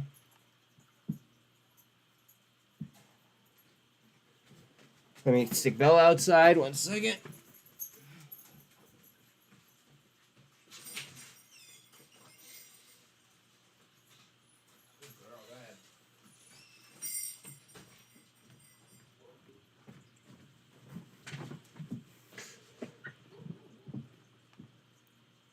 Tess.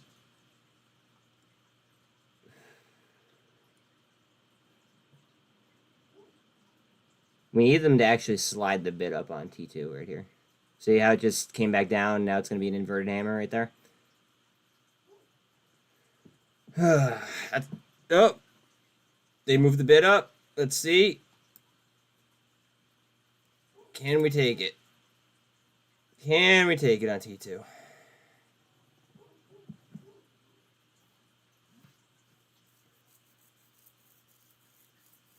I don't short either. Just noticed it was way overbought. They do make some pretty good dang coconut water though. T2 looking like 32-cent resistance for now. I feel confident in my line in my like drawings. So I mean I have 31.97, so I obviously meant to put 32. You know, then the next fib would be at around 34 cents.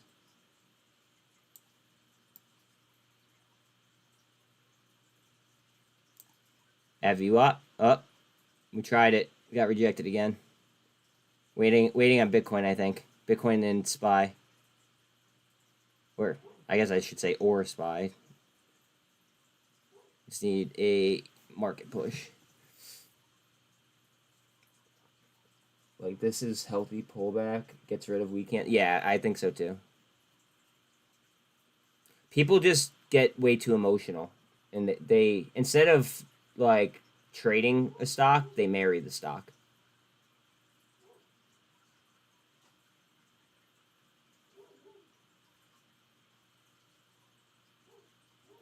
Like, look, I mean, like, for instance, like, look what happened with AMC. Yeah, hey, Pops, I'm still streaming. I'll talk to you later. I love you. I bet. They don't trade levels. Yeah, they see them losing money and just... Yeah, exactly. They don't trade levels. I agree with you. I mean, like, have I lost money, like, doing that, though? Like, yes, I have. Like, I'm not going to sit here and BS. I have, like, I've lost money doing that, but, like, you live and you learn. Could I have played it better? Yeah, absolutely. I think that I did this more so to, like, on T2, I did it more to prove a point, which I really shouldn't have done. I should have just, you know, focused on, you know, the trade. But this T2, I'm trading it in a manner in order to go ahead and basically prove that, like, the point that I was right from the get-go. I'm unemotional as well. I am very unemotional. That's why when, like, trolls hop in here or on Twitter, it's like it's humorous because it's like they think that they're affecting my emotions, but, like, if they get that emotional where they're gonna blow me up, like, I wonder how their trading goes. You know what I mean?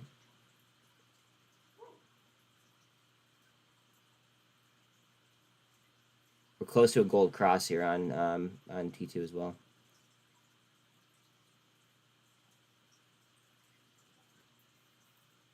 That guy would not leave me alone. Bro, it's been like that. It's the same person. It's been like that for like 2 years now. I will not say his name out loud because that last thing I need is a defamation suit. But, like, I don't know if he's attracted to me. I don't swing that way.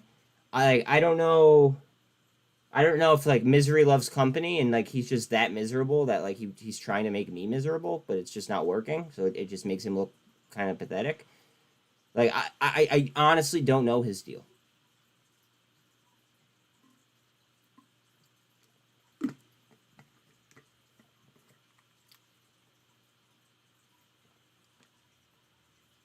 I don't know. I feel like one day he's gonna do something like weird enough where I'm gonna have to, like, I don't know, file, like, a restraining order or something. It's so weird. And I'm no snitch. I want to be very, very clear. I am no snitch. But it's really, really creepy. Especially knowing the things that he said in the past. So just, like, I don't know. Weird.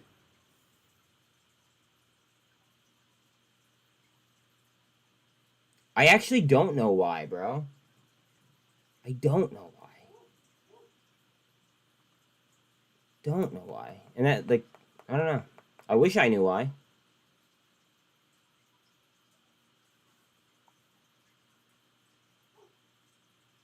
They are really trying to move and get back up. Come on. Go for gold. That's annoying. Bro, it's so annoying. So annoying. But I kind of made it like almost like, I don't know. I added it to the unemotional part of myself that comes with trading, if that makes sense. So like, I don't care. Like waste your time. You know what I mean? Like sit there and like dream about me if you want to. You know what I mean? I don't care.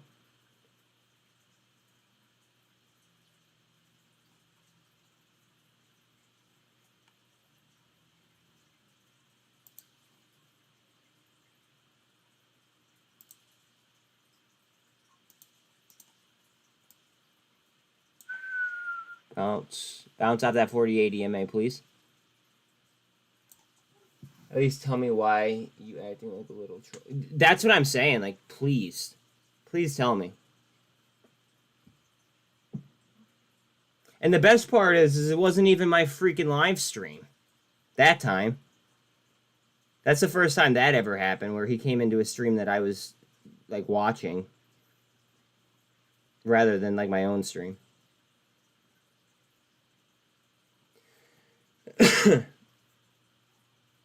All right, I want to see a bounce on Bitcoin, and as soon as we do, I think we might move overview up on T2.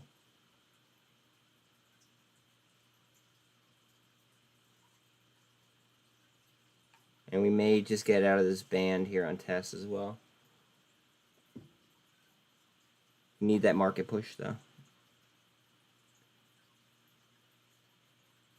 Test, go. Come on.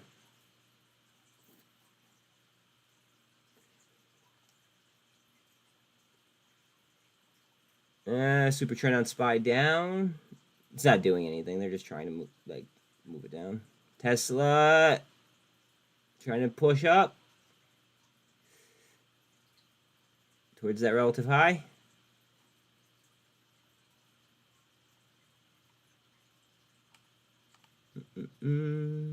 Ouch. AI is down another 1.5% after hours.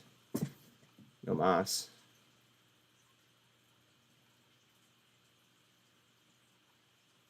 Still have you up here on T2.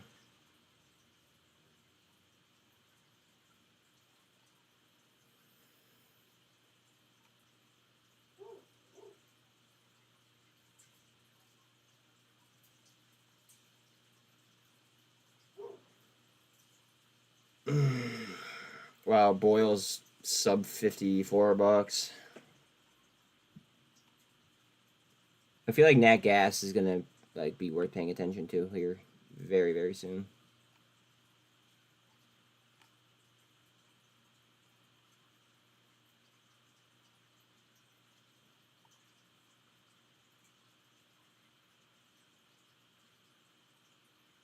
Break, you effer.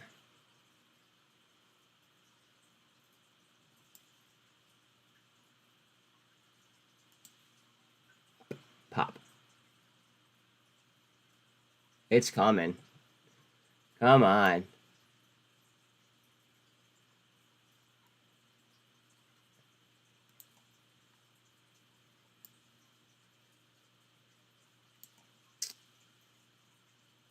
Yeah, up. Up, up, up, up, up, up, up, up. Big push.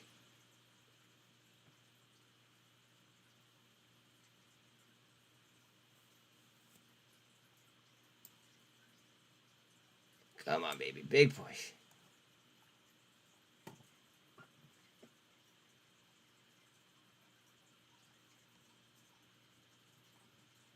I mean, they do say to buy when blood is in the streets, right? Today was a really bloody day.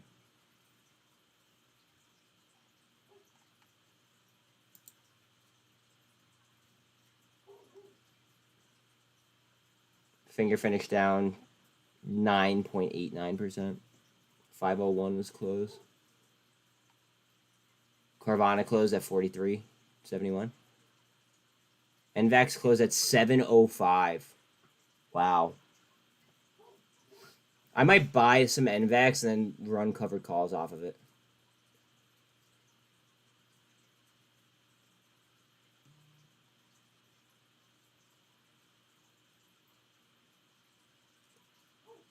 That might be actually half decent like idea.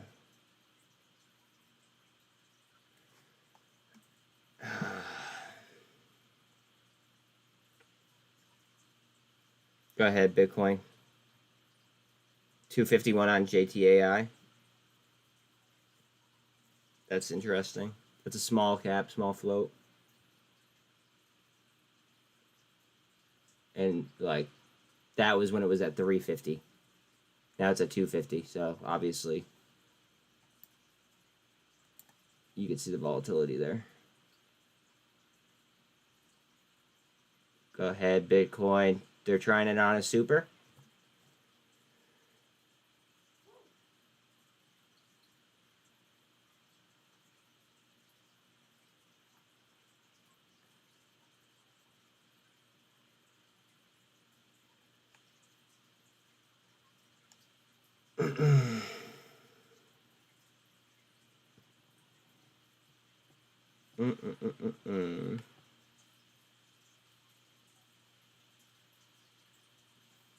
Man, Tesla's spreading out too. I don't know.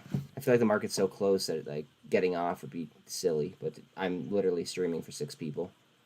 So I don't know.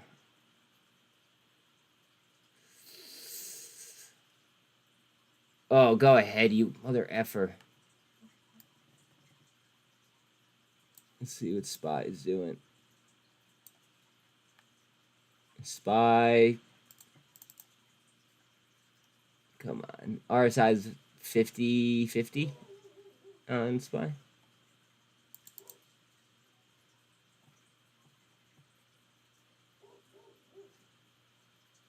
Bollinger Band's getting tighter on TAS.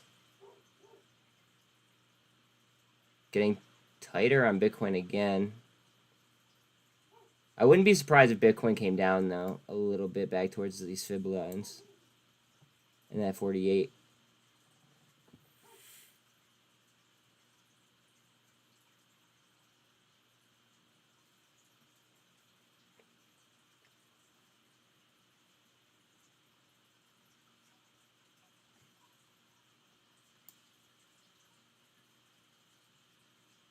Okay, I've never seen that before with F. Maybe just because it's crypto.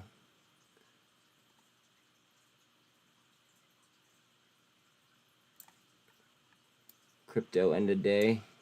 BS. Let's see. T2 back towards VWAP. For our second attempt. No, sorry. This is our third attempt, I would say. Yikes.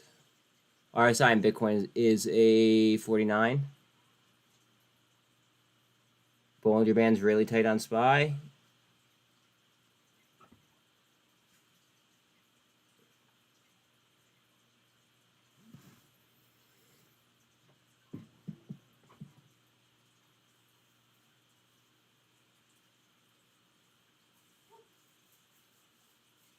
Oh, man.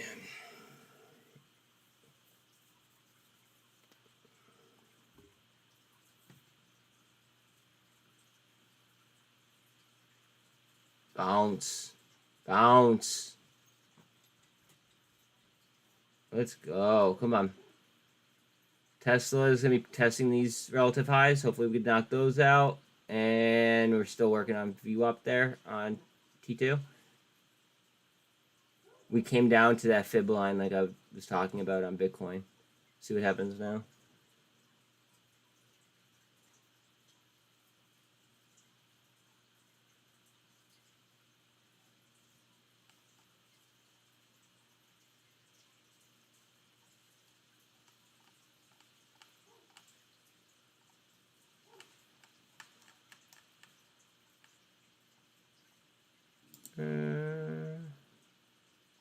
Oh, ouch. DTOC is now down 22%.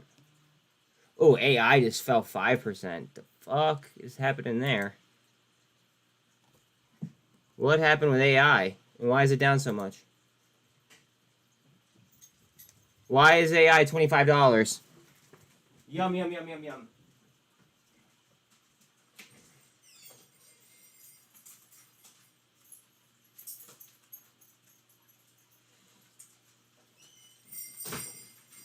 Why is AI only $25?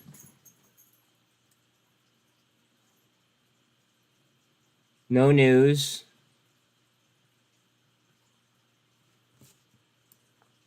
I would be. Oh man. Oh, this is tempting. Do I sell stuff that I don't want to sell for it? Fuck.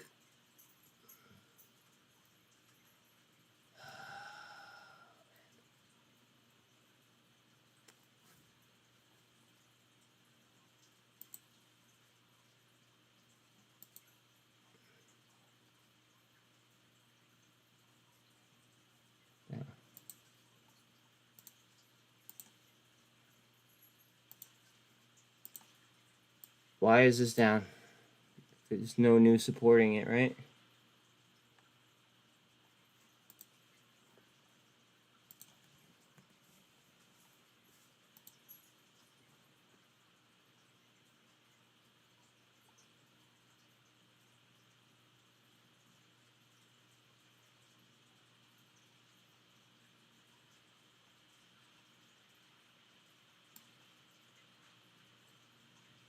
I already read that, I believe. Yeah.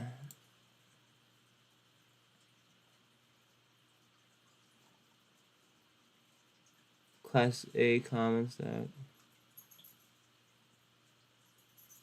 Yeah.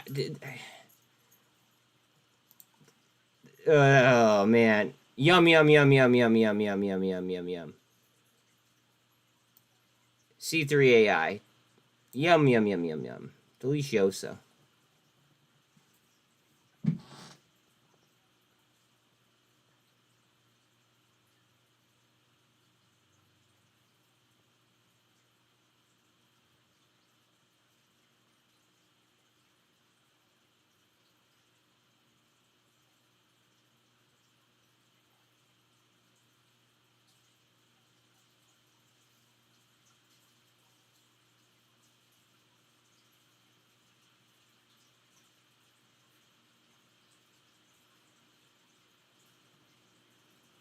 Look at T2. What are you doing?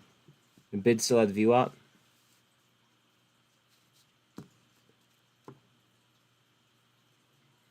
Pop.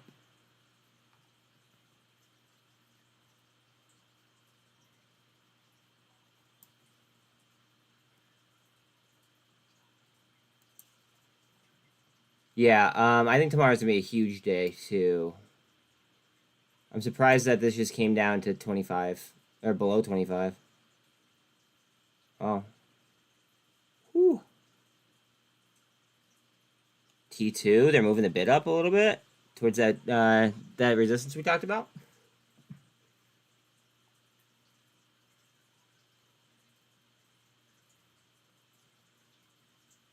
C3, what are you doing? C3's gonna get like bought right back, I bet. I don't see any news as to why C3's down. Do you? Anybody?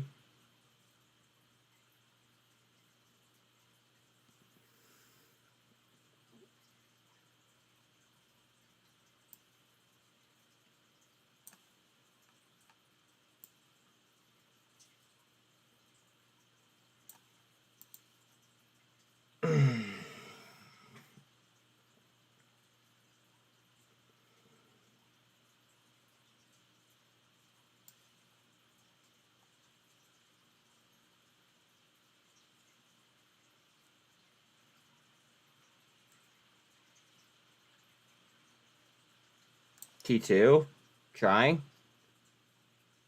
We're going up. Market, let's see. We're going up.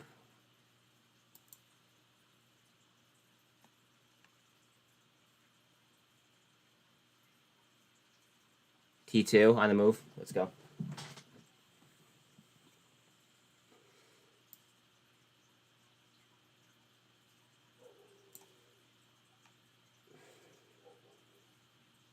No, there's no reason why AI is down. I can't find any news on it.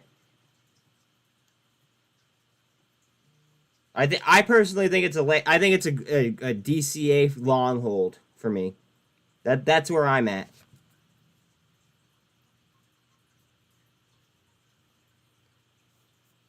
Like I'm just I don't know. I have no idea why this is down like it is. Ooh, Bitcoin with the shove down. Oh, simultaneously they just try to push SPY up though. Might get a little bit interesting here, going into 6 o'clock.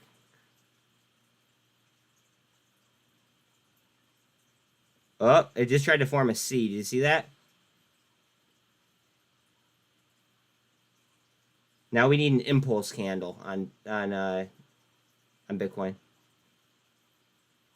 Is the C in? Yeah, they have the C in. Okay.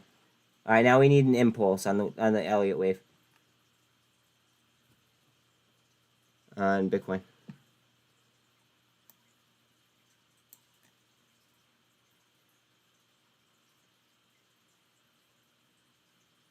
Up. They need to move the bid up. See how the bid's still down here? Blue line. Big bid at 31.50. Is it a spoof though? Or is it just a bit like a big bid? Yo, what's up, Alan? Dude. What's up with AI right now? I don't know. I'm super stoked though. Why are you stoked? What's up? I'm still streaming, by the way. I know. Okay. BJDX. Yeah. Rocket shipped and after hours. No shit, really. Yeah. Well, now it's coming back down Oh, some. But okay. it was up to 540, and now it's down to 505. Yeah, but just be very, very careful with that because of that gap down, bro. I know, but it's been sitting all day at like 4:30. Yeah, but that could just be a bull trap though. Bro, and after hours it's shotgun. Yeah, okay, so if it's shotgunning in after hours, right? And it went up today for no reason, right? Yeah. What stops them from selling it off tomorrow? Nothing. I'm gonna sell it off first thing in the morning. I hear you. I mean, personally, I might play it a little smidge differently. I mean, I already took 47% profit. Oh, okay, okay. I didn't know that you took profit already. Okay, I hear you. All right. Because I was gonna say I probably would be profit taking. I would have made it a free play already at that point. Yeah, but the problem was when I bought into it, it shotgunned up and then it immediately started declining, and I got stuck on a work phone call. Mm-hmm. And when I sold it off, it was like 40-something% profit, so I sold half of it. And then in like 5 minutes, it was down where close to where I bought it.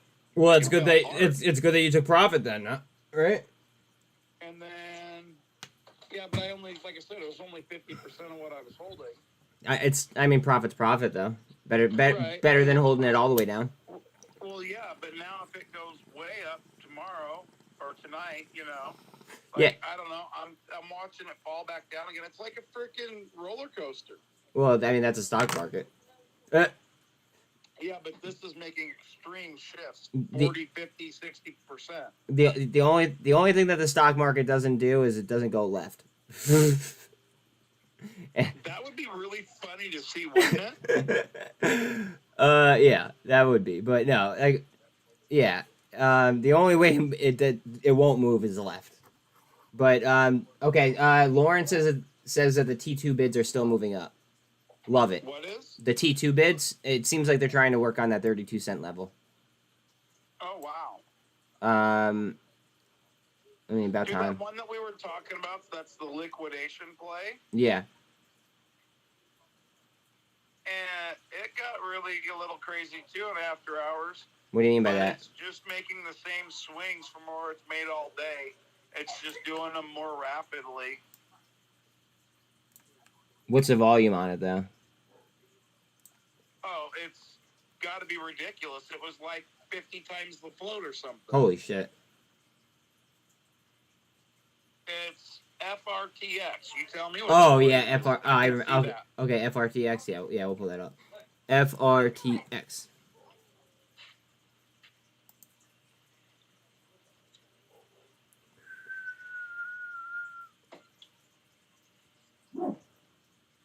T2, trying above the 32-cent mark. FRTX finished up 53% on the day. Currently, it's about unch and after hours. Yeah, but what was the volume today? Volume was just about 9x. 9 times the float? Yeah. Oh no. 9 times average volume. 9 times the average volume. T2 might get a bid here, bro.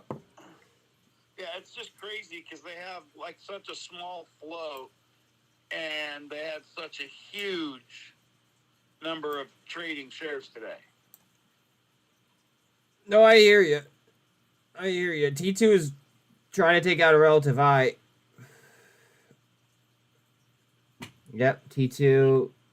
Yes, sir. Up 7% at the moment. Yeah, it was just 7.7. Yes, sir.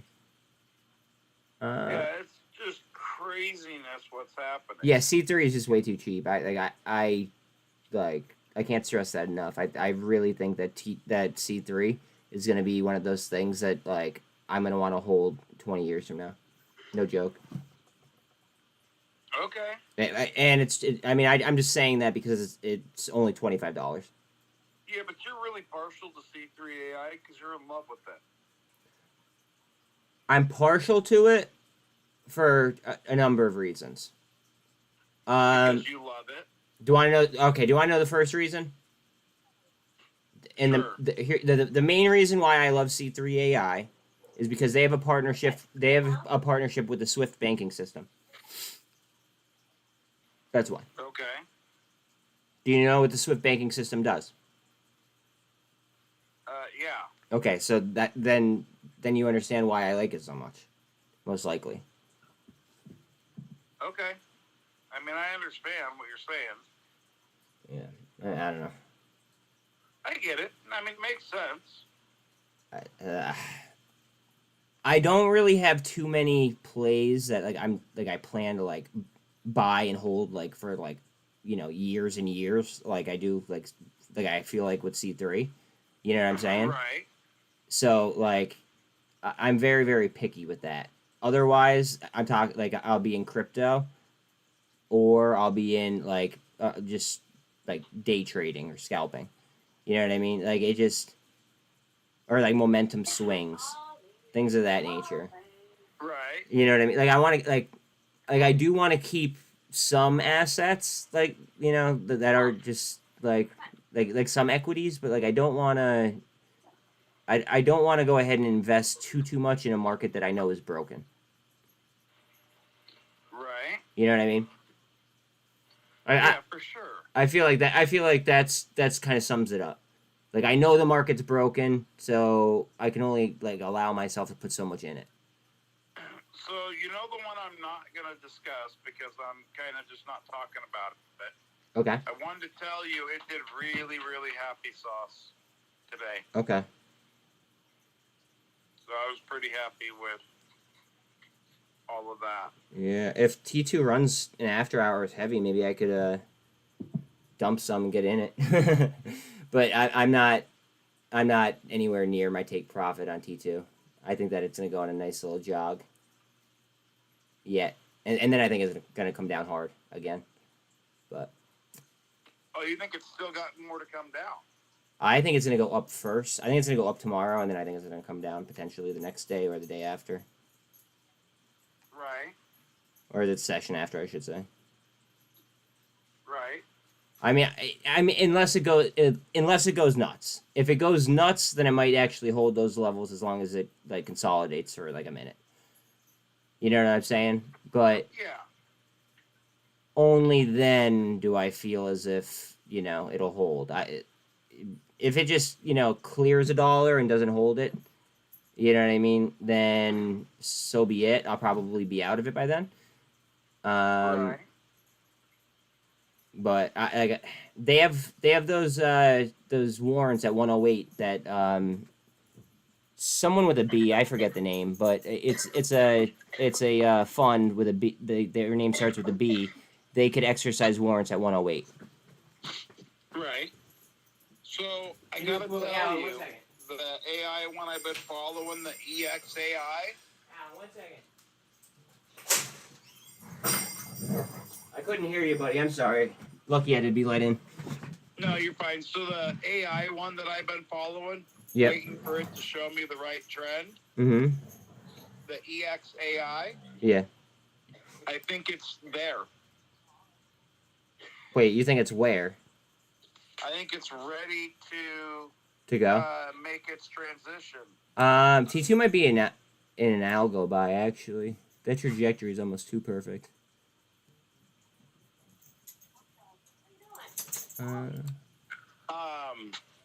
But yeah, the EXAI is looking like it's going to make a reversal. It came down 33% roughly. On news or no news? I can't tell you that. Okay. I don't remember. I looked at so many things today. I can't remember. See, like that's one issue that I feel like a lot of people are like gonna have, along with myself, is charting and like trying to like stay on top of too many tickers at once. You know what I'm saying? Yeah. I feel like So that's one of my biggest. They came down like a rock, and I think that it's gonna change directions right now. Yeah, same thing with C3AI. Right. So you should look at EXAI and see if it's running in tandem with C3AI. I want to look at CXAI. Remember that one? Or it's EXAI. Yeah, I know, but the one that I was talking about is CXAI. Oh, okay. I'm just wondering if all the AIs are linked, kind of how the market follows Bitcoin sometimes. Yeah, if all the AIs are following the leader. Yep. Yeah, C3's coming back, dude. Sorry, but maybe. I mean, the play that you mentioned went down much more than C3AI did, but maybe. I mean, it does look like it might Well, spin. on the same time frames, even if it's moving more violently, well, yeah, is because it moving up and down at the same time that C3AI is moving? That's what I'm asking. Approximately, but that could also be moved by Bitcoin or like say like the Qs or something like that. Right. You know what I mean? No, I was just wondering. So it might be like there might be some type of correlation there. You know? But I think that C3AI right now at these prices is laughable.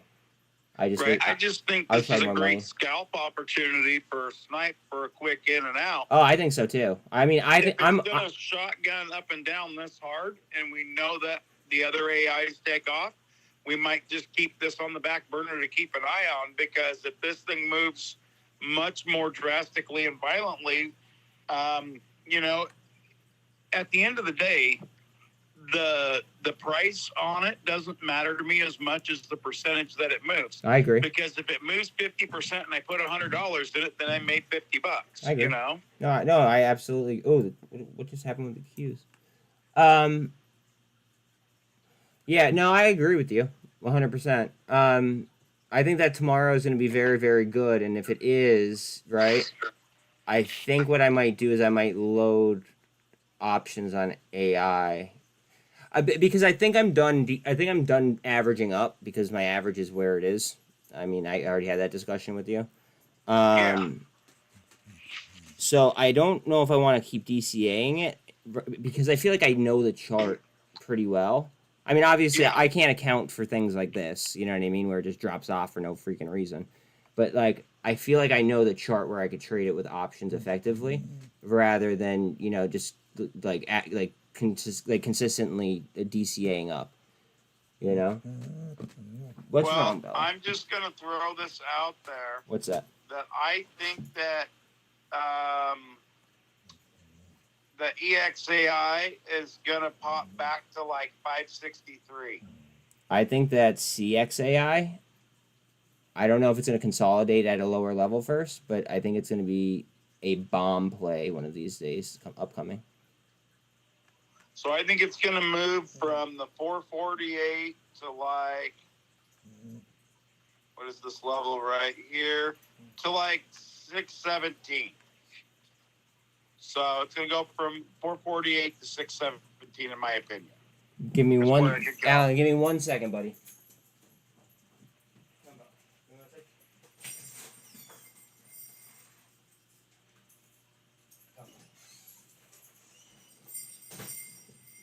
Sorry, it's inside and outside, over and over and over again with them. AI right now is such a layup, in my opinion, at this price.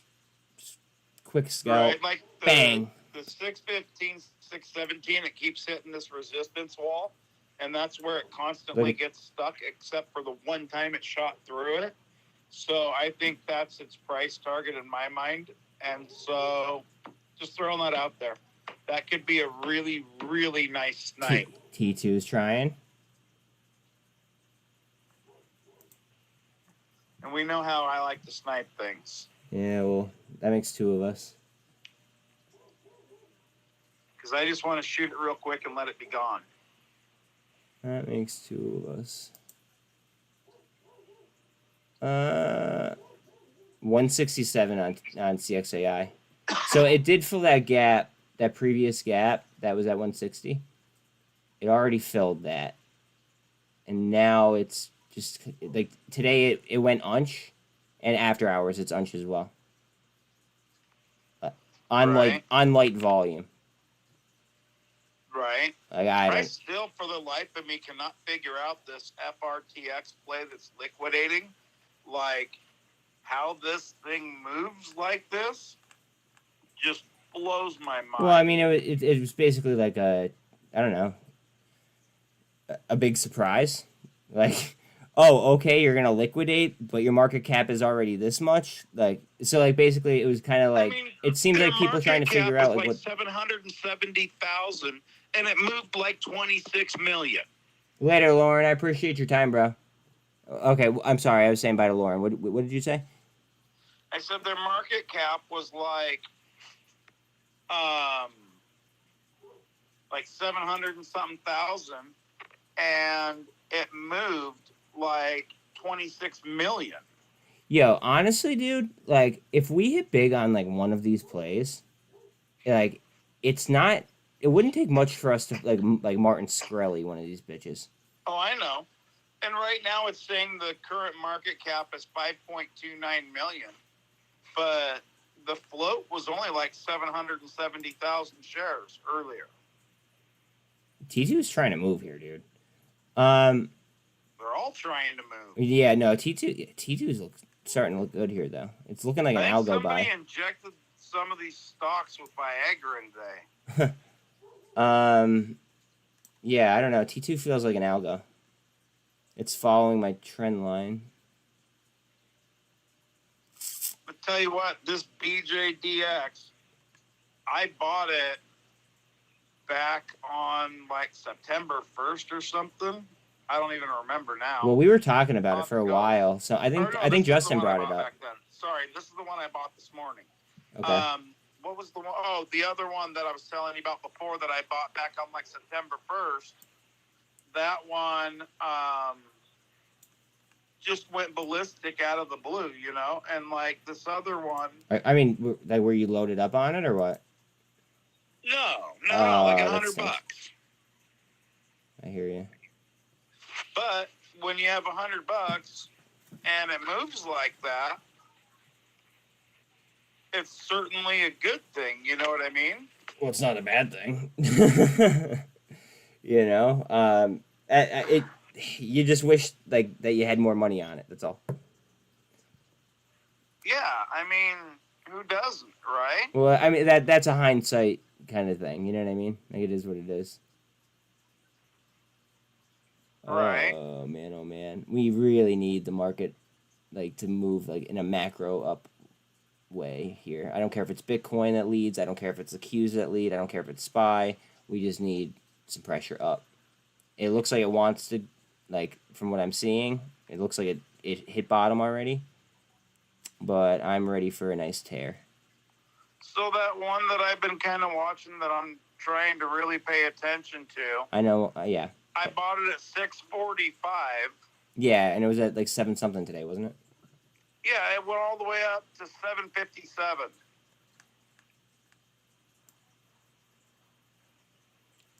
I mean, did you get out or did you hold it? No, I bought more as it was going up. I was just still buying more of it. Oh, okay. Well, all right. Because I was making my average go up instead of down. Well, that's how AI is for me. But like now I'm just to option play. Right, but now it's at 745, and I'm just waiting for it to go to like $100 or something because nothing's acting like it's supposed to. Well, so it's to be ridiculous. It's a really irrational market that we're in.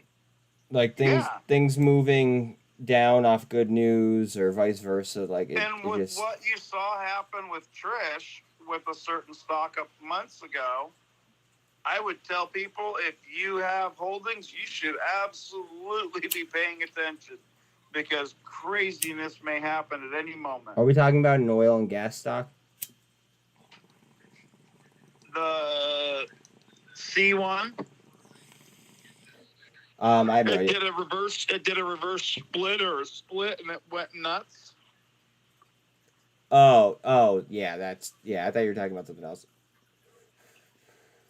And so when things go really crazy, sometimes if you're quick on the button, you get paid really fat. Yeah, I mean, like kind of like that AI scalp. Right. Yeah. I don't know. I kind of like hate myself for not dumping something, buying more, and then just buying that other something back tomorrow morning. Hell yeah. But at the same time, it just like, if I miss that run, then I'm kind of fucked, though. You know what I mean? Yeah, I'm going to go check my lottery tickets. Are you serious about lottery tickets, or are you talking about like I have gambling? a whole stack of them in my truck. Oh, I thought you meant you took like lotto options. For like 3-4 weeks at a time. I thought you meant that you took lotto options. No. I meant like my actual lottery tickets. No. Okay. Hey, the last time I checked, I had a $14 or $16, and I do okay. That's a dub.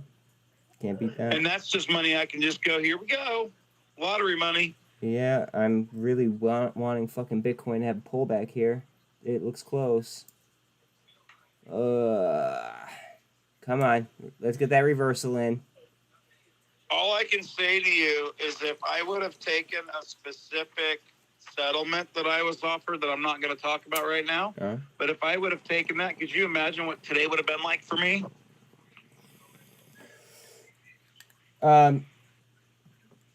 Guys, Alan, hold on 1 second, okay? Guys, I'm going to get off. I think that things are going to happen with this market in a very violent manner. I will see you guys tomorrow. But, yeah, I want to have a conversation with Alan, and there's only a handful of people in here. But I appreciate each and every one of you guys, and I will catch you tomorrow. Later, guys.